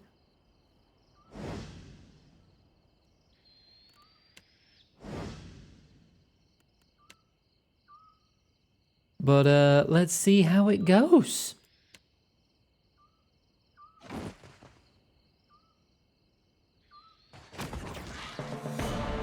Oh, and there's little spider holes here as well. Oh god, there's so many spider holes.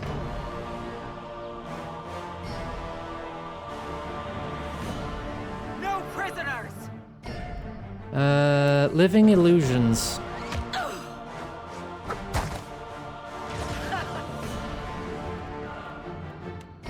Funny colourful wall.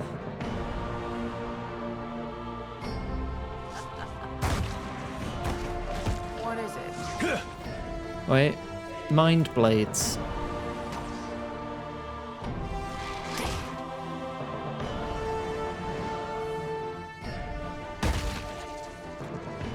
Bring them down! Right. Symbol of AFS.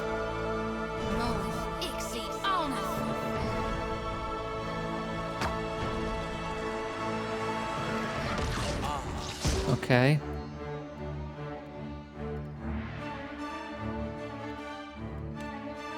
Fireball. Oh, come on! I want you to buff his defenses.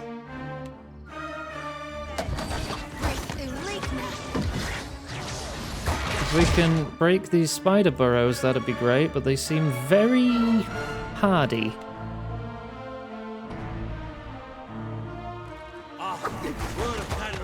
No one noticed that, right? Okay, the wall of many colors is doing work. 72 and barely scratched it. Try and disintegrate the big spider. I don't think that worked. Oh my god, there's burrows up there too? Is this worth even trying to destroy these things?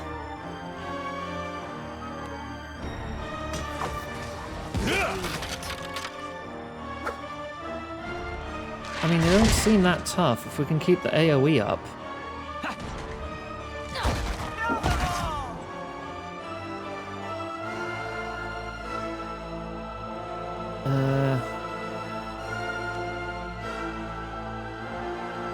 I could just try and drop Righteous Fire upon it.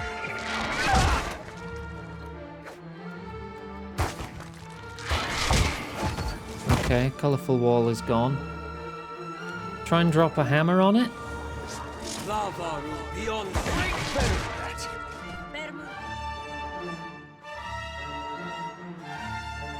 Try and disintegrate again. Say your prayers. Wrath of the Empress times 13. I wish I could see what that actually was.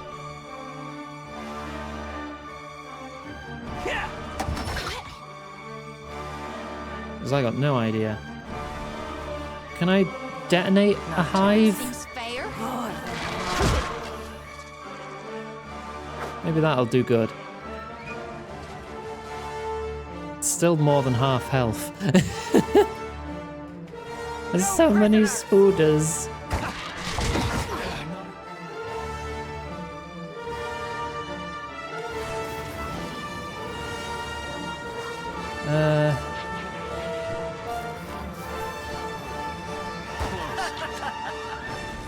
Orb.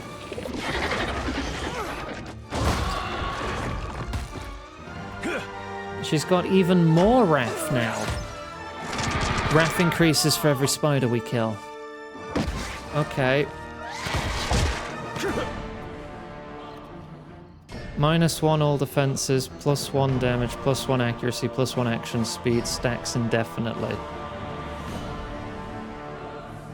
So what's the play?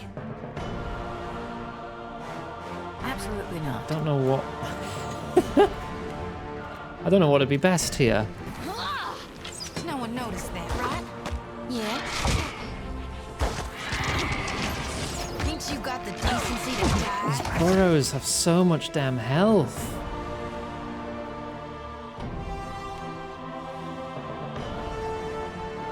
Can I disintegrate a hive?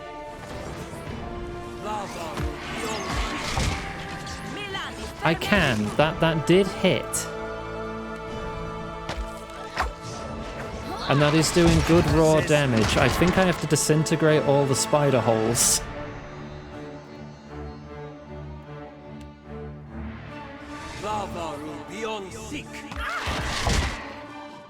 I shall. Come now, step into the light. We were friends.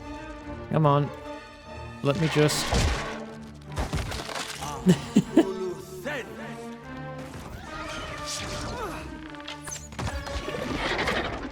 That one's nearly down.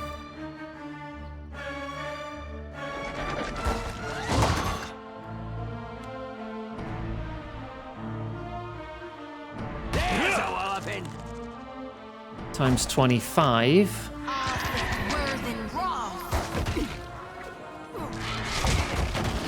No, all right.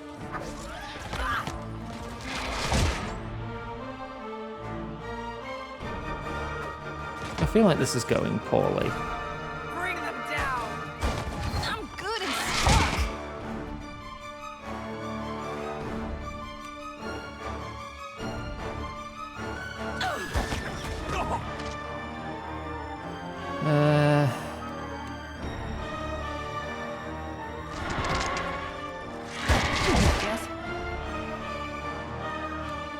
Disintegrate hive. There's so many. Of course.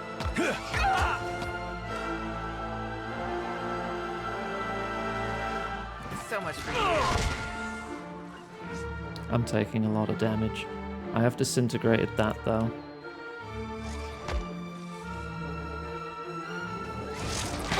But they are still shooting me.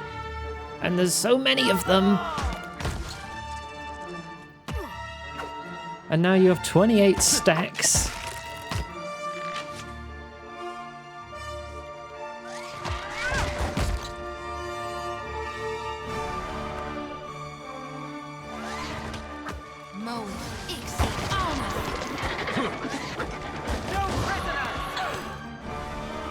That's still disintegrating for a bit. 31 stacks.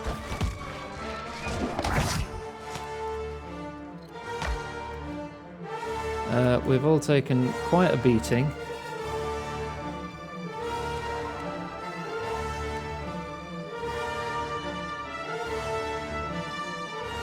I'm immobilized. Cool. For how long? Buried alive. I don't look very buried alive, but alright. Better than that. Christ.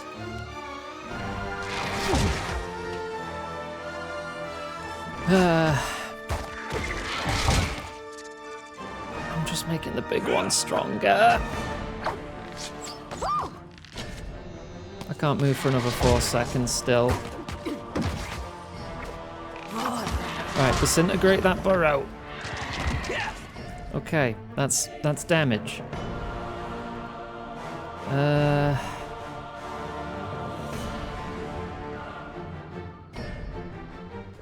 You stand here. Hand of Weal and Woe.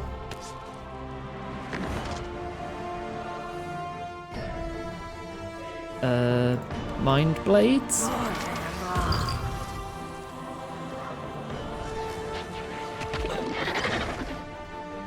More Mind Blades? That hardly seems fair. There's too goddamn many of them. Gotcha now. Well,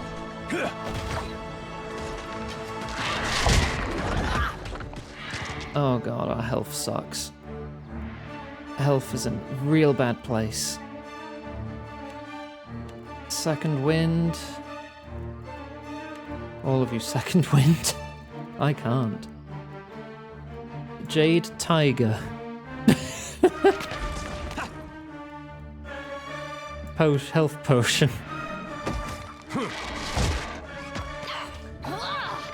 no one knows. God damn, I need to destroy these hives, but there's so many ants! I don't think that health potion even healed me.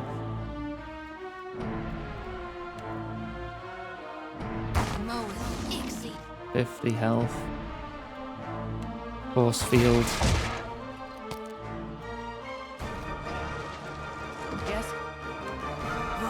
One more disintegrate will take that hive out.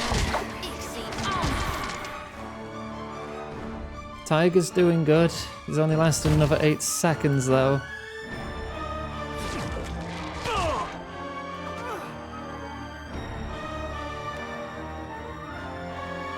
Chug big potion. Drop another Storm of Holy Fire has not even scratched this thing.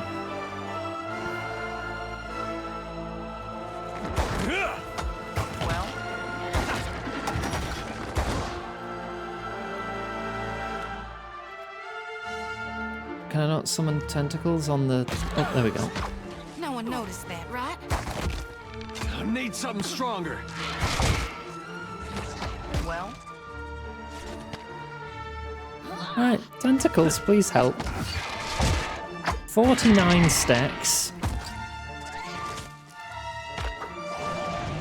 His defense... That health bar's moved 1 pixel. We're still attacking it. Money! Adir is dropping. Mystic Thank you, Scribbles Mystic. just tipped £1. Did you know that spiders are the only web developers who want to find a bunch of bugs in their work? God damn it.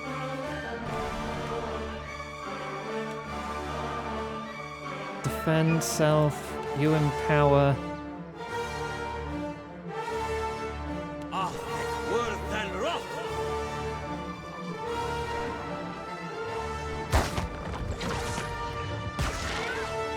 Piercing burst. Crushing hammer on the nest.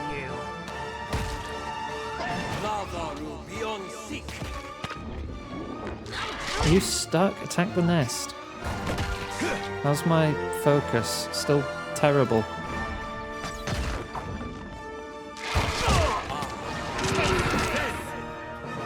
Oh my god.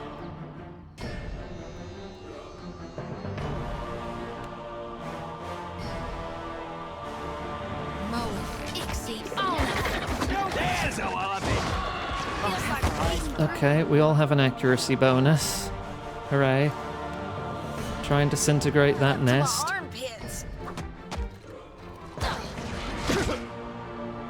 I'm taking a lot of damage. The spider still has taken no health damage.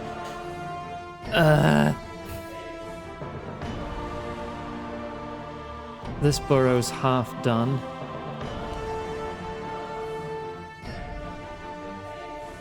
Wall of many colors.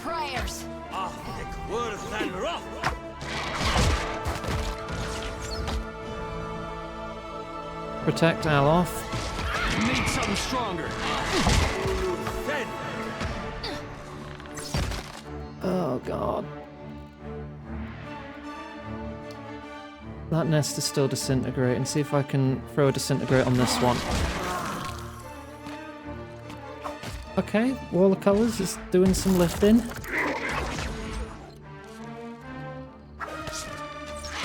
won't hunt. We're all very close to death, and we don't seem to have any more forms of healing. Healing chain.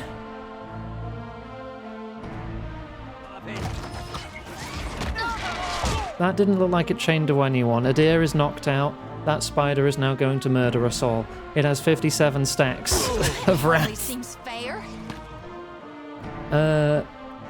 Revive the fallen. He's gonna one-shot everyone else. Right.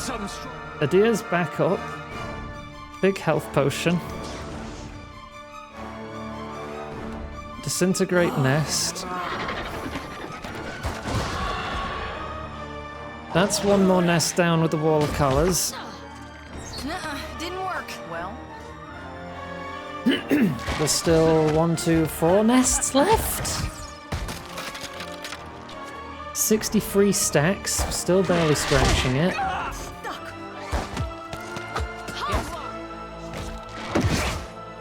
Palagina is down.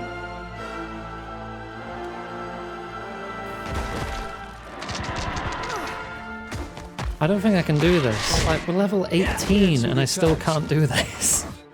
I don't know what the strat is. You won't show no feather yet. Alright, there are 3 nests left. And we're still not even able to scratch this goddamn spider. Even with negative 64 to its defense.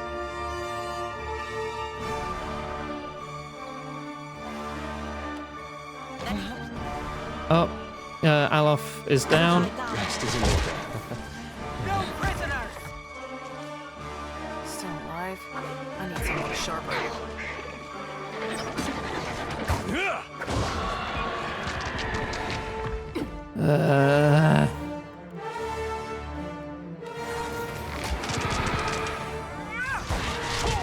He's taking reduced healing. No, he's down. And you're down. And I'm about... Yeah, it's just me and the healer now. And we've done like... I say even 5% health damage is being generous to this thing.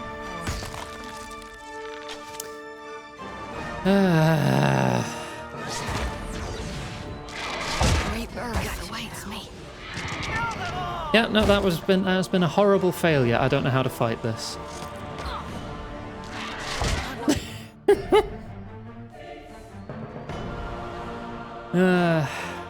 Yeah, those defenses are currently minus 70, but it's still not enough. I do not have the lasting power to fight it and the spiders and the nests.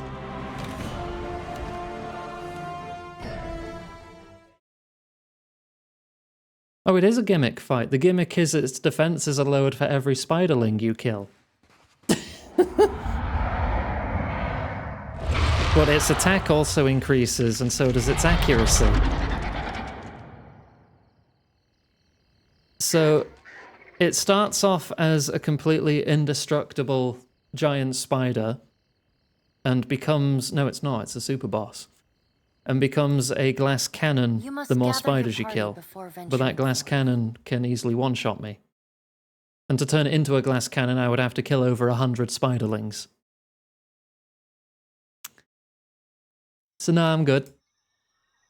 My character does not have a patron god. My character is fully aware that the gods are constructs created by the Ingwithans. I mean, they are a godlike of fire, which technically is directly related to Magran, but I don't worship Magran. Yeah, I don't know how to fight that. That does not seem to be the island for this quest, so I still don't know where to go. On the one right below this island, there's nothing here. There's nothing here. Oh, never mind. That only just popped up when I got closer. Before you rises a steep mountainside. Rubble and scrub brush block your path, but boulders and areas of erosion might also provide you with ample handholds. Magran is directly the fire godlike patron. Fire godlikes are linked to Magran. You begin an arduous climb up the side of the mountain. Soon you come across a small flat ledge on the mountainside. You pull yourself over the ledge. A naga in colourful regalia stands on the ledge, arms raised over a dilapidated totem. The naga catches sight of you and rears back, letting out a long, high-pitched hiss. Throw a bomb at the totem. A deer. Failure. Really? The check was 12.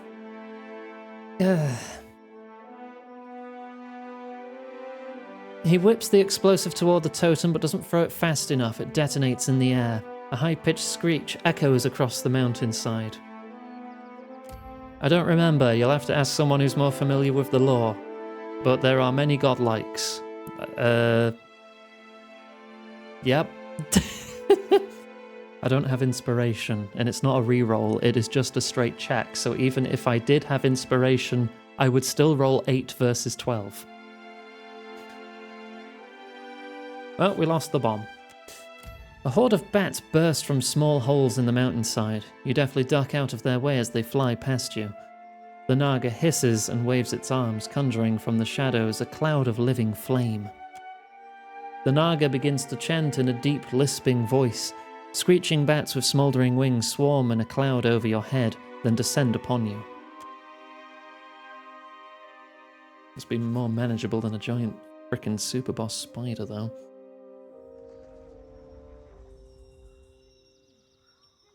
Hello. Oh, we're totally flanked too. Cool.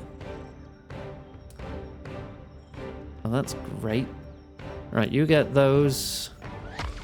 You get these. Never mind, they'll just go right past us. That's fine. Precisely piercing burst. Mind blades.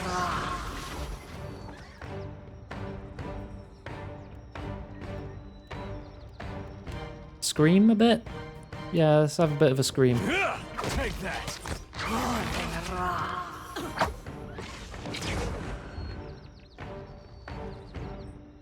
Get that last bat out the way. So we're no longer flanked. That'd be great. Disintegrate the sorcerer. Ow.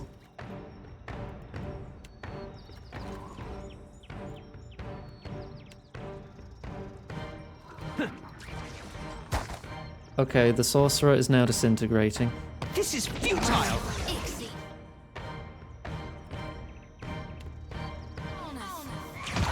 Right, you get over here. You just shoot that bat. So much for you. Sorcerer is nearly dealt with. Okay, good. Yep, sorcerer gone. What is it? Some more mind blades. How about more mind blades? Smart stoning. Okay. We're good. We're good. Bring them down.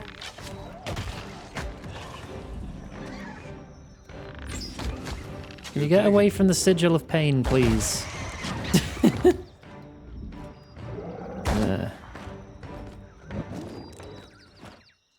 Right. Yoink all that. Aye. And I want you to blow up this sigil. No, that's too low range. Lava room beyond seek. Nearly destroyed. Fireball for good measure.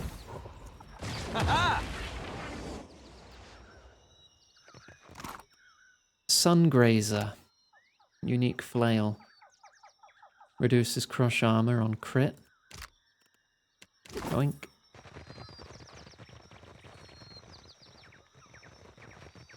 That's all she wrote, is it? Okay. The mountain rises above you, so tall it seems to pierce the sky. You heave yourself onto the landing. A cave yawns before you.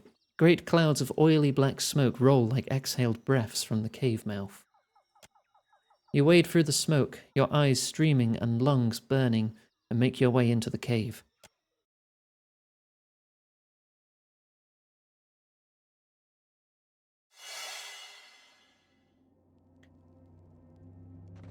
I've already detected something, apparently. No idea what. Really? That fire pit's a trap, you reckon? Good job. No prisoners!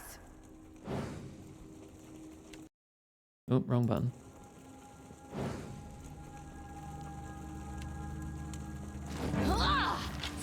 Oh, you go for that one.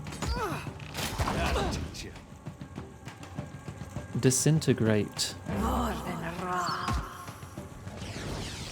That was about as useful as a Right. Mind blades. bump on a pickle. Oh, there's another one up there. I didn't even notice. And one there. Great, cool. We're probably going to want some healing for Pelagina. Right, if we're going to get that guy, I'm going to have to disarm that trap. If you could do that, that'd be great.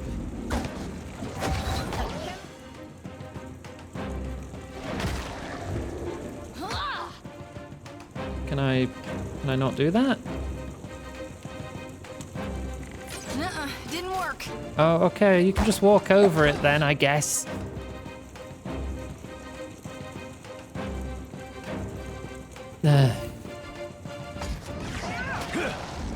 Sweet redemption.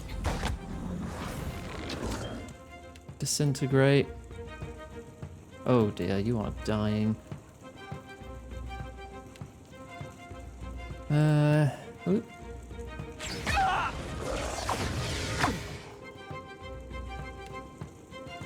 No use. I cannot get through. Have you even used your second wind? You have not. Okay. You get down here, start shooting this guy. Take that. There we go. Okay.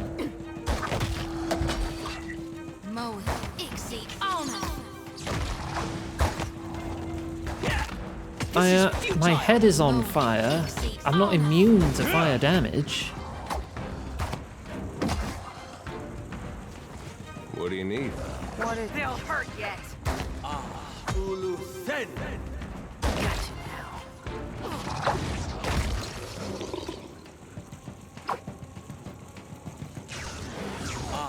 Ulu Sen. What even is my resistance? Do I even see my elemental resistances? Or is it derived from my, like, fortitude or something?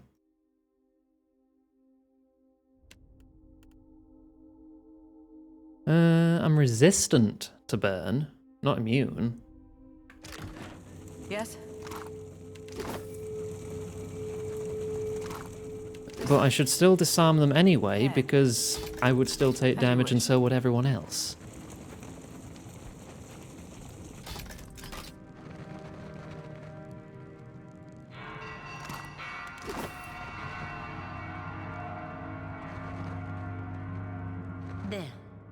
Many more traps. Oh, be careful. Oh, quite a few of them. Look. You have quite the view range. Nope, that ain't happening. I think we just try to fight. Right. We'll open up then with a wall of many colours here.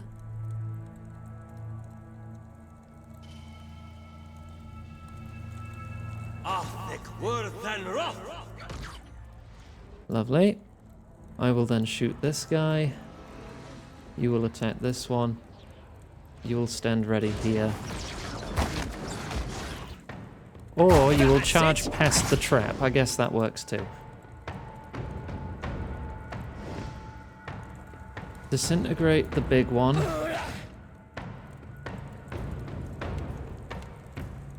Can you hammer the big one?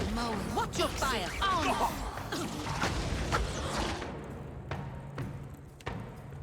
Ah, he's alright. Bring them down. Probably shouldn't be tanking that damage though.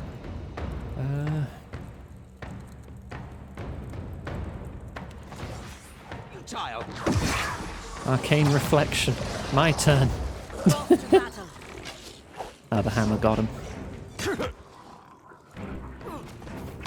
Hey, watch it with that. I'm having some trouble. Yeah, you're stuck in the color wall.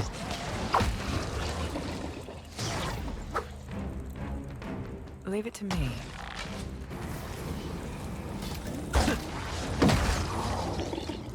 We're good.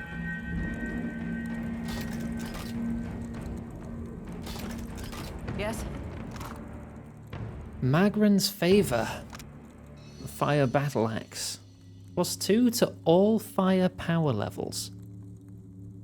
+2 to Fireball. Hilof, do you want an axe? Scorched Cloak. Grants Blood Fire. Convert burn damage to health only when you are injured. So absorb fire as long as you consistently deal with at least one injury. It is enchantable. Maybe that can improve that and make it more worthwhile.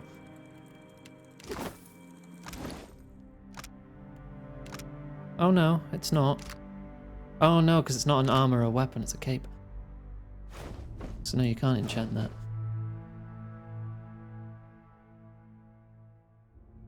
I'll replace that with the Thundercrack pistol. That does more damage, right? That... I swear I replaced that. There. Overload or magnetize. +10 accuracy if target has a shield, medium armor, or heavy armor. Yeah, I kind of want that. I need to get some living steel. We still need to go to dunnage.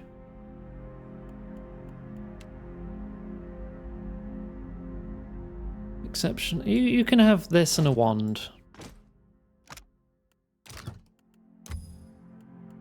15% of burn damage dealt by Magran's Favor heals the wielder. Or kills with it grant damages burn. Nah, neither of those are really going to help you.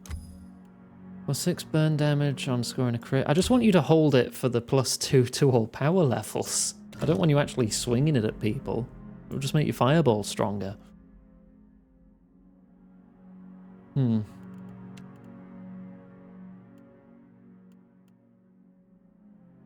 exceptional mace. I probably have a unique mace somewhere now, don't I? Not flails. Spear, bow, hatchet, great sword. Do I really not have any unique maces? Damn, I guess I don't. Superb is better than that. Yeah, that worked. Superb is better than exceptional. It's a poleaxe, it's an arquebus, that's a dagger. You're using a blunderbuss. Hey, you can have the arcane blaster too. Well? In your sidearm. Right, what's this? A flame naga hatchling pet. Mine. I get my own little snake friend. Thank you, bye.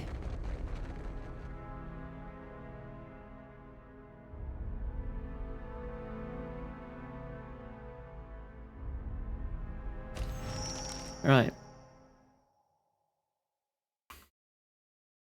Snackfren Island. Explorer achievement. I have named all of the Uncharted Isles.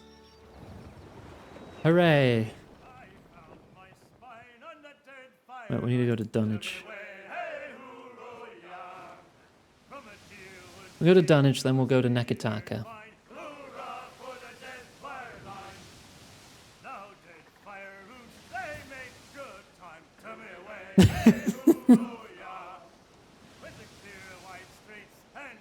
Well, we passed by Bolton.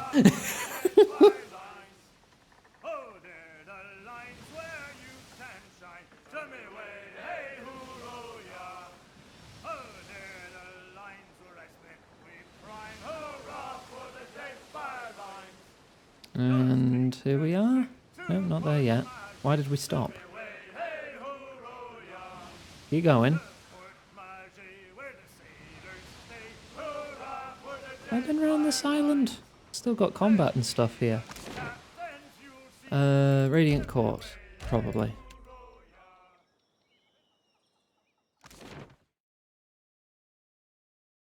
I need to check what the name of the sword's owner actually was. Because I can't remember. Ingfrith. Ingfrith. That's her! Oh. Yeah, I hear you, sword. Looking for work. I've got coin and a few scores to... Oh my god, is that another bounty quest giver? As you approach Ingfrith, she tenses but does not run. Her eyes go wide when she meets your own, shoulders high with a hunted look etched into her long face. Modware strains in your grasp, pulling desperately toward the figure in the crowd. Who are you? What are you doing here? I'm a friend, or I could be. I'm here at Modware's request. I had thought... I hoped to never... She rubs a shaking hand across her eyes, which are red-rimmed and bloodshot. Why did you bring it here? She sinks back against the stone of the doorway and hangs her head. What doorway? We're not near any doorway. You said you would come back for me, but you never did. Modware's voice is unsteady, strained. It pulls toward Ingfrith as if it were a needle and she a lodestone. Alone for all those years, picked up and discarded by countless strange hands, hoping every time that they might be yours. What did I do wrong? It was no fault of yours. It is I who am to blame. Ingfrith kneels and lays a scarred, tentative hand on the flat of Modware's blade. Well, you clearly care for Modware. What happened? It was shame. Ingfrith runs her fingers lightly down the length of the blade. Modware leans into her touch, warms beneath it. I was born a cipher. Oh, snap. As a young woman, I was apprenticed to a master animancer. He was keen to refine the art of housing souls, and he believed someone of my abilities might be an asset to his aim. My parents made a pretty copper on that deal. She spits on the ground and grimaces. When I left him, I took Moldware with me. I thought it was my responsibility to look after it. I decided that my penance for Moldware's creation would be to hunt those who used animancy for terrible ends. Well, at least you realized you were at fault. Most don't. Do not make the mistake of thinking me noble. You don't know the things I've done. She pulls her lower lip between her teeth and briefly looks away. For a time, I took a position with Dunreed Row in Defiance Bay. I saw things that haunt my nights still. With every unscrupulous animancer brought to justice, my guilt grew. knowing I was their equal in evil's done. She shifts her weight from foot to foot, unable to meet your eyes. I fled for Deadfire, to the Principe. But I was too naive to know that shame has fleet feet. It devoured me. I thought if Moldware were gone, I might finally be free of my shame. How foolish I was. But what of you? What do you want? She takes an unsteady breath and turns her attention back to Moldware. I don't remember my life before, so I can't hate you for stealing it from me. I don't know if I'll ever be able to forgive your betrayal, but... The sword leans heavily on Ingfrith, pressing its hilt into her thigh. I would still prefer to stay with Ingfrith if she would have me. I'm not so sure that's a good idea. Perhaps your friend is right, Moldware. Consider her words with care. I do care for you as well. The sword leans away from Ingfrith and toward you. It presses into your leg. I have to wonder, what'll happen to me after both of you die? Can my soul even return to the wheel? Though I've only known life as a weapon and I've no desire to die, neither do I want to live forever. I'm only a weapon. A tool. And even though you're still a ham-handed halfwit, I trust you. So you decide. Multiple choices. Give the sword back, keep the sword, release the soul from the sword, or just stab the original owner of the sword. Polyamory. God damn it.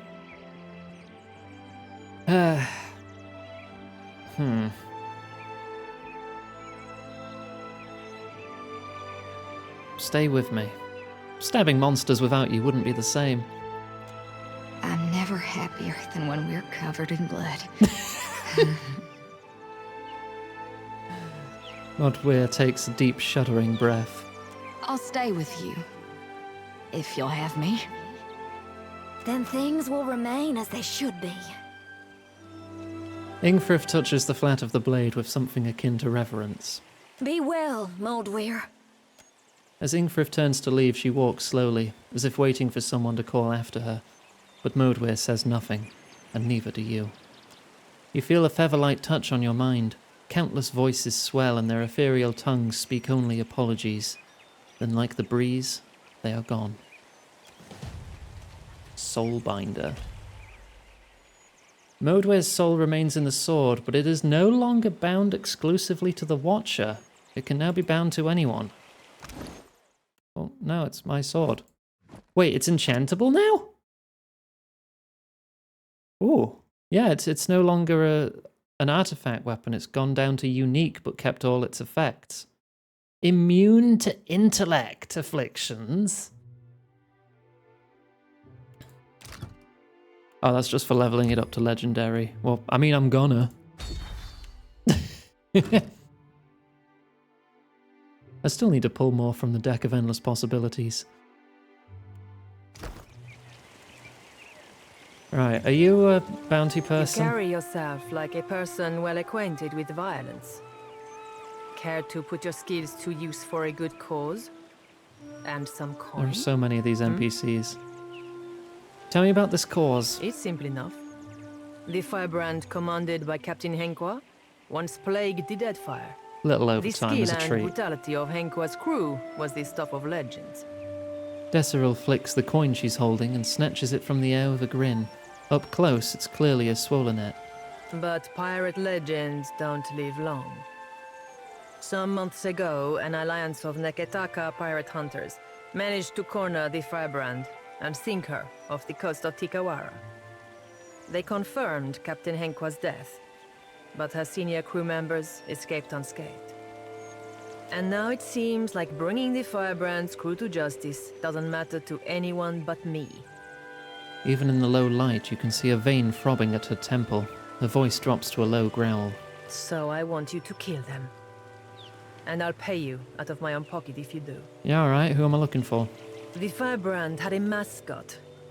A useless little bastard, who's taken to calling himself Lord Admiral Imp. He's not terribly dangerous on his own, but he's keen to make a nuisance of himself wherever he goes. She rubs the bridge of her nose and sighs. Last I heard, Lord Admiral Imp was making himself comfortable in Queen's Berth. You'll find him there with a few Zarups and constructs, the little buggers convinced to follow him. Bless their simple hearts. Noted. Next. You'll be taking down Lady Ipiro, Captain Henqua's former first mate and a rumored lover. She's a cipher, and a dangerous one at that. Ipiro maintains an estate in Serpent's Crown in Neketaka. But I wouldn't recommend you rush in muzzles blasting and swords held high. She keeps a number of bodyguards on her payroll. Got it. You'll be going after Katren, the firebrand's resident wizard. Well, you're just giving me all your jobs at once, aren't you? She was once an apprentice to Arkemir before turning pirate. Last I heard, Katren and her sundry little minions could be found lazing about the sacred stair here in Neketaka at night. Here no in idea we're not where in she disappears Neketaka. off to during the day. Last one? I have a challenge for you, my friend. And his name is Torkar, leader of the Firebrand's boarding parties. He's an ogre, with a reputation for cleverness and cruelty both. I've even heard tell it was Torkar who was behind the Firebrand's most successful tactics, not Henqua. Torkar was last seen at Lifte's refuge here in Dunwich, dead set on joining a crew, or assembling his own. I trust you won't let that happen. She cocks one dark eyebrow in question. Yeah, alright, see ya. Happy hunting. What is it? Okay, so we got a bunch more bounties. Yeah, 4 bounties. I'll do those in my own time. I want to get to Neketaka, I want to hand in the maps, and I want to pick up Pelagina's quest before we stop today.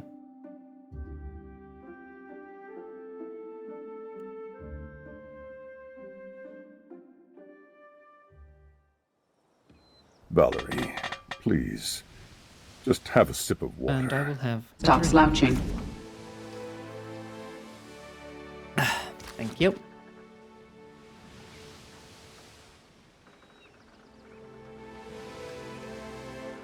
I don't even like bounty bars. And I'm picky with chocolate.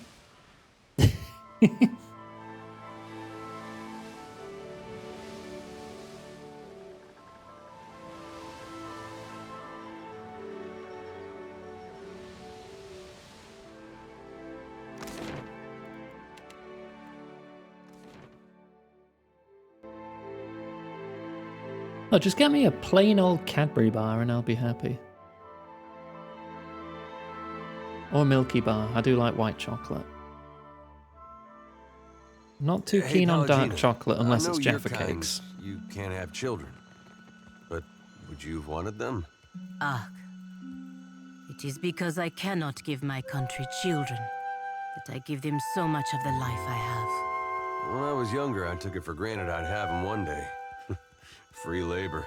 But a lot of time passed before I knew it. Hardly gave it a thought until now. You are not getting any younger. I know you do not like thinking, Adair, but maybe it's time to start.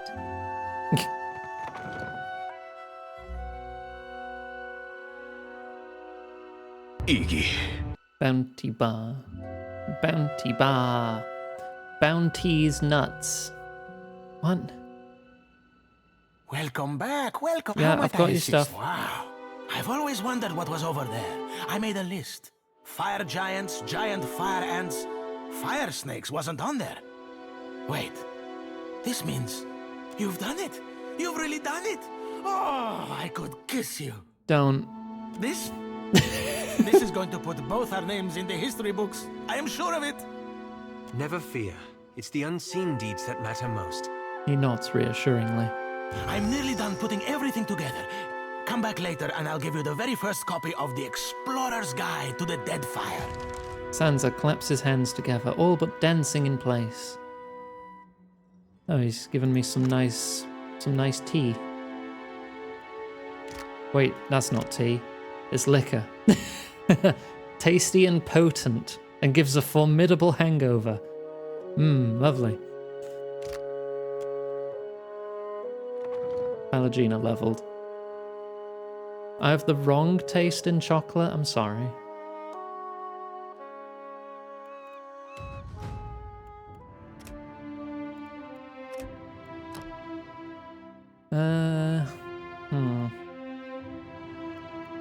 Gosh, what do I even give you now?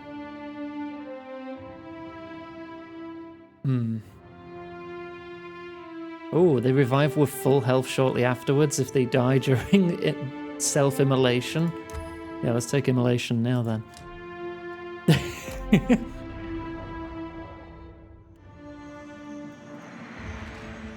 Right, where did I need to go for Pallegina's quest again?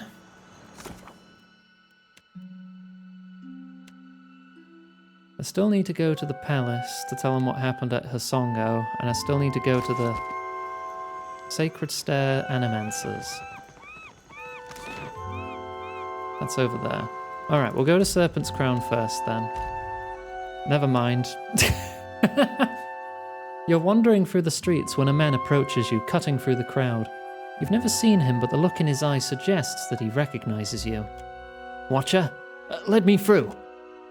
A meadowfolk man emerges from the crowd, red-faced and wild-haired. He pays no mind to the irritated pedestrians glowering at him.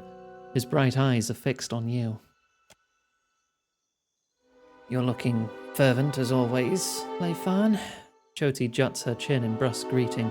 In response, the missionary puffs out a breath. Suppose that was a compliment coming from you. Indeed, I strive to follow the light and godliness. Of course it was. I mean, why wouldn't it be? Choti's words speak to innocence, but her grin is too rough, too wolfish. Allow me to return the gesture. I'd say you seem darker than usual, Harvester. It shrouds you. All that death and heresy. Reckon I'll hold my tongue from now on. Choti immediately bristles. Ignoring her hard scowl, Leifan resettles his gaze on you. You're the one what saw the miracle, when Aephus rose at Ketnua. Awe and conviction quiver in his voice. His rising was a tragedy. Every other man, woman, and child at the keep died. And surely to be reborn in glory, don't you think? He grimaces, not entirely certain of his answer. Our people talk highly of you. It's no wonder Aephus chose you to witness his return. That's why I'm hoping you can help. The tiniest flicker of doubt dances across his face. He banishes it with a deep breath and launches into his tale. I've been having strange dreams. A wheel that spins and spins. An orchard of koiki trees, each grown from the fallen fruit of the last. He scratches at his whiskered chin. Then the spokes of the wheel broke apart. The trees stop growing, fruit falls and rots until the ground is covered with festering, stinking pulp. Oh, these games are good. I mean, I've been having a very good time. Would recommend. Oh, somebody's been snacking before bedtime. Please, this is important. He frowns. You've been touched by the gods, born with their mark. I've got to think that you of all people can understand what this means. Besides, he gnaws at his lip. In these dreams I also see you, at the center of the wheel, in the middle of the orchard. You were there when Aephus rose, and you seem to follow every place he's been. He works his mouth into a fretful pout as he gets to the crux of his concerns. Aephus has always meant rebirth and redemption, but so much death follows in his wake, both in the Saints' War and now here, again. His wide eyes are full of questions. Is this what I sound like? Adia gives you a guilty grimace. He turns toward Leifan. Friend, I'd love to buy you a drink if it'd help. He shakes his head, the anxiety mounting behind his eyes. I need to know what this means. Please. There are no easy answers. My people followed Aephus to war once. I wonder sometimes if we failed him when we lost. Or if we did the moment we laid hand to blade. Please, you've seen more than anyone. You've got to have some idea of what it all means. How we make sense of it. Ooh, that's a lot of options.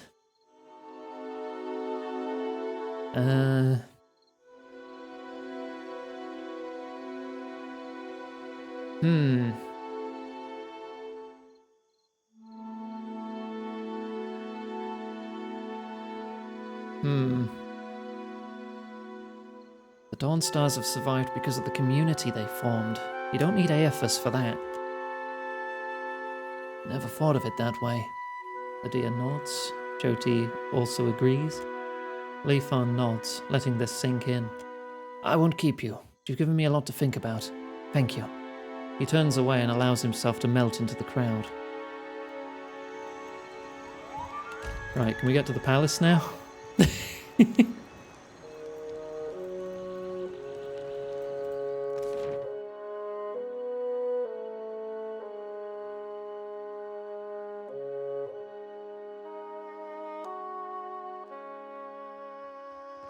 The burned book grows warm in your pack.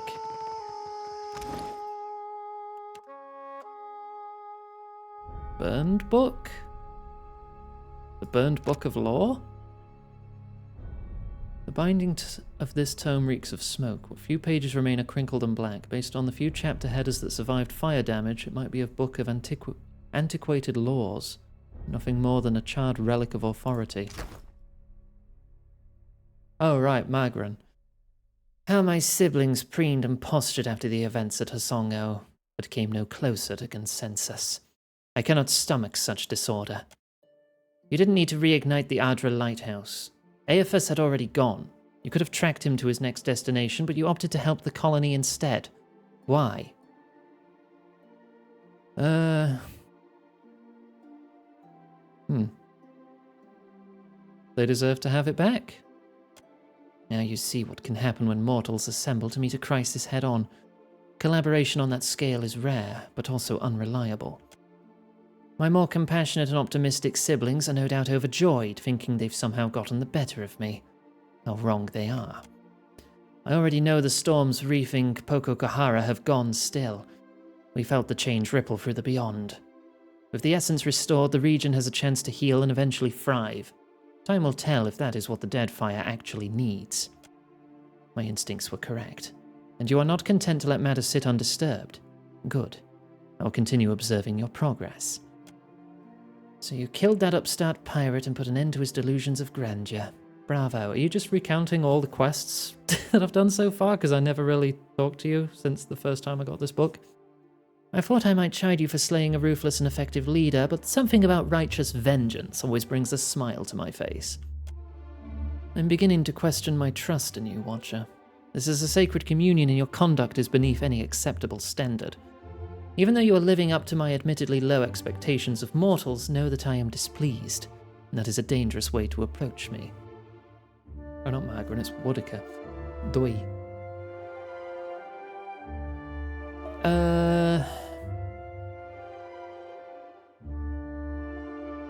Slam book shut.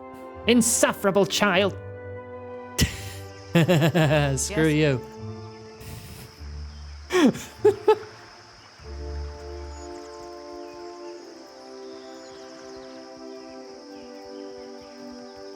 I don't need to listen to you. But no, that's not my god. I mean, I struggle to even call any of them my god. And just because I'm a fire god-like. Where's the queen? Kira, but I hear whispers that you visited the Hazanui's Adra lighthouse and survived. Aruahi smiles, stroking his chin. Too much has happened for you to waste words with the royal brother. From now on, you work with Onikaza as an honored guest of her rooftop garden. Only, be kind to her cats. Rooftop garden. I'm going to assume that's upstairs.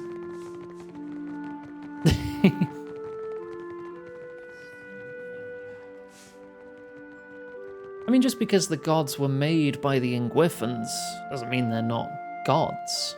Not gods in the manner of speaking of which we expected, but how do you even define a god? I think that's a question this game is asking a lot.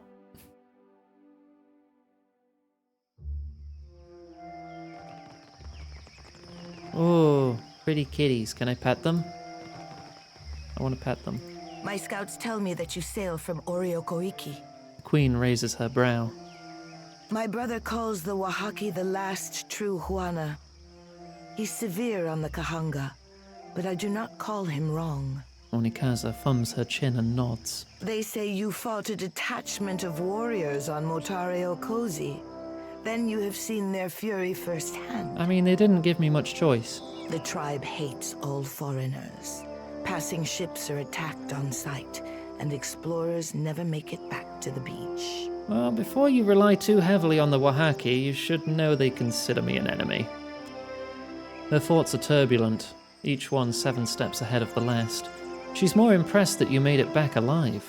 I need allies, Watcher. For what do you bring me foul omens? She signals an attendant to pay you. Yeah, my bad. We need to be stronger than this, I say. Their loss. Ngati frowns on the Kahanga. This was a trial, a test of our fealty to the old ways. We failed her, I say. I will not fail her twice. A queen's work is not outdone by misfortune, and I am ready for her next trial. Many of Onikaza's attendants smile and bob their heads in support. Prayer and the wisdom of Kohopa will help steer my next course. I will send for you in time. All right.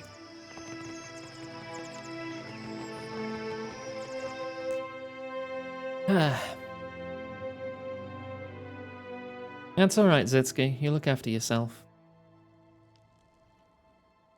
My brothers and sisters. Right. I still need to go to the Temple of Gorn for you. And I need to go... Well, that's at the Sacred Stair too, isn't it? I know it's 10 p.m. I know. I'm fully aware.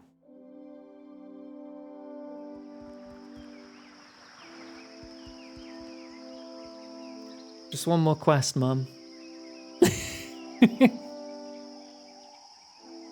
I would really like to clear out all my quests.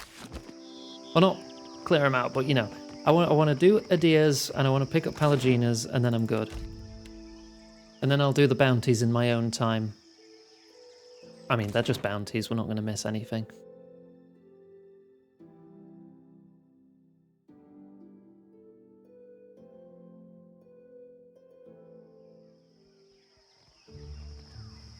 Incense? Offerings for the temple? Spire of the Soul Seers is over there. Temple of Gorn is here. Who am I after? Investigate the partisans. Gadarian Bosch. Ogni. Okay.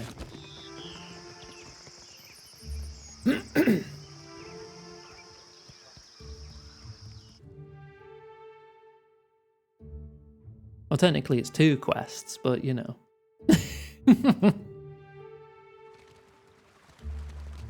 Well, I want to be able to finish this game sometime this year, you know? There you are. This woman's unceasing smile and direct, violating gaze give the strong impression of someone selling something. Light of Aethys be upon you. Ben said you could tell us about the partisans of the Lighted Path. Your friend guided you truly. Gadarian Bosch has honored me with the duty of helping his message reach all of the faithful. We answer the Shining God's call. He shows us the way and we march in his wake. Already the Vanguard prepares to make its journey, with more soon to follow. How would you join up with Aethys? Chase him in a boat? Yes, in fact. Oh. We will follow him along the lighted path. When the time is right, he will welcome our souls into his legion. You're just gonna get turned to ash like everyone else. Just your souls then? Not your bodies? It sounds dangerous. The Shining God demands total commitment from his followers. What good is a soldier who is not willing to make the ultimate sacrifice for her cause? To walk the lighted path, one must be willing to never turn back. Tough to walk very far without a soul. The Hollowborn, huh? Usually you'd have to stack them in a wheelbarrow and push them around. Who are the Vanguard? Gadarian Bosch leads the Vanguard. They are the most righteous of the partisans. They will be the first to join the ranks of Aethys, the first to charge at his call. Adia leans in toward you. Baron said something about the Vanguard. You don't think he's that dumb, do you? Ognay's eyes shift momentarily to Adia, then back to you. She says nothing, merely re-raising her smile. Do you have a list of people in the Vanguard? I want to see if a friend is among them.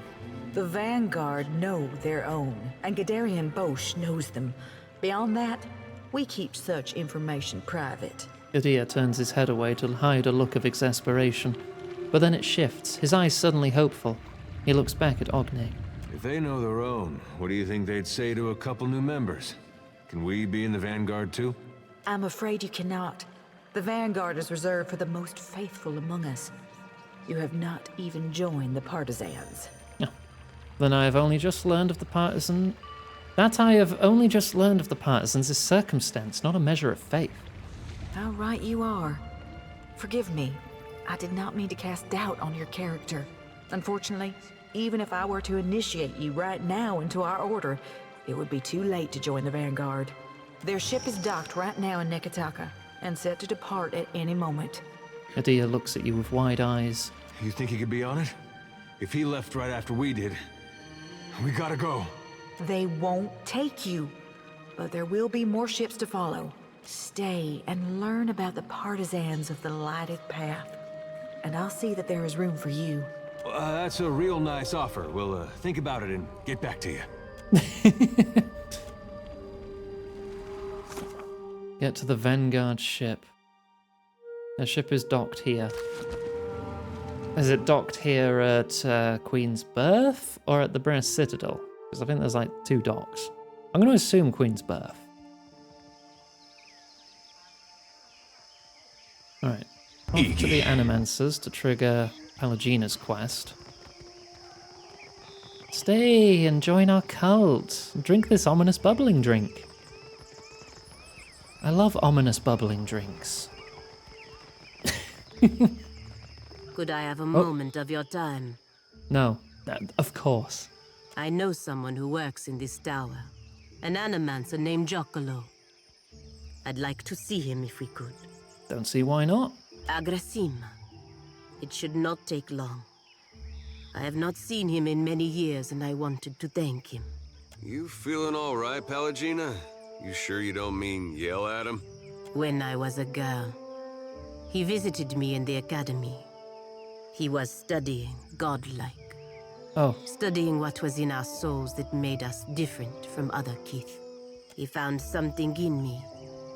Something that resonated like a chime when he held an instrument near me. He said it was like this for all godlike. Different chimes resonating for different types. Tap my own chest. Sounds familiar. Oh, Diverus? Have you had such a test as well? Her eyes search you for meaning. It's something Bereth gave me when I was in the Beyond. She scrutinizes you, trying to determine your meaning. After a pause, she nods and continues. In any case, he told me it was what was causing my body to change. I begged him to remove it. He refused at first, saying it was impossible. When I told him I would kill myself if he didn't, he said he would try. It's hard to stand apart, especially when those differences are not easily hidden.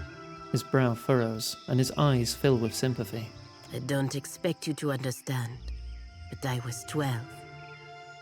My body was changing in many ways. Being the only girl, the only godlike girl at the academy, was unbearable. You don't have to justify anything to me, Pelagina. Agrasima. She smiles warmly at you. Giaccolo was not able to remove the chime, but he was able to sever it. When it happened, I blacked out. I did not wake for 2 weeks. The Brotherhood ejected him from the academy for ruining their pet godlike. They assumed I would die. I did not. Over time, I lost most of my feathers. The shape of my nose changed. It was not enough to make me fully Galbandra, but it was enough to keep me from wanting to die. When I looked in a mirror, what I saw was not a godlike. Not something to be paraded around. It was me, finally me. Still can't wear hats, though. I'm glad someone was able to help you. She smiles warmly and breathes deeply. Giacomo saved me. Without his help, I would be dead now. Thank you for understanding. If we can speak to him for a moment in the tower, I would be grateful. I mean, if you just want to speak to him, we can do that.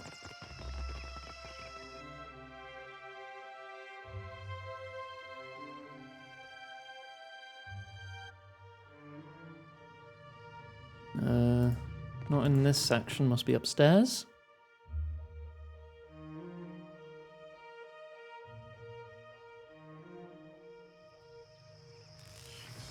I don't see anyone named this. Have you Hope seen you're this keeping fella? busy, Watcher. We're still running some small tests. Not quite ready for the real thing. What can I do for you? Yeah, I'm looking for Giacomo. Giacomo? Back. I know him. He has a little laboratory for himself down in the gullet. His speciality is godlike. Claims he can detect them in the womb. She spreads her hands theatrically, though her expression never changes. Giacomo rents a room in Ecosi, the Hole, which is that grimy tavern down below. Why he seeks to bury himself, you will have to ask him yourself. Not many animancers down there, so he should be easy to find, if they haven't stolen all his equipment. Or at Ogori. Alright, thank you. You must gather your party before venturing forth.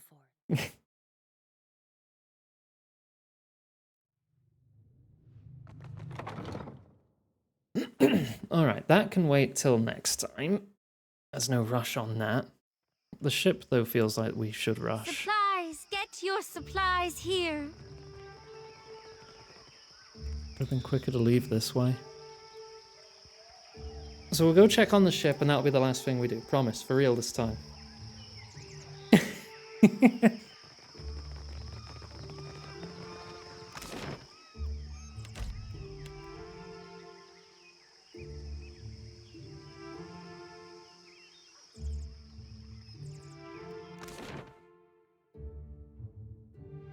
Watch it be at the other dock on the other side of town.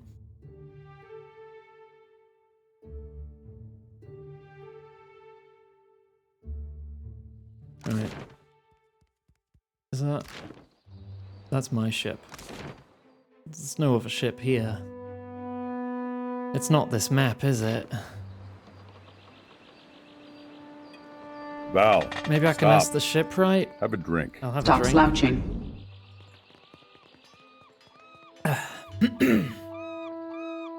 Maybe he's seen it? I don't know. We missed it. Oh no, it's just gone. They're gonna park that thing next to Aethys and slit their own throats. I wish they'd gone ahead with it before they got Bairn involved. If we can't catch it, can you promise me we'll go right now? Yeah, we'll go right now. I knew there was something I liked about you. Alright, pursue the ship. Just because this seems urgent, you know? I don't want to dick around and end up, like, missing something here.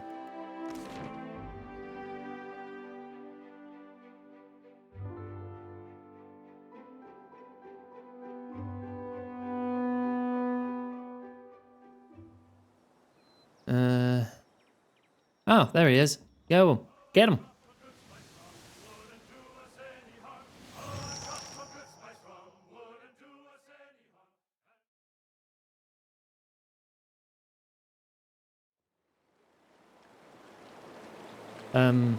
A gift from Aethys. Glorious death is something I missed the line. You want to fight? Are we just... Oh, okay. I wasn't expecting we'd fight. I thought we were just going to have a chat. Alright. Mind blades.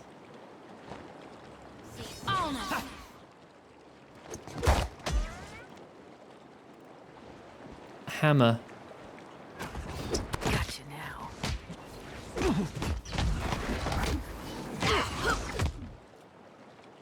172. There's not even any combat music here. That's so weird.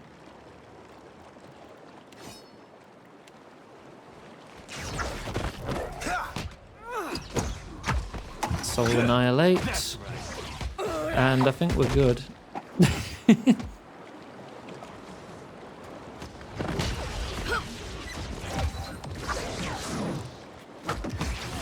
How's this one go again? Oh, this one's self-healing a lot. Not a chance. Hang on, you move up here. Soul Annihilate. Yeah, heal through that.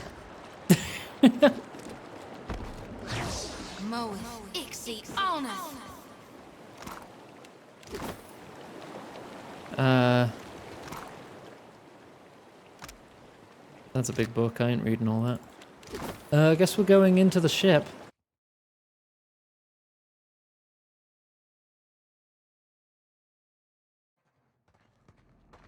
The others have drunk, Baron. Their souls make their way to Oh. Aethys. Oh, they have just all killed themselves. This isn't the time for hesitation. Suicide It's cult, the time lovely. for faith. Come, let us show him together. The man uncorks a vial hanging from his neck, filled with a viscous fluid of earthy red. He raises it and waits. With unsteady hands, Byrne uncorks an identical vial hanging from his own neck. No, kid! Adir has stepped forward, his palms are outstretched. Byrne nearly drops the vial. He catches awkward hold of it between his forefingers. His gaze drifts up to Adir. He stares with dull eyes, as if he's trying to place him. What is this? You aren't one of my flock. How did you get here? Adir ignores Bosch, keeping careful eye contact with Byrne. Lower that. Let's talk. Hear us out. Decide once you've heard all sides, or... No, I'm going to roll my insight. Insight I'm better at. You have doubts about this. You're questioning, just like your mother must have taught. Your mom knew how to spot a fake. What do you think she'd say about him?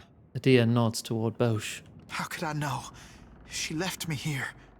The vial in Byrne's hand hovers now just above waist height. What is faith if it isn't tested? These people are willed here by Aethys to challenge you. Make him proud. I will make him proud. It sounds almost like a recitation. Adir's mouth is open, but he has no answer. He looks to you, desperation in his eyes. I've seen evidence of the true nature of the gods. You're wise to question. Maybe he's not testing faith. Maybe he's testing if you can think for yourself. But our faith, isn't that what the gods ask of us? Byrne's hand lowers. It hangs at his right side, the vial dangling. Aethys has come just as I said he would. There will be no other chances. Adir fumes at Bosch, his hand drifting toward his weapon. He must be in need to reach out to us. Effigy's eyes, kid. You think your tiny soul's gonna change his fate? Adir is right. On the margin, the impact of a single added soul would be infinitesimal. Right, that's the basic idea. But he has called for us. Byrne's expression shifts suddenly. He looks like someone who's been slapped hard across the face. His fingers relax and the vial clatters to the ground, spattering the deck with what might easily be mistaken for a gruesome bloodstain. Aethys, forgive me. Adir takes what sounds like his first breath in a while. His fingers trace over his mouth and beard in a rhythm of reassurance. As you wish, then. Abandon your god. For betrayal there can be no forgiveness. You will receive not his mercy, but his justice. All acts can be forgiven by a truly benevolent soul. Don't you got somewhere you need to be, Bosch? If you're having second thoughts, I can help you follow through. Not a one. Bosch smiles and raises his vial toward Adir in toast. He downs the fluid in a single gulp. The shining god will light the way. He barely gets the sentence out before the first spasms rack his frame. A reddish froth bubbles from his lips and he collapses to the floor, flopping and arching like a netted fish. In one final rigid convulsion, his breath stops and his body settles heavily on the deck in an unnatural pose. Think he's all right? He looks a little seasick.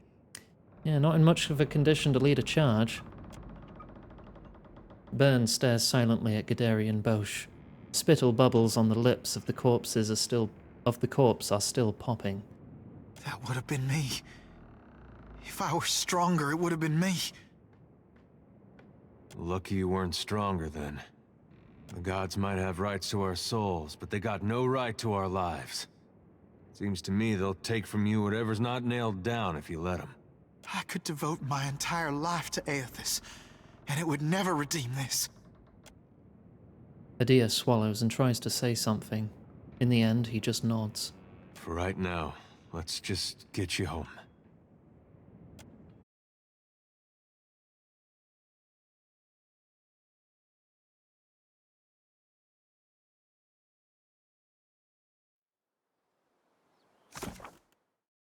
Return him to Hasongo.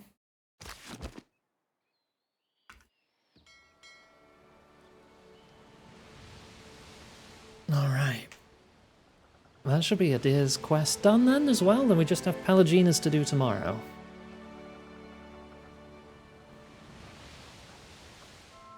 We still have the DLC quests. I really am going to be playing this forever, aren't I? Adia looks up expectantly as Byrne disembarks the sultry lizard without a word to anyone. Byrne begins to head off, staring straight ahead with sunken eyes, and doesn't break stride when he passes Adia. Byrne. The boy has taken another several steps before he seems to have heard anything at all, and when he stops, he doesn't turn to face Adia at first, as though keeping his options open. A long moment passes, then, with persisting hesitation, he turns. I'm not sure what you want to talk about. I have my life, and I know it's because of you. I know I should be thanking you, but the truth is, I don't know if I want to be here now, or what I'm supposed to be doing. And I still don't know what to say to Aethys when I meet him one day. It should be the other way around. He's the one who owes you an explanation. Byrne avoids Adia's gaze. You hear me, kid? He owes you. Byrne gives an absent nod, still looking down, and says no more.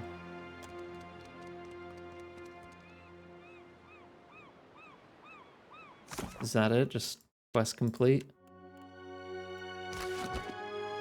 Can I talk to him? Not in much of a mood to talk, if you don't mind.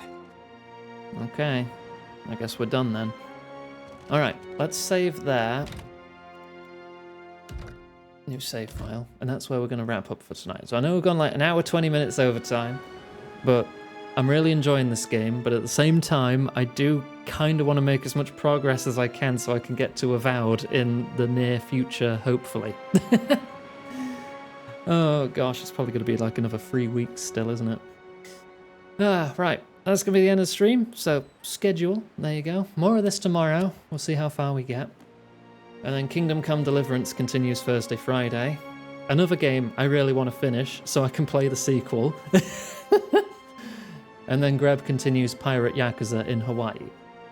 We still have some side missions left to do. They're still only on Chapter 2, which is wild. Chapter 2 has been huge in that game. So, if you've enjoyed yourself, regardless if you're watching on YouTube or Twitch, social links are in the live chat, and on the VOD, they are in the description beneath the like button. Wink, wink, nudge, nudge. You can find the Ko-fi page, where I'm currently saving up for some more professional voice acting stuff to get set up, so I can put out some auditions. Yeah, that's pretty much all I'm saving up for at the moment. Housing costs, I've got pretty much covered. Other than that, we have the Discord server, which everyone is more than welcome to join. There might be a Discord stream of this as I clear out the bounties and other lesser quests that aren't really conducive to the plot. I've got to get food in me and get some exercise before I do that, though, so that might be an hour or two away. You can also find the Blue Sky page and the wish list if you want to get me or Greb something nice at any point. They've got some good things on there. Mostly games. Right, okay. So I'm going to wrap up the VOD there, so thank you for watching on YouTube. I'll see you next time.